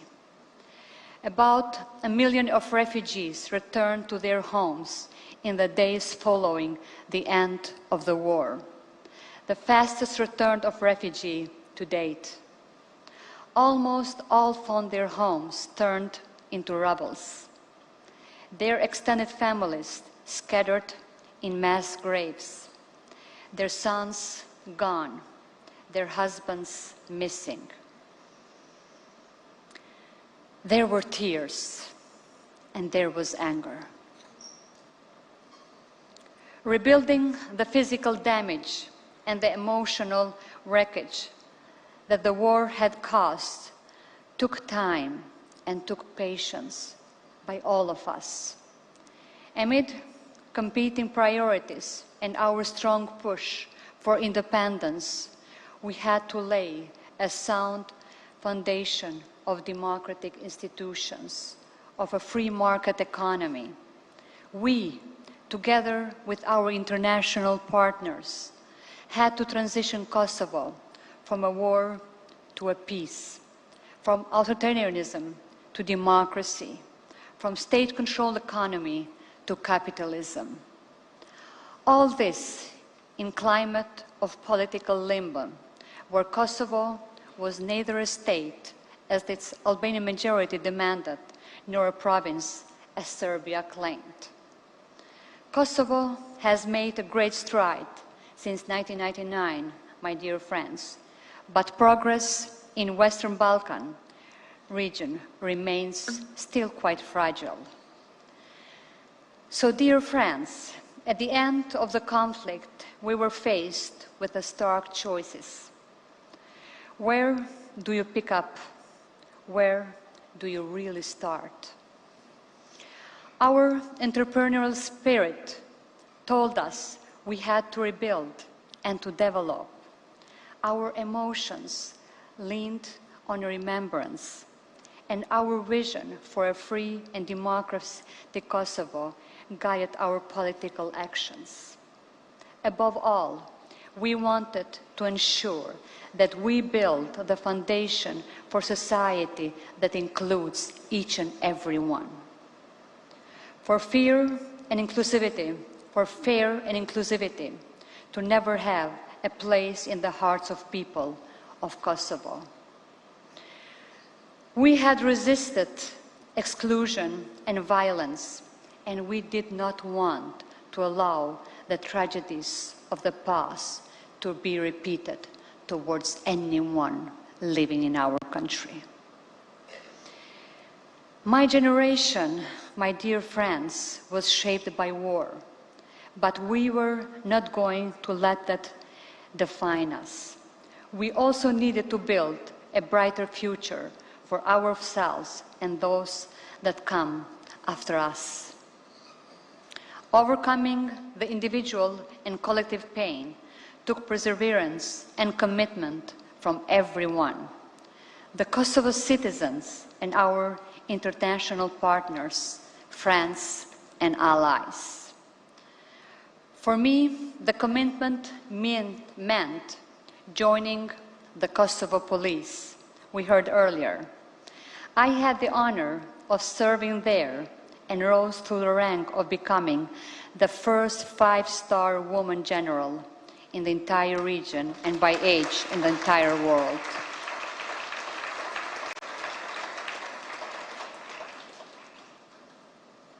I would like to underline here the importance of women in society and in peace building. Women in the police, as well as in other security institutions, have broken taboos that once claimed security was the exclusive responsibility of men. It was the participation of women in the security sector and the security structure that played a crucial role in building a society where every citizen takes responsibility and contributes to strengthening the rule of law. Inclusivity was key. Tearing down social norms that were held as absolute truth was just as important and crucial to building that sustainability. Through their perspective and their commitment, women have placed themselves at the very heart of protecting citizens, defending marginalized groups, fighting corruption and organized crime, and shaping a just society for everyone. They have faced professional risks as well as social challenges. I know very well on my own skin, and they have overcome them with determination and with a bold success. Across the world, there are countless examples of women who have contributed to the peace and security. And I am proud to say that the women of Kosovo stand among these examples, offering their own concrete proof of what women can achieve. And they can achieve, we can achieve absolutely everything.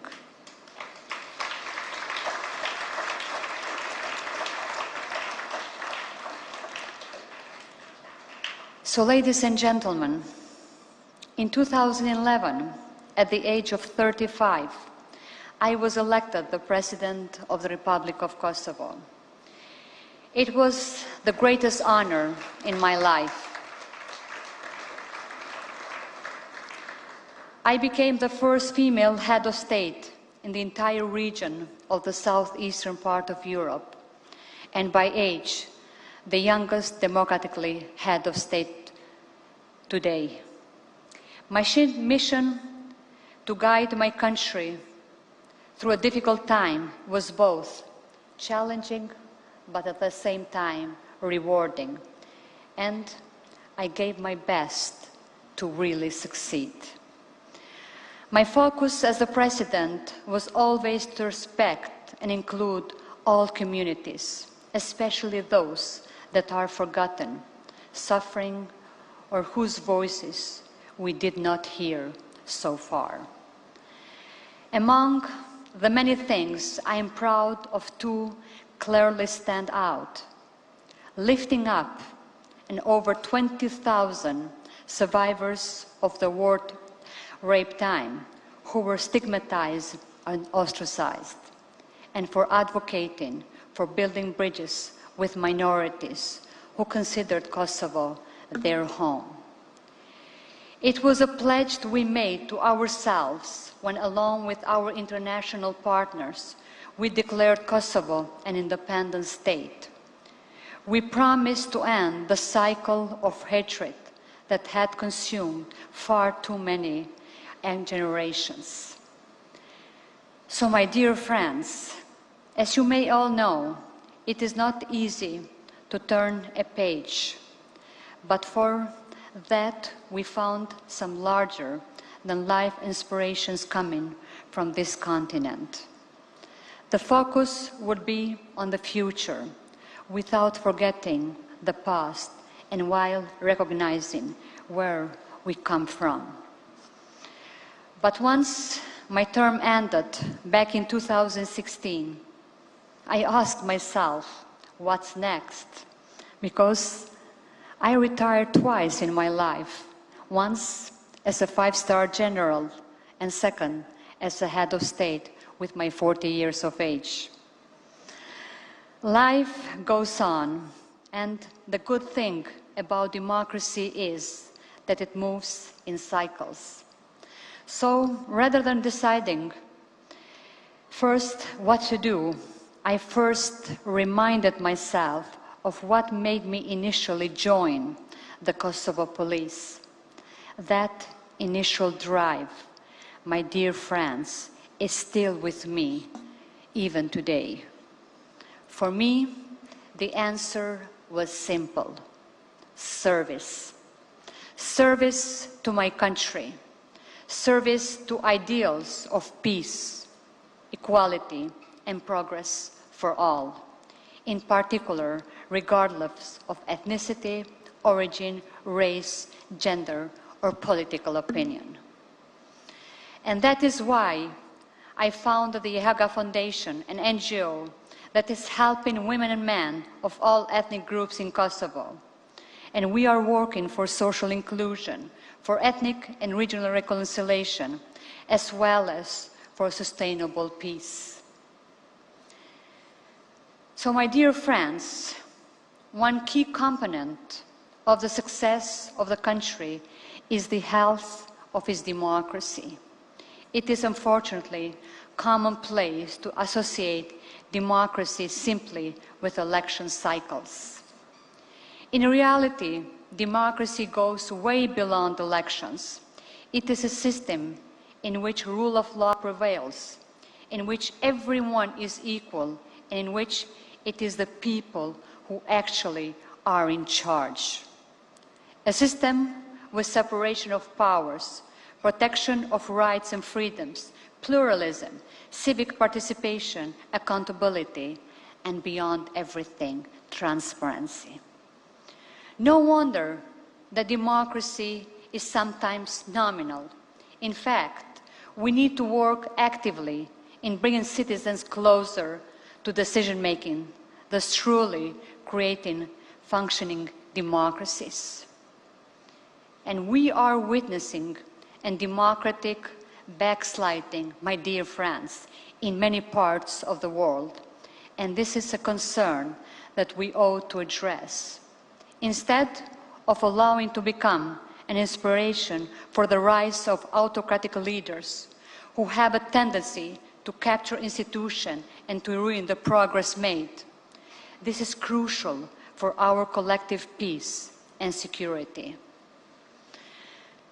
So, my dear friends, I am well aware that changes are easier said than actually done. But we need to be bold enough to adapt to changing time, to show readiness and commitment. We ought to aim to create institutions that are independent and ensure checks and balances. Institutions that are resistant to extremist ideologies that are on the rise throughout the world. Institutions that are guarantors of civic rights and civic liberties. And once we achieve this, we can say that we have seen democracy at work. But until then, we must not get discouraged, and we must never give up. or even worse, open way to populist and nationalist ideologies that are ready to exploit the emotions of our citizens with promises that are impossible to be kept and risk regional peace and stability processes no matter where we are. Achieving all this requires a joint effort, requires to active participation at all levels of our societies, including women in the decisions and ensuring the voices of all communities and underrepresented groups are taken into account. Their voices must not be an afterthought. Change cannot rarely and solely on the goodwill of male politicians. Sorry for the men in this room. We need everyone, women and men, working together for a more democratic, resilient, and inclusive future for every country.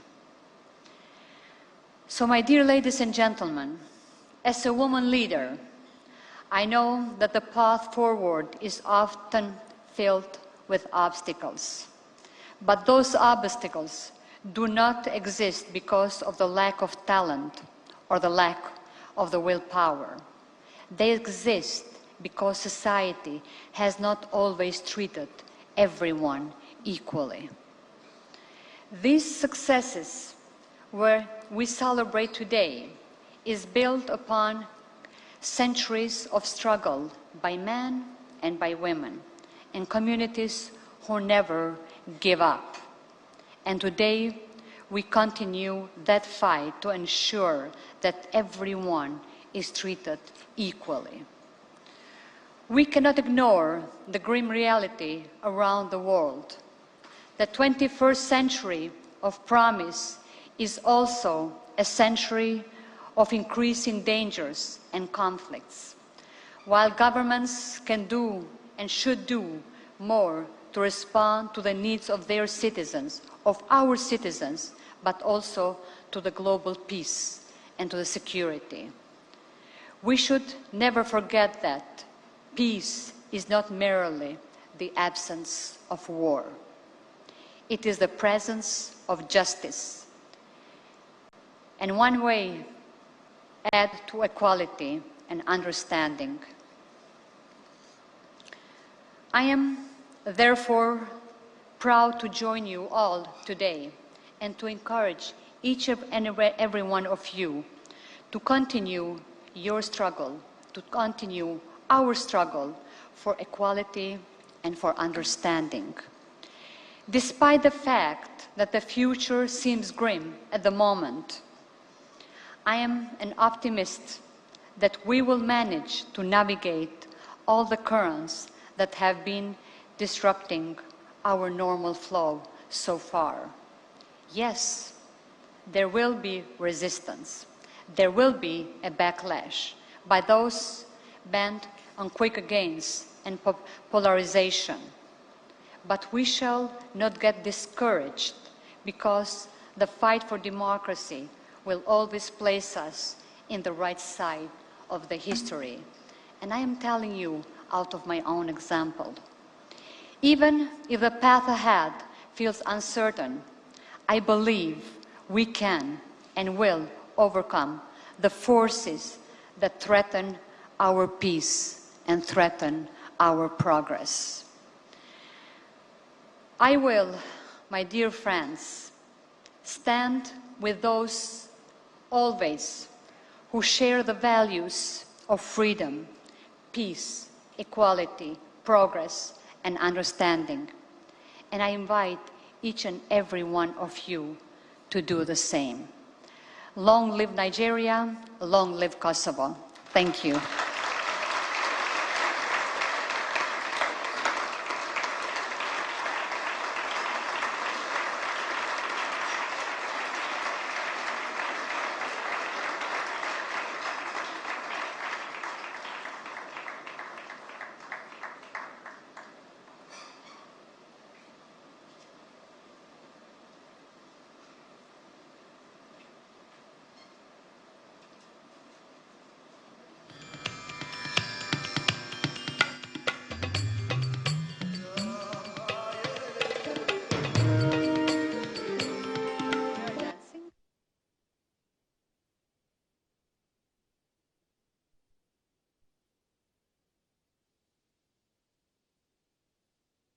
I'll ask for us to sit down for our question time. All right, Ben. So we'll be taking questions. You may all be seated.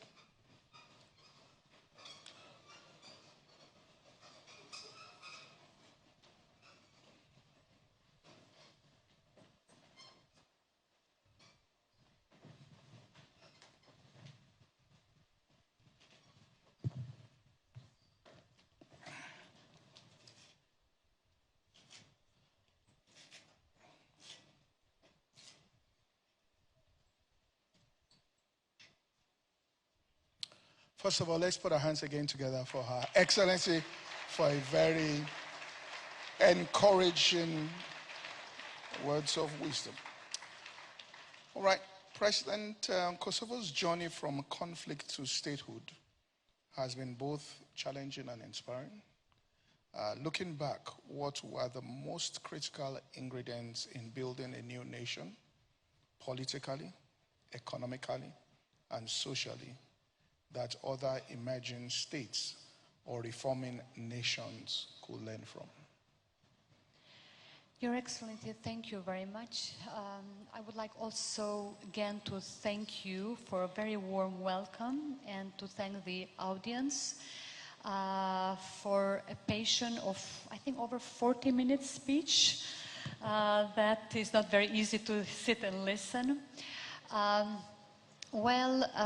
As I mentioned earlier, Pastor, 26 years ago, we have inherited a country which has been totally destroyed, not only from the human side of it, but also from the infrastructure point of view. A country that left behind over tens of thousands of people killed and massacred. Still, till today's day, we have over 1,600 people missing in different massive graves within the territory of Kosovo and the territory of Serbia, from a newly born child and all the way down to the 80 years old man. At the same time, facing with a denial from our northern neighbor of Serbia to cooperate neither with institutions of Kosovo or the international community to share the maps, statistics, and data where the remains of our loved ones are. A country which left behind an estimated number of 20,000 women and men raped during the wartime, where rape has been used as a tool of war. I met personally a mother that she was raped together with her 3 daughters. She was in her early 40s. Her youngest daughter was 7 years old, middle daughter 13 years old, and the oldest daughter 17 years old. And I met family members that has found nothing when they came back to Kosovo. And so the question for all of us was that where we start and how we start. Shall we rebuild the whole of the houses which were totally destroyed and burned to ashes? Shall we build the streets? Shall we rebuild our economy? Shall we build our institution?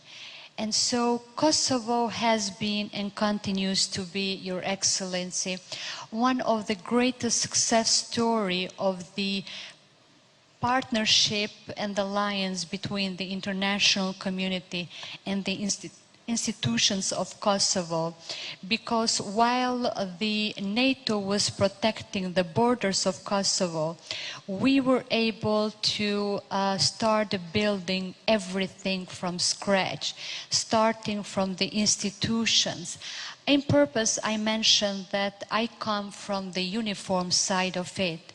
And maybe somebody in audience would like to ask how I end up as a very young graduated lawyer, end up in the police organization.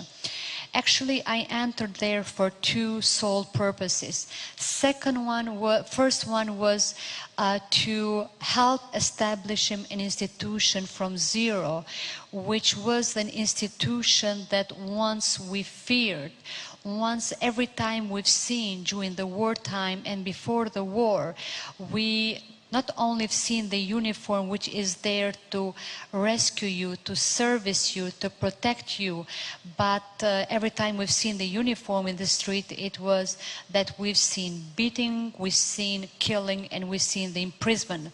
And I want to join the police organization to contribute on changing the mindset of that organization, that that institution is there to serve to the people of our country. Despite you belong to the 90% of the Kosovo Albanian or 10% of other minority communities. And we start to build everything from scratch, starting from our constitution and all the way down to holding free and democratic process of the elections. And Kosovo was never alone in this process because we had huge support by the international community in every process of the transition and transformation. And that was between 1999, 12th of June of 1999, when the war has been ended, till 2008, when Kosovo has declared its independence. And so everything what you see today in Kosovo was built or rebuilt immediately after the end of the war. Thank you very much. Second question I'm going to ask.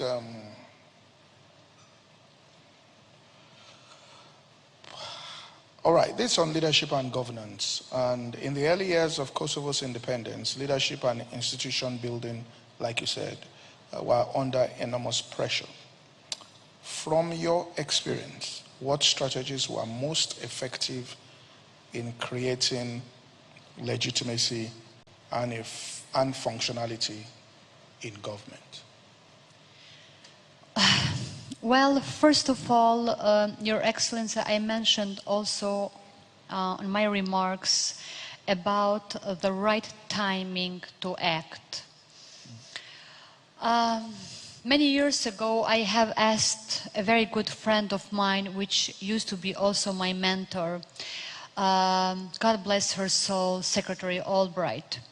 I asked her, why did you act the way that you acted for the first time in the history of the NATO existence, for the humanitarian intervention to stop the genocide and the ethnic cleansing in Kosovo? And her answer was very simple. The history would not be able to forgive us. And actually, if the international community didn't act the time that it acted, I believe that the history wouldn't forgive them. Because it happened in Rwanda, it did happen in our doorstep in Bosnia and Herzegovina. And we were in the doorstep of the European Union. And if they didn't act the way that they have acted, I wouldn't be a living human being today with you, Pastor, having this wonderful conversation. So the first lesson was the timing, the right timing to act. And that applies mostly by the international community because they hold a lot of responsibility. They cannot say that it's somebody else's problem because at the end of the day, it becomes their problem. So it's better to act sooner than it would be to wait too late. And so we are where we are today because of the level of the unity and speaking in one voice, the international community, when it was a question of intervening in Kosovo for stopping the genocide and the ethnic cleansing. Second, the lessons were the partnership between the international community and that time provisional institutions of Kosovo, and later on the institutions of Kosovo, because it's not about copy and paste. You need to adapt to the needs and requirements of every country and every culture.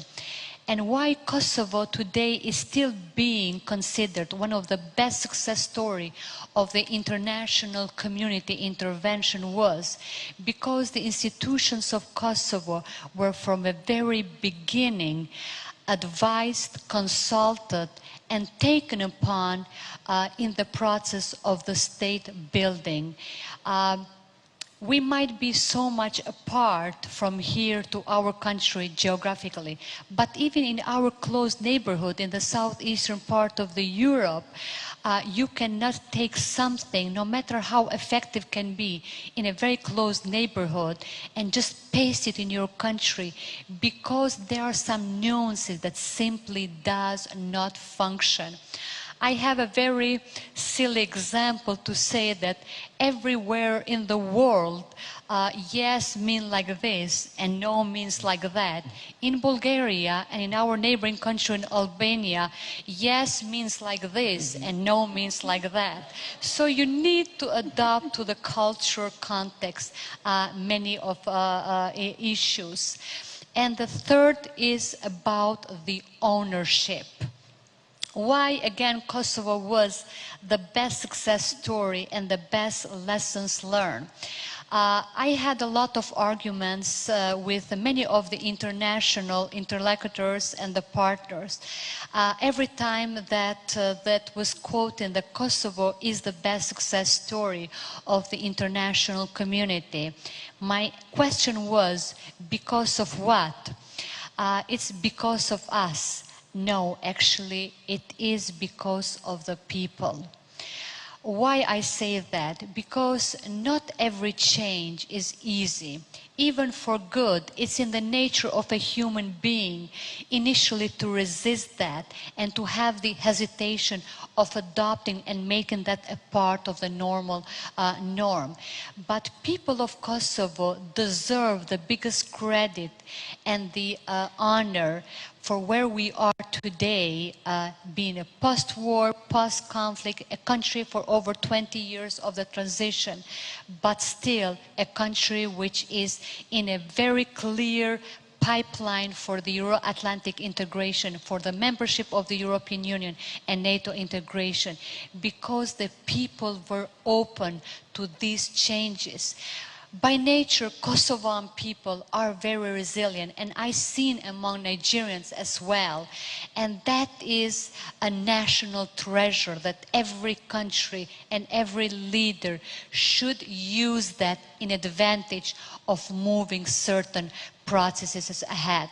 And so other lessons learned, and a third lesson learned for us was the resilience of our people and being open for the changes to take it. And I many times ask them, especially the refugees that were coming back, I was like, why you are coming back? You don't have even a place where to stay.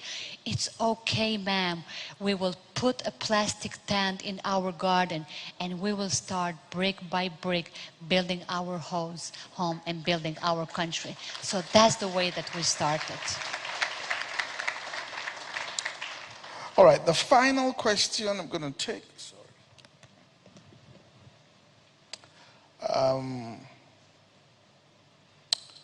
Now, there's forward-looking lessons for others.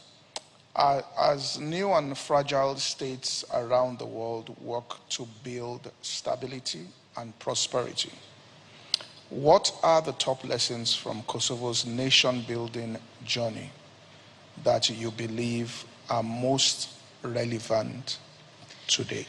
Your Excellency, on this one, I would be very short and straight to the point. And we had this exchange also with His Excellency, the Governor General, during the meeting yesterday. It hurts to me as woman leaders, as the former head of state, that time as the head of state, that countries and the leaders around the world have a tendency to be quite selfish in many of the things and choose more of the exclusive policy rather than inclusive policy when dealing with the others.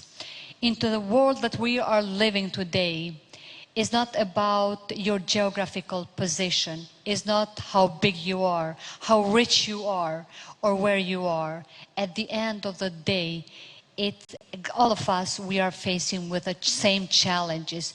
Do I sit almost in the heart of the Europe? Are you in the heart of the Nigeria, or in America, or in Australia, or elsewhere? Each and every one with a level of technology today, we are facing with exact same challenges. The key to our success would be that don't exclude anyone, but include each and every one. Cooperate and collaborate, because at the end of the day, it's about how we serve bestly to our citizens. Thank you very much, Your Excellency. It's been wonderful having you here. Thank you very much. Your Excellency, it was my pleasure, and thank you very much. And thank you for a very warm welcome in Nigeria. Let's put our hands together, Ashim.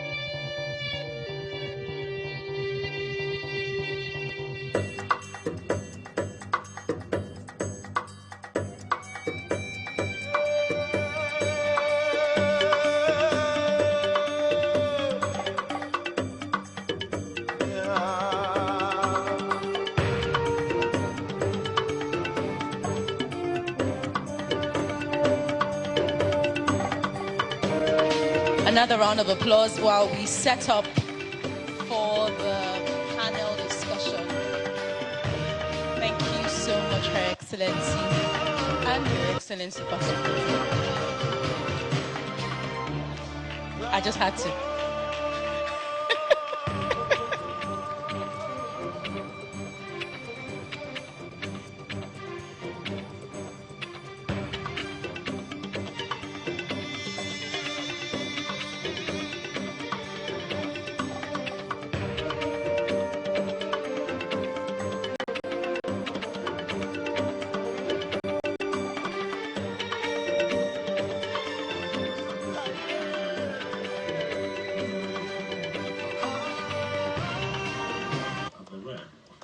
So I'd invite all the speakers to please grant us one more opportunity to interact with them as we have you all come up on stage to join the panel discussion, which will be anchored by Dr. Soji Akinyele.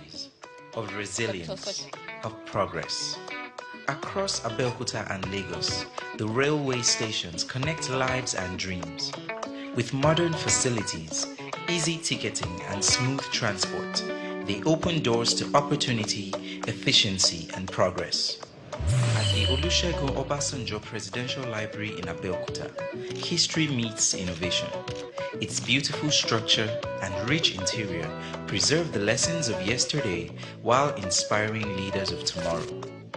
Olumo Rock stands tall, a reminder of our strength, endurance, and unshakable spirit of the Nigerian people. At the stadium, we see the energy of unity, a symbol of our strength, our passion, and our limitless potential. This is the Nigeria that works. A Nigeria where culture, history, and innovation come together. We are showcasing history, art, and culture, and we are rebuilding our nation. This is Nigeria, and this is working. Aside from volunteering to transition into, influencing Nigeria's global image.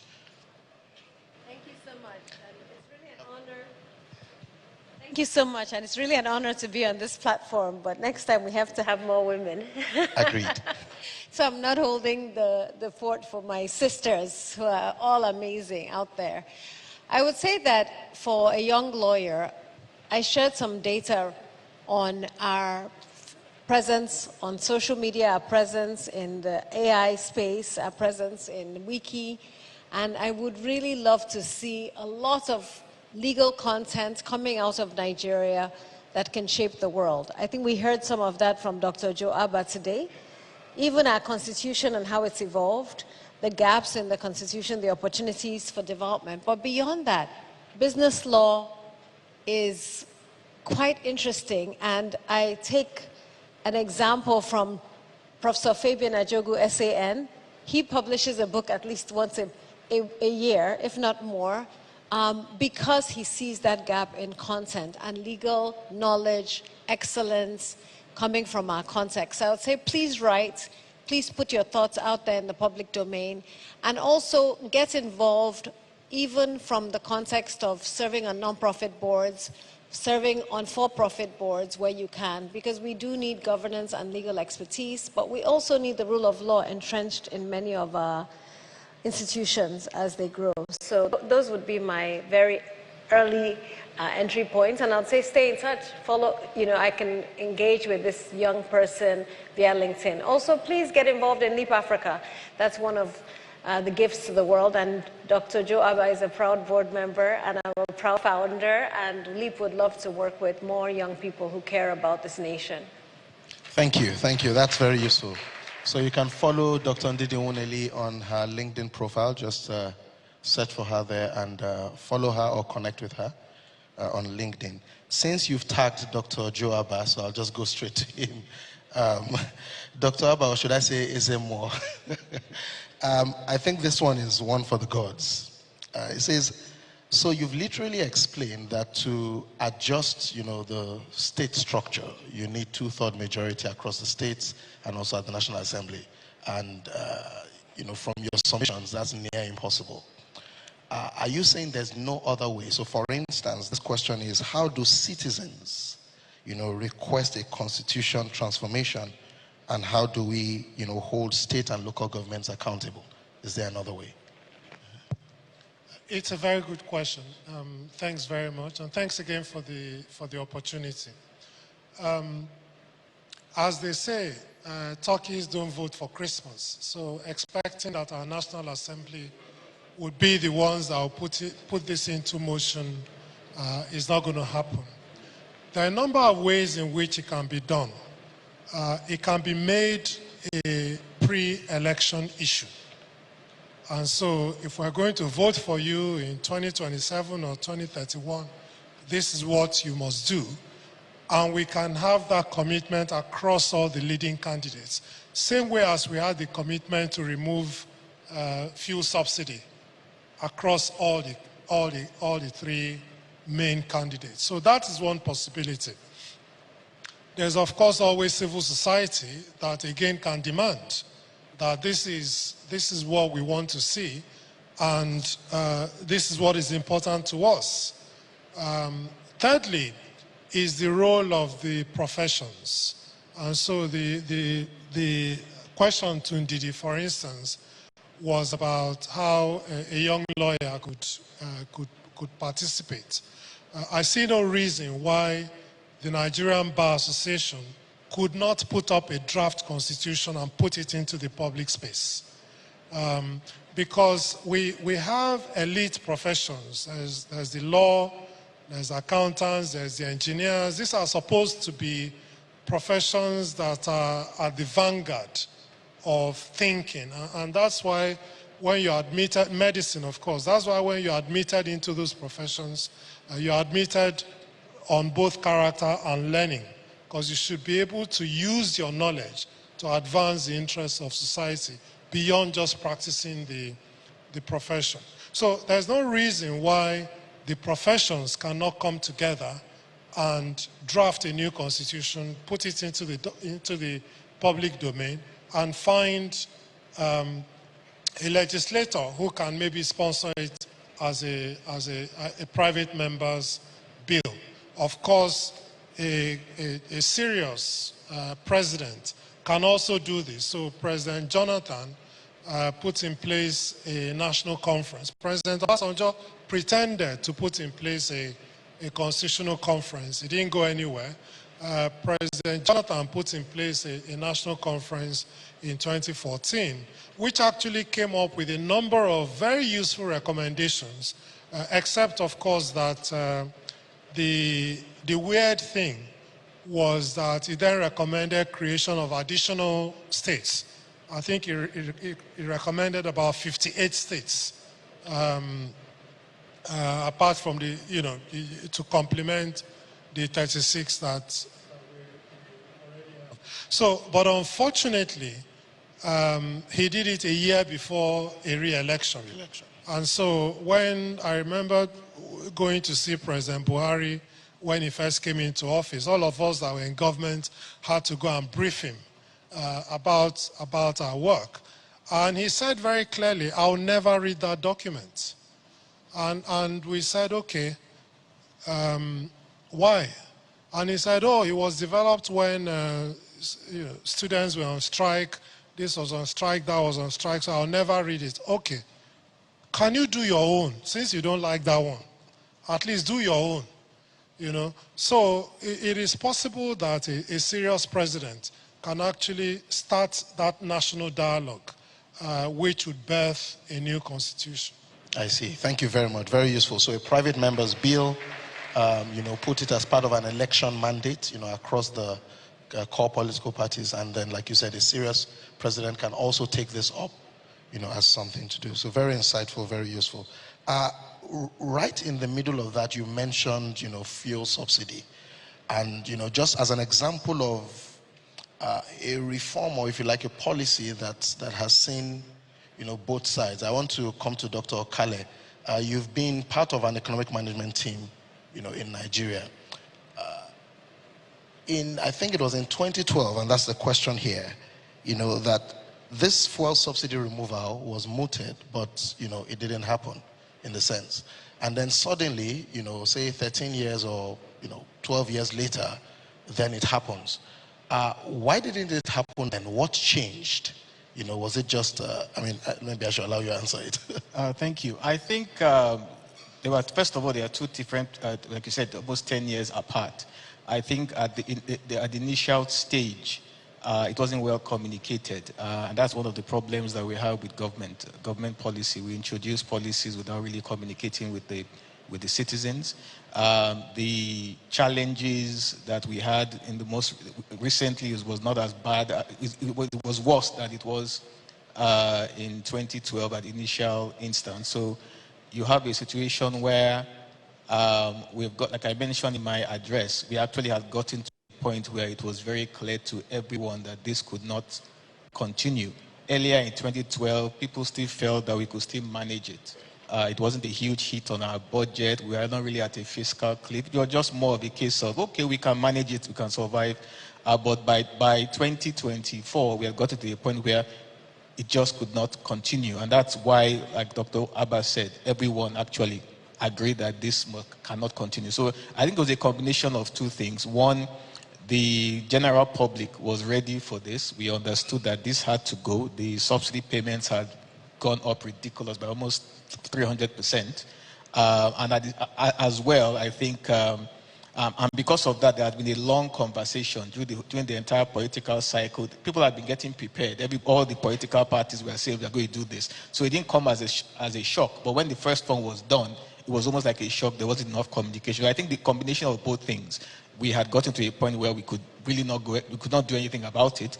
And because there was a lot more conversation about the subsidy this time around, it was kind of clear to everyone that this had to go, and I think that made it easier to pass. There's also this problem we have when I was in government, which I had said many times, that we tend to tell people what they need, sit down in our offices in Abuja, and then without understanding the challenges people are facing in villages, we tend to sit down and believe we know what they want without actually going to go and find out what they want. I think the second time around, there was a bit more dialogue. People had discussed these things for a very long time. People understood. It was even partly the general public that actually even drove that conversation even more than government, that this thing has to go. So by the time a government comes in and says, like I said, like everybody said, we're going to remove this, it becomes easier to do. So I think those were really the reasons why it didn't work the first time and it worked the second time. We needed more dialogue. And people had to accept the reality, which they did the second time around. Well, thank you very much. So that means that there are policies now that may not be so acceptable, but, further down, Absolutely. if, properly communicated, then can therefore go in. Mr. Leke-Older, you gave us a very practical session here on voting, e-voting. And so a gentleman, or I think a lady actually, asks you this question. How do we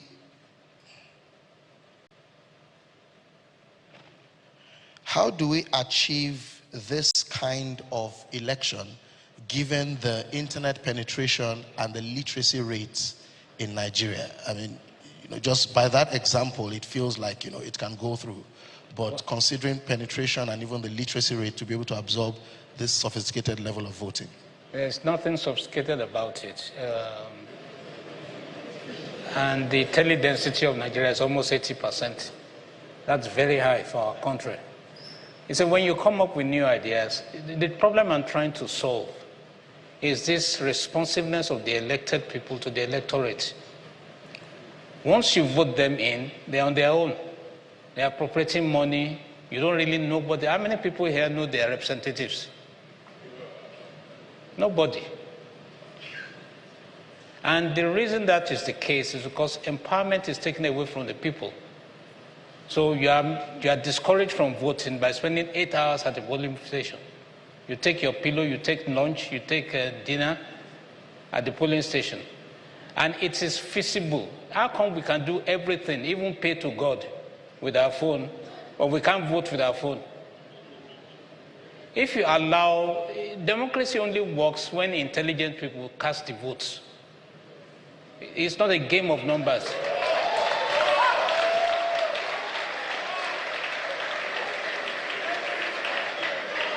True democracy is a game of intelligence numbers. Let me give you an example. There's a messenger in my office, in my company. His wife I won't mention the state. The wife of that messenger is a delegate at party conventions. She nominates who I'm going to vote for.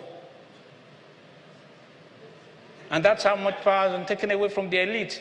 The youth organize NSAS. Why can't they push it through? Because if they don't push it through, my generation, who are mainly in their 60s or 70s, will continue as it is. And it's not working.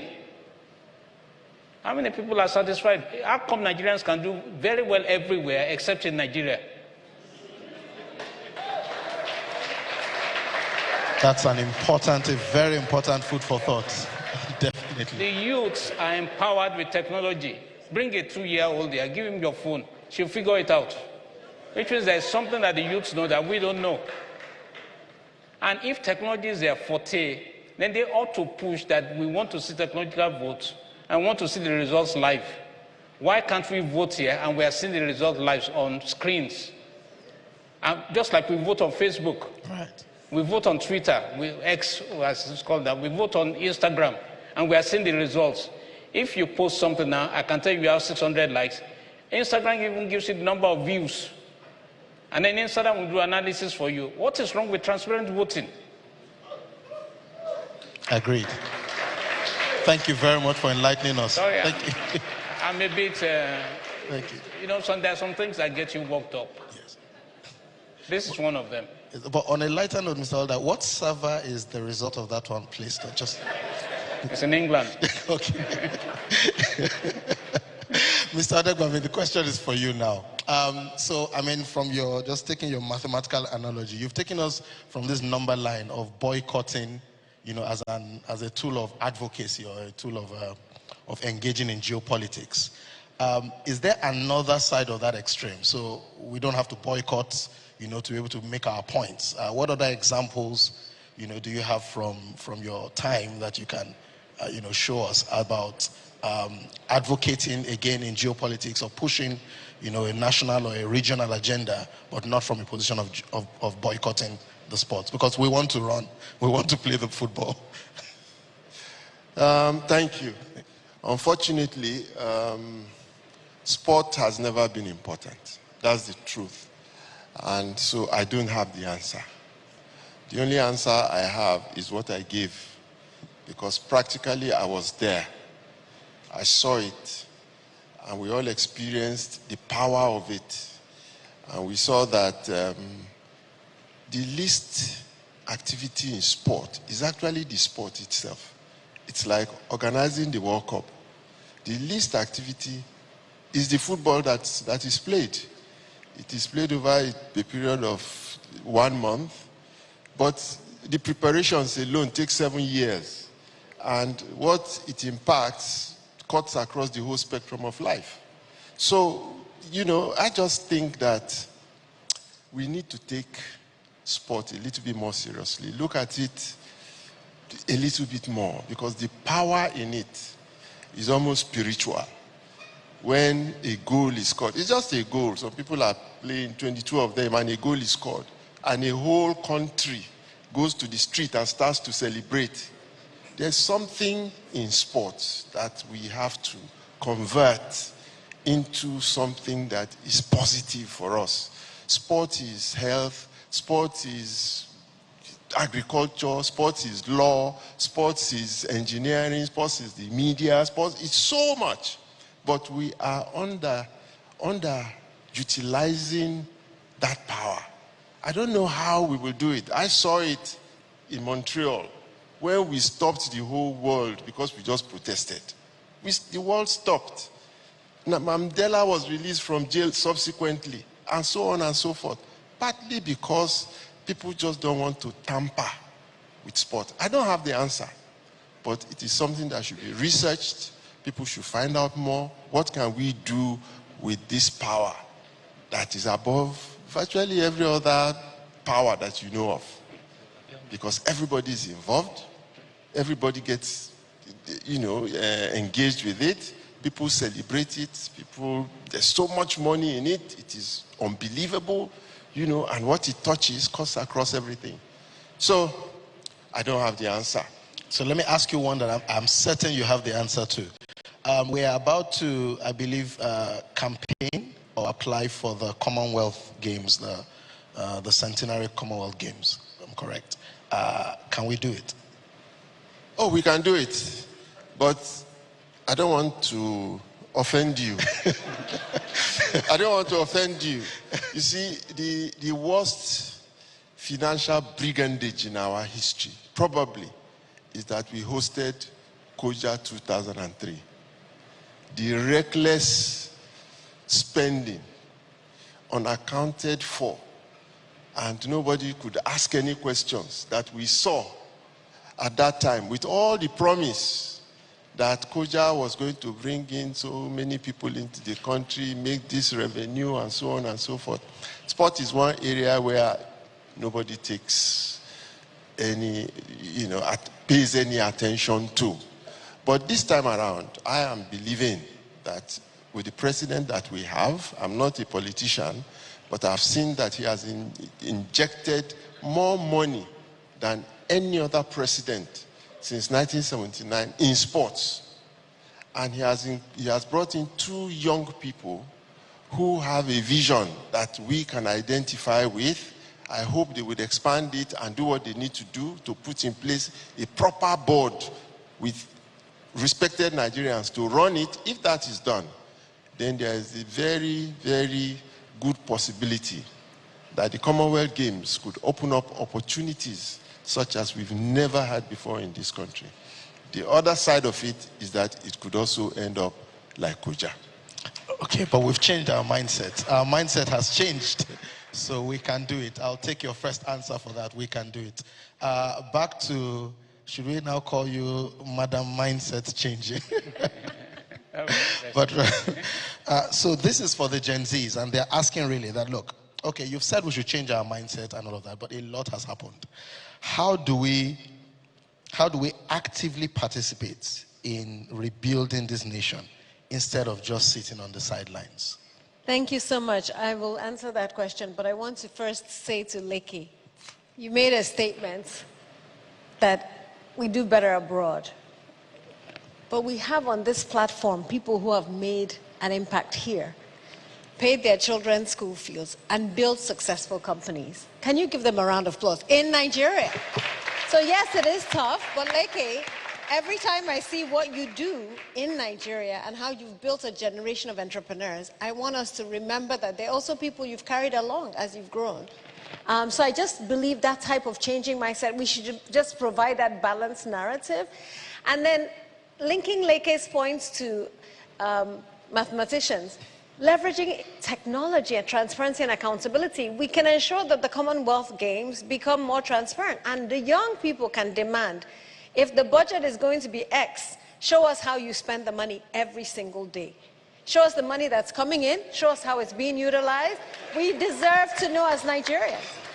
And I don't think that's too much to ask. So at the One campaign, we actually believe that your voices matter, right? And voices can change things. And we have incorporated a Diaspora Creative Council with athletes who have created impact, created wealth, and are bringing it back to their countries. And we see Africa MBA doing that. So there are examples on our continent of how we're generating wealth. Now, what can Gen Z do? First of all, please join One Campaign's movement, because we believe we have to change narratives. Become a One champion. Please go on our Instagram and Twitter. Sorry, I have to use this platform. One is a nonprofit, and we want your voices to count. Number two, please leverage the innovation and technology to hold governments accountable. I do not believe in sugarcoating the situation. We've heard the statistics from Dr. Kale. We've heard the history from all of us on the platform.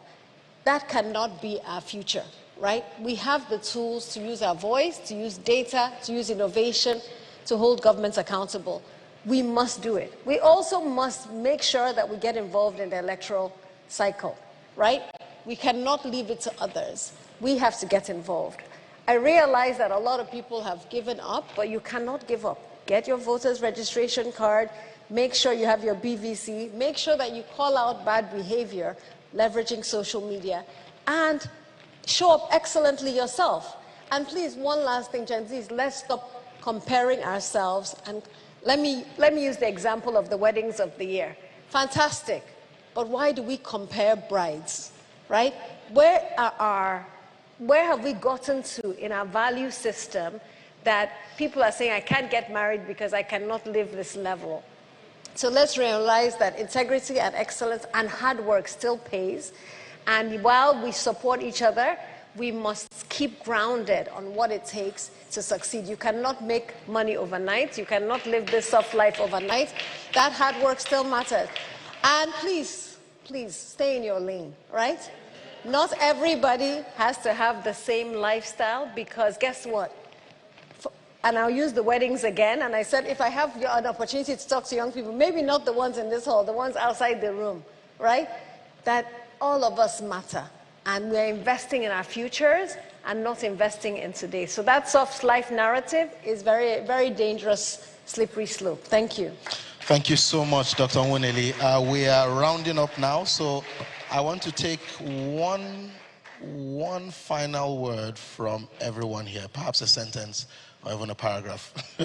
And it's to say, Nigeria at 65, what is your message to Nigerians in one final swoop? Mr. Alder.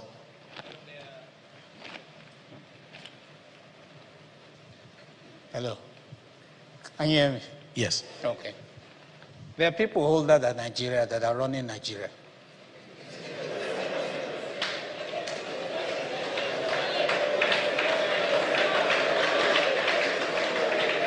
Their conception of nationhood is not the concept that you have.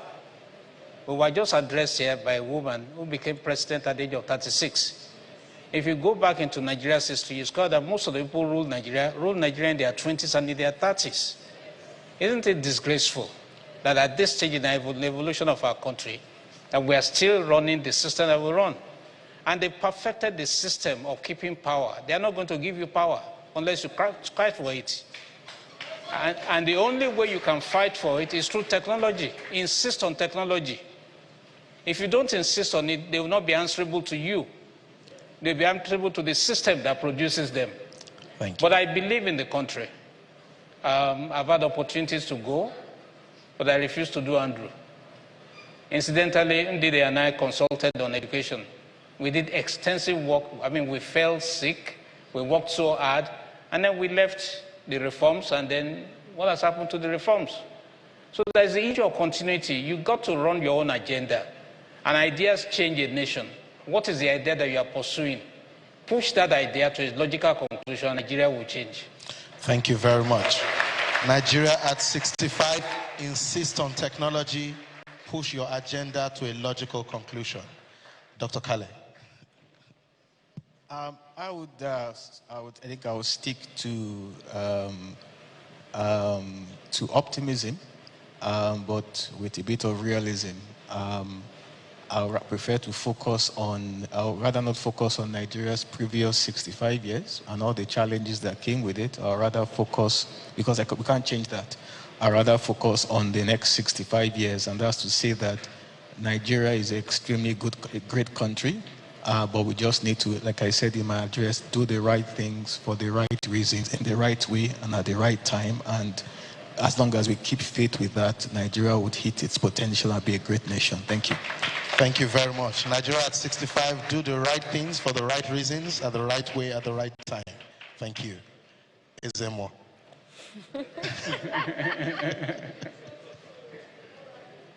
The odds are in our favor, is what I would say. All the countries that have developed over the last 50 years or so tend to share the same characteristics that we have. They have a large population, they have natural resources, they have a lot of diversity. And so you think about countries like China, India, Brazil, these are large countries that have very similar characteristics to the ones that Nigeria has. Like Yemi, I will not focus on the problems because we all know them. And that's why my presentation this morning focused on the solution. Our problem is not just because we are populous as a country. Our problem is not ethnicity. Our problem is not religion. Our problem is not even the fact that people older than Nigeria are ruling Nigeria. Our problem is that we have designed a system which would never work. And until we go and redesign that system, we're going to be in the same boat. But once we design that system, you can see the exponential growth that you've seen in many other countries, because we have the talent, we have the resources, we have the resilience as a people, and we have the swagger. Thank you very much. Nigeria at 65, we have the swagger. The mathematician. And the flex.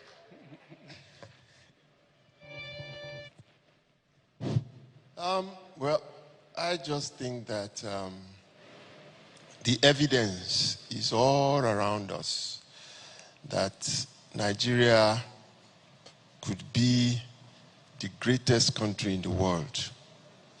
The evidence is all around us that the future belongs to Africa. And as the leading country in Africa, in virtually all spheres, we are just waiting to occupy our position. The Afrobeat musicians have demonstrated it from almost nowhere. They are now dominating the world. I urge all Nigerians to have belief that it can be done. Start now, because in the next couple of weeks, the Super Eagles of Nigeria are going to play two very difficult matches.